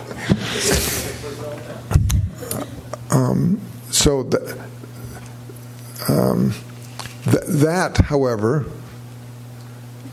is a very long-term solution. And even if you were to exercise your right and have those leaseholds become in your ownership now, you'd then have to go out to the world and find out if there was someone that was really willing to do this whole thing that you want to do. And to be honest, I'm not sure if you know what that whole thing is. Yeah. Because last time we were here, you had the opportunity to have an RFQ that was broader than what you directed staff to do. So some of the confusion and frustration is around the room, I think. Okay. I've got some good, I think I can make some comments, but I know, Matt, you go ahead. Well, when we talk about, and John, and you bring up Marlis, and in terms of the larger picture of Morro Bay, and in terms of this microcosm on the Embarcadero, I would put forth that we are doing the larger picture for Morro Bay. We have a general plan that hasn't been updated since Thanks, Matt. 88. We have a downtown waterfront plan that is in its stages of developing. So we're going beyond looking for these 2 or 3 sites down here. The plan we have with the Market Street Plaza, the Embarcadero downtown plan, the Centennial Parkway, in terms of envisioning that larger sense, the one thing we would be missing, per your commentary, John, is that one big entity that would be funding it or pushing it.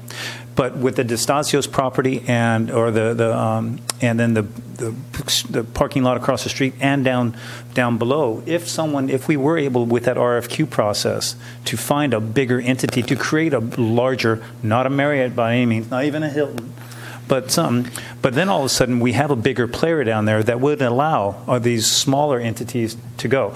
So, but however, trying to combine the say and Libertine, making it bigger, and that did come forth to us, and we turned it away. So right now, at hand, I do believe the macro sense in terms of developing of the city, looking at those bottom lines for funding operations. Right now, we're covering our bases economically. We have a shortfall, yes, and that discussion is coming up. We are not funding what we need. We're a few $1 million short. Those are the larger concepts, but we are developing the bigger concepts. So right now, with what's on the table, this property, off-the-hook property, would go in line with what we're talking about, the downtown plan and the Embarcadero plan. And I'll put forth again, and I do believe the TLC project would be the stronger of the 2 projects, pushing this small piece of that puzzle, and then in a larger sense would be one piece of that bigger puzzle. So, I'm sorry. I don't know. We're gonna have to bring it back together. I don't know if John, or excuse me, Red. Okay, John, go ahead. Matt, I respect your opinion. I do have to disagree. Yes, we're putting some pieces into place with the bigger picture, with the general plan, local coastal plan, but the issues of maximizing revenue for the future are not going to come to fruition for years. That's the problem.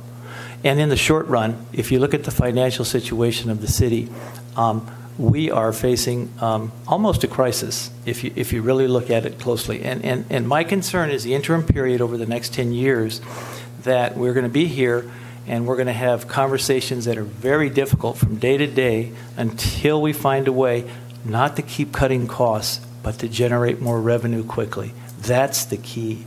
And I bet you, I'm trying to be subtle with what I'm trying to say. There's the thing called virtual integration. I never said make these 3 lease sites into a single building. What I'm saying is there's an opportunity for parties to come together, integrate, and for there to be a bigger, broader proposal that brings together other partners that could be all-inclusive of everybody. Charisse mentioned a concept that is intriguing and represents what I consider to be the right kind of thinking to lead towards economies of scale. You're not going to put in, you're talking about not 3 hotel offices, you're talking about 1. You're talking about working together and putting together a single office instead of 3. Well, what if you scaled that to something very larger and figured out how you might all 3 work together to accommodate not 8 or 10 rooms, but a total of 50 or 60 rooms that were higher end that could bring significant amounts of TOT into the city that could help fund this market plaza, because individually as a consentive landowner going to you, I don't think you can meet the needs that the city has for contributing to the project to get it to happen. And then we're left to piecemealing that piece with somebody else. And you mentioned that, gosh, you'd be even willing to talk to Mr. King, who was part and parcel of another proposal that came to us earlier. So I'm just hitting the pause button, throwing out an idea for call it virtual integration of sites, because we've got ourselves into a terrible situation, and I feel very badly for both applicants that we got to this point. I really do. And that's the struggle I've had, Matt, to be honest with you, is thinking about how do you even begin to think about making these people whole when they've gone down a path that now I have to put on the big picture hat and think about this city 20 years from now and your kids and my grandkids and the future of the viability of the city. So that's what I'm saying.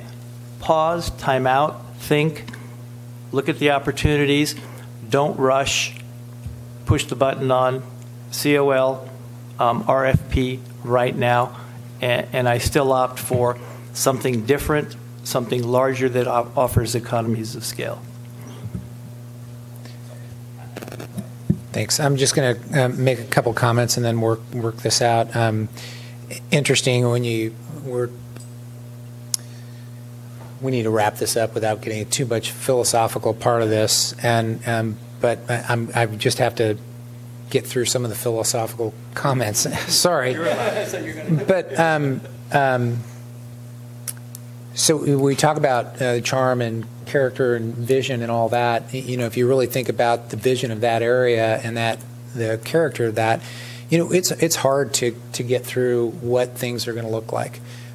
Interesting conversation with Scott today on the CalCog conference that I went to, and we had a presenter there that was talking about affordable housing, and I think this is a worthwhile story. It kind of helps me get through some of this. She was proposing an affordable housing project in Sacramento, and the allowable units per acre were 20 units per acre, and she ended up getting approval for 70 units per acre, and the community was like in an uproar. It's like, how can we build 70 units per acre when we only allow 20 units per acre? And when she got done with the project, the whole community was like, now see, this is exactly what we need in our community. This is exactly what we're looking for. The community is hard to be able to envision that. And it was. She had pictures of it. It was beautifully done. So I'm reflecting on that because it's hard to get through really what we want to get at. We talk about the Marriott and all these other things. Well, you know what, that power plant lot, who's going to, that might be a Marriott when we look at it. So we really don't know what those things are about. So for me at this point, we can look at the Embarcadero site and that being a key hub as maintaining some of the uniqueness that we already have. That could be developed into an area that you look at 10 years from now or 15 years from now, we're looking at the Morro Bay power plant site as, a completely different picture. And the Centennial Hub, if you will be more of that quaint part that really draws some attraction. So I'm willing to be the swing vote on this and move it forward and not hit the pause button. Simply, hopefully, the comments and working through this decision. You never know, but I'm willing to move forward and support Red and Matt in moving forward. And I'll say this: I think. I have reluctance, but I'd be willing to move forward with the RFP, but not the COL. And I think we need to have some very strong performance measures moving forward. And, though there may be some creativity, some energy, I think the performance measures that need to be held are, and I think we need to work through those. So I think the TLC is conceptually a more appealing project, but I don't think that's the whole selling point for me. And I can, if I get into the concept part of it, which I will in a moment, I think and we need to discuss some of those that have been laid out. But going through awarding the RFP at this point, I can have those discussions, but I think we need to have different discussions on coming back for a COL and getting performance measures, and I'll need staff help on what those might look like. But one thing I do appreciate some of the view settings on this, the setbacks that have been laid out. So, and quite frankly, the waterfront, I think doing the waterfront in a phased is a better strategy. I think if we want to get a project built, we should be doing it strictly that, because I think we've all seen projects stall on the waterfront side. So I wouldn't hang my hat on the waterfront side. I think it's, the focus needs to be on the land side, and we need to come up with some other language in how we would construct phasing that. But I'd be willing to move forward with the TLC proposal, but I need some conversation, some help in what performance measures, and we can talk through that. We would need before we go to a COL, and that's where I'm at now. So I just want to work out some performance measures, and I'm going to look to council for some thoughts on that, and for staff on what we might want to be discussing for performance measures on the RP before we go to COL, before we do a consent to landowner. And quite frankly, if we can't meet some of those performance measures, then we go back to RFP. And I think that's where we need to be. So that's a mouthful. Marlis? Well, I just wanted to say that I can go along with that recommendation also, in part because for me this was one of the hardest decisions I've had to think about since I've been on the council. Extremely difficult. And so I at one point felt exactly that way, and then I put on the big city hat and said, wait a minute, So I understand, and I'm willing to go along. I would like to make sure that the design is coordinated with the neighbors, especially with the Libertines, so it looks, and especially if they're willing to coordinate some of the facilities. Hopefully they can coordinate the design characteristics so that they're together. John? For me to even think about it, I would need, in terms of performance measures, a stronger commitment on participation in the city potential project. I'm not sure what that language would be, what it would look like, but I've got to have assurances personally, for me as a council person, that there will be that there is strong vetted financial backing, and I know you said it, but we need to vet it and see it. I'm appreciative of the concept of a food court, but I'd sure like to see that vetted out a little bit more, because I'm just thinking again from a revenue standpoint and what that brings to the city in terms of sales tax revenue. I'm not so sure, and.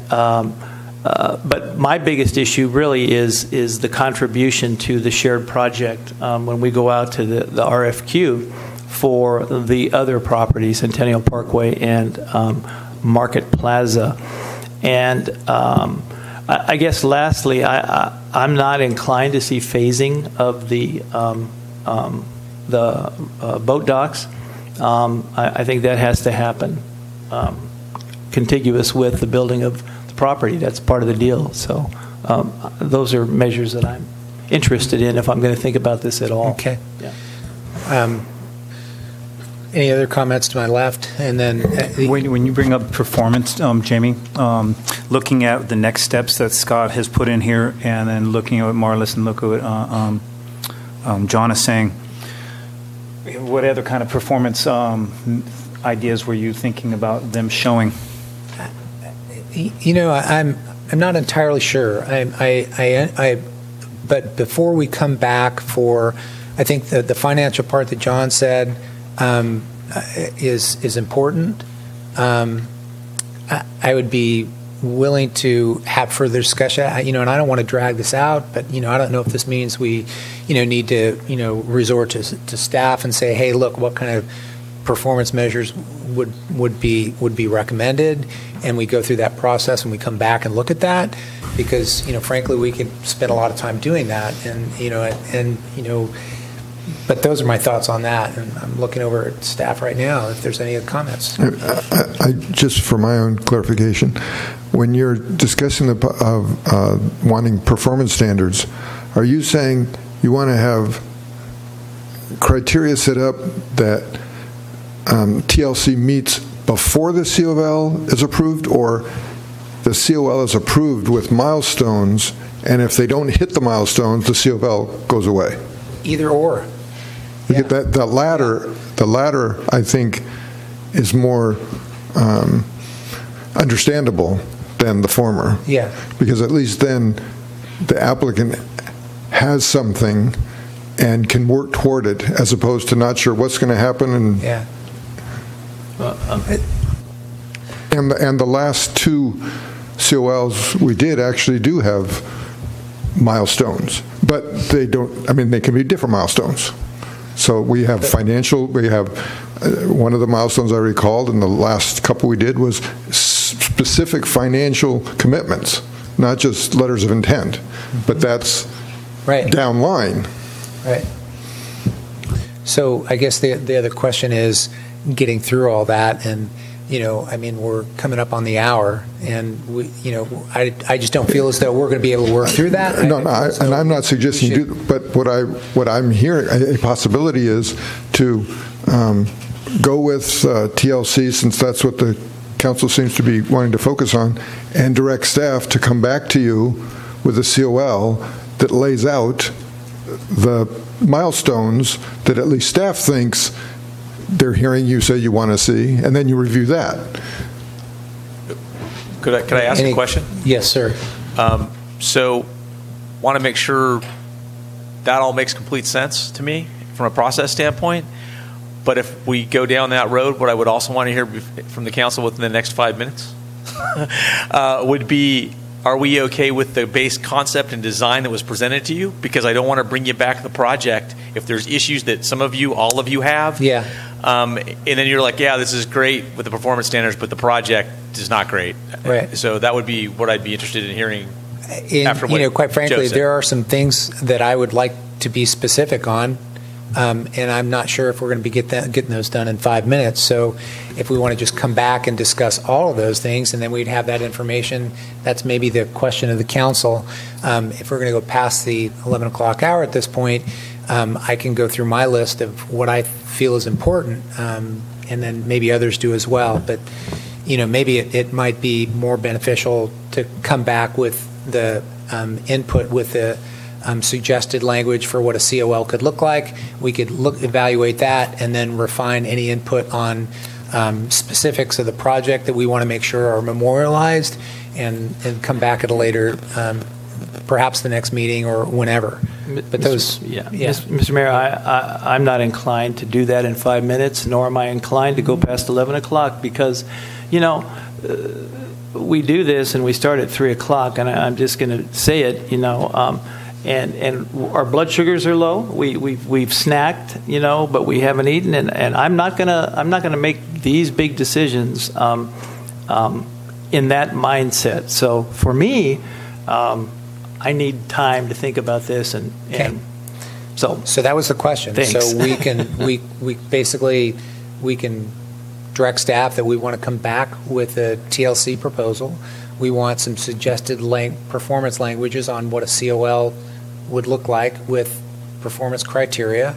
We'll also have time at that point to discuss any details of the project, and then we can, and milestones and stuff like that. I'd also be happy to take any commentary that you have between this and the next meeting where we hear this from the individual council members on things you'd be interested in. Okay, great. I think leaving that guidance, Mr. Mayor, as broad as you're comfortable with, for the staff so that we don't feel compelled that we need to come back with a COL plus these certain things, but to think this through and come back with consideration of performance requirements, of whether it comes with a COL or we get those in place, you get those in place and design changes, and then come back with a and determine if that's the direction you want to go. Then come back with a COL that encompasses all those things. I think we have your intent, which is to take one more good look at this project and get your input before you see a final COL and say yes. Yep, that would be great. We have one more item on the agenda before we close this. Just to be sure, and the focus is on the TL yes project. Yes, right. I just want to be sure we've got review of the general plan, a local coastal plan. Time sensitive. So, I just need to know. We'll bring Scott and I back to the next meeting. have not been texting our wives. We've been texting each other. Both of the items that are still on your agenda can be continued to a later time without a crisis. Okay, great. And, in some respect, we know, Dave, we knew, if we didn't get to some of these, we might have just continued them anyway. But that one, I just want to make sure that we had our eye on. So with that, I think we've got everything that we need for item C2, and we can conclude that item based on council discussion and direction. We don't need a motion for that. We're good. And then we can move on to council declaration of future agenda items.